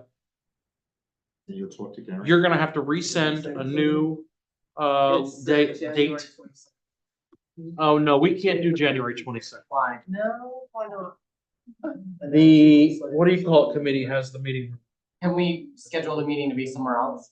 not with Accord Speedway. Why? Has to be here. We have to have it here. What about the 23rd? Is it a, no, I can't see it on my left. We have to have it here. Our workshops. I can't put everybody else somewhere else. I can't send them to Accord 2 in the middle of nowhere. Send them to Accord We don't even know if we 1. have a seating there. Right, well, they're not gonna be able to comment. So Is the- they can only. Public hearing's open, The meeting usually. They're doing a workshop, they're not talking, the public isn't talking. but the public hearing is still open. We might just not be entertaining. Public still want to see it. We didn't close the public hearing. It's open for our next regular meeting. That is The correct. workshop is for It's for us to us. talk to Gary. If there's 1,000 people here, they still can't. talk. Yeah, we need to have it here. We're gonna have it here and I'm gonna move that other one. They're gonna have to go.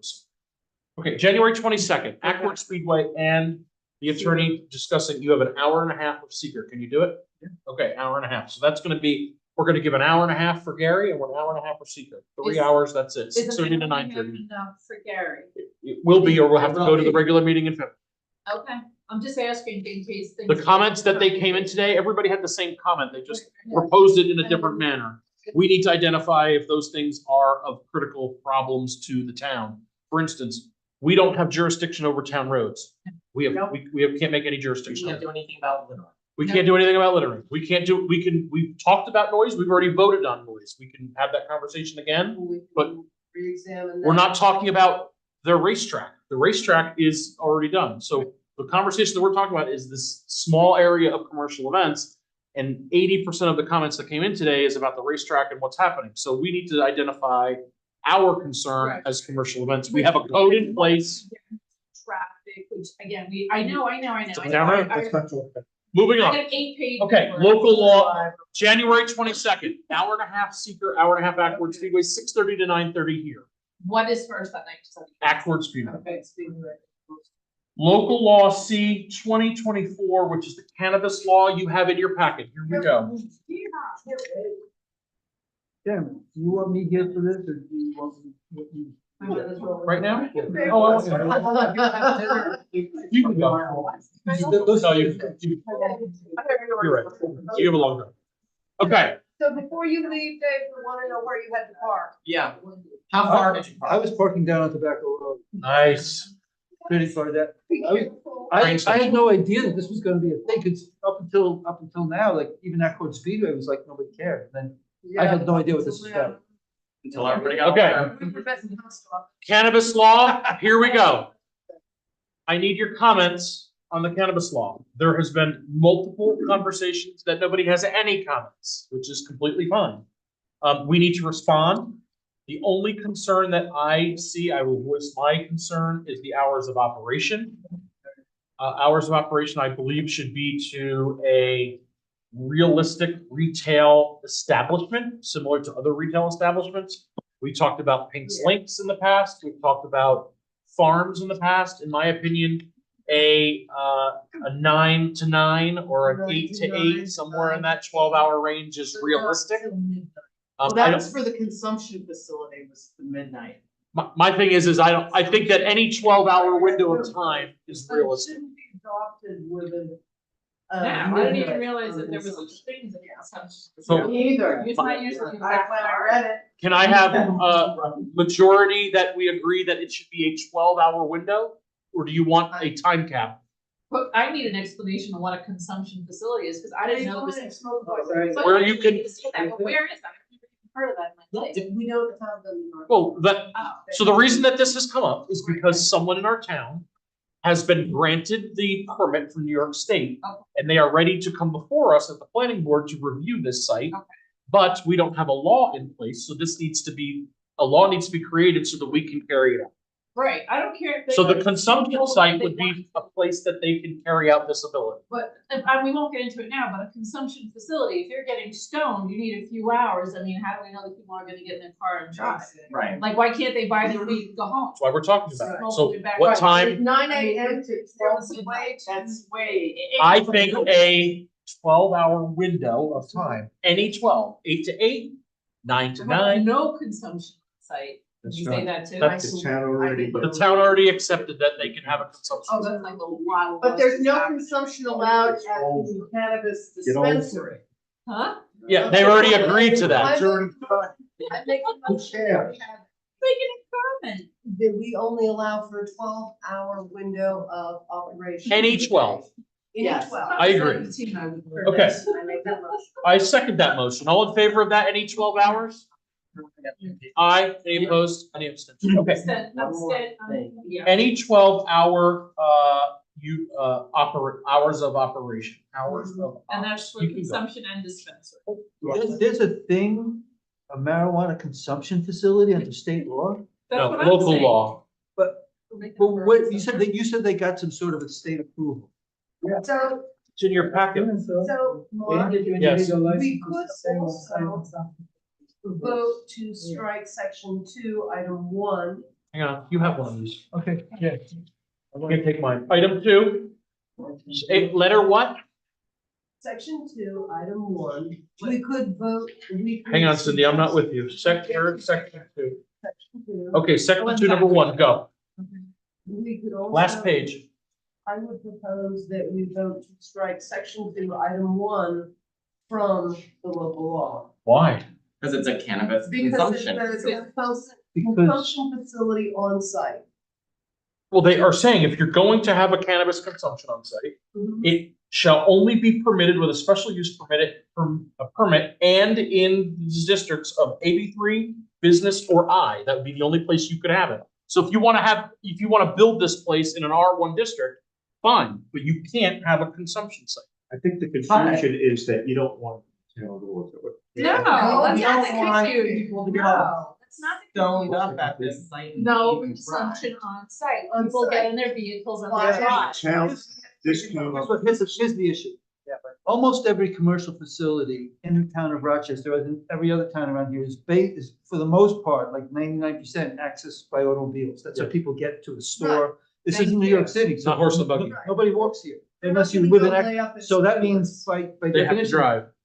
especially if there was a parking lot there, for example. So if people walk into your marijuana consumption site, consume marijuana, and then leave, they're probably driving. And all of a sudden, if the red flags aren't going up at this point, this is not a dispensary. This is, in fact, in dispensaries, there is no consumption. There is no Thank consumption. you, it's common sense. Right. Yeah. If this, I but don't care if you were in the Bronx, the conversation could be different in the Bronx. Correct. Who's gonna police that? And listen, I don't think you said. They didn't get it from a, Me? it came from somewhere. So let's strike The it. state came up with a law, and the towns around the state had the ability to. To carry it opt out. Right. The state has, Town of the state has Rochester. New York. Town of Rochester did not opt out. They opted So in. we are therefore Right. stuck with, if you can call it that. So do we have the ability to You got my say we can advice, dude. strike section, Can we number one? strike this? Can we strike it? Yes. Thank you. Oh, you know what? Thank you. I shouldn't say, No, no, you've no, got, you've got a town attorney. I haven't studied it. that's fine. The town did not opt out. I've never even heard of a consumption facility. Every other Me place I either. know. Well, let me tell you, my friends, just from my law enforcement experience, if you have a consumption facility, there's a lot of other things being. You know, in New Paltz, Opening up a can of the next worms. town over in New I make a Paltz, motion that we Strike section 2, they've had a dispensary item 1. Hang on. you know, that they've had like a dispensary, a New Paltz Village Hall outdoors because they were actually getting the law to get the thing in place. But until that, they had like a farmer's market for the last 6 months. There was no consumption on that. Okay, site. so I have a motion from Cindy to remove section 2, item 1. Do I have a second? it. I have a second. All in favor? Aye. Aye. Any opposed? I'm abstaining. You're abstaining. Okay, You're so, on court. all right, so hang on. Remove section 2, number 1. But It's just common sense. also remove the, from our definition, item E, section 1. And item E. remove definition, okay. I mean, people are gonna smoke and drive whether they want to or not. I don't think we should facilitate We it. should not. Okay. You know? Anything else on this? We're beating it up. Yeah, I asked if the 500 feet cannot be increased, it's simply the 500 feet is. Yeah, I would want to take a good look at, I mean, for a dispensary.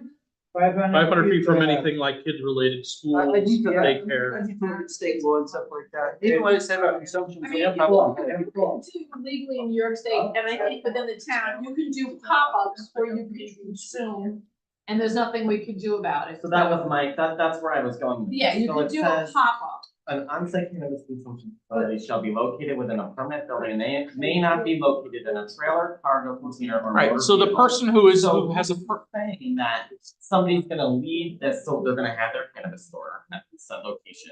Right. And then they're gonna go to Arrowwood on a weekend for a concert and do a pop-up. Is that? No, it's we're not completely allowed? different. no, you have to have a store. Right. And so you can't. You bring can't it outside pop of up. the Yes, store. you can. There was, because we were talking about that when we were doing the festival down here, could we have a cannabis pop-up? Cannabis pop-ups are all over, they're in Sullivan County, I've seen them before, they have them on the slate. They had them at the Little World Fair, you can So- do a cannabis pop-up. so but it's you can't therefore- consume in that Okay, but you pop-up. can consume at a facility, a location. Right, but you know, it's like saying, hey, let's shoot heroin in a, like, let's sell meth. You don't have, I'm with, You can consume marijuana in any place, you can smoke a cigarette, but you can't get into a car and drive. Yeah, exactly. Right, these. That means you're gonna have. anything else on this? Can we move on? Good. Make a motion to close the meeting. No, we're not done. Zorian, are you done? Yes, we're done, we explained the last thing. Moving on. What's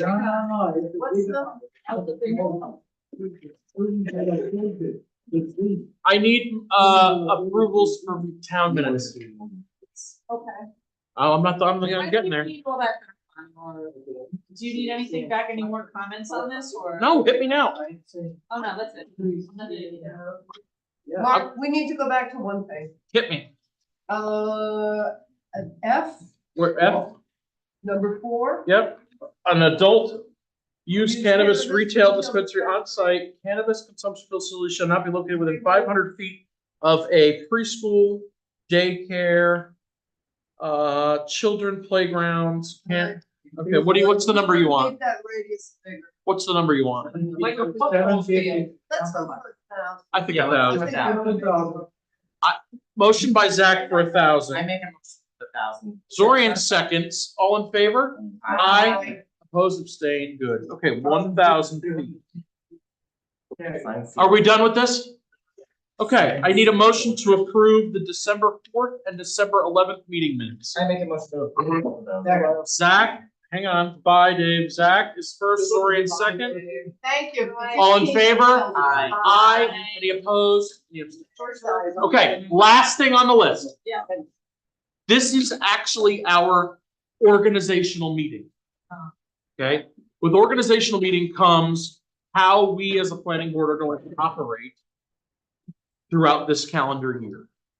The organizational meeting includes a couple things. We have a training requirement that you are required to get to in order to be a planning board member.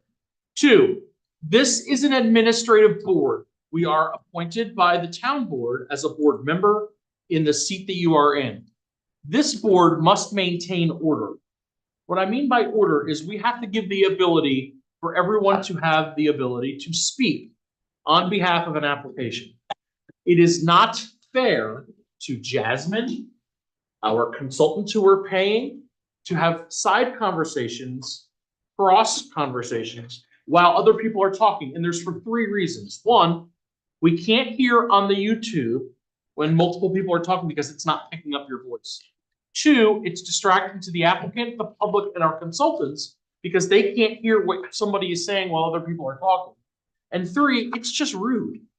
So we need, I know that we all do it, it happens, Dave and I all have it's just first nature, but we need as a board to dedicate and really work on that we are going to focus and not talk while someone else is talking. If you feel the need to have that conversation, hey, I need to talk to this person. I'm falling behind. I can't keep up. Then we need to take a break, 5-minute break, so that you can ask your questions to me, Dave, to the applicant, whatever it is, so that you can keep up with the application. It's not fair for other people who are not able to concentrate because somebody's having a conversation because they can't keep up. It's not their fault that they can't keep up. We need to make sure that we can keep them going in the application. So if you can oblige by that, that is our goals as an organizational meeting, that we as an administrative board appointed by the town board are going to let one another have their time and let one another talk rather than cross communicating to keep up with the applications. That is my ask for us as a 2024 board. Okay? Agreed. That's all I ask. So I need a motion to adjourn. I make a motion to adjourn. Zach, second. Anne Marie, all in favor? I oppose. If you oppose, then you could sleep here. Oh, God. No, thank you. Eternal. Right, for me.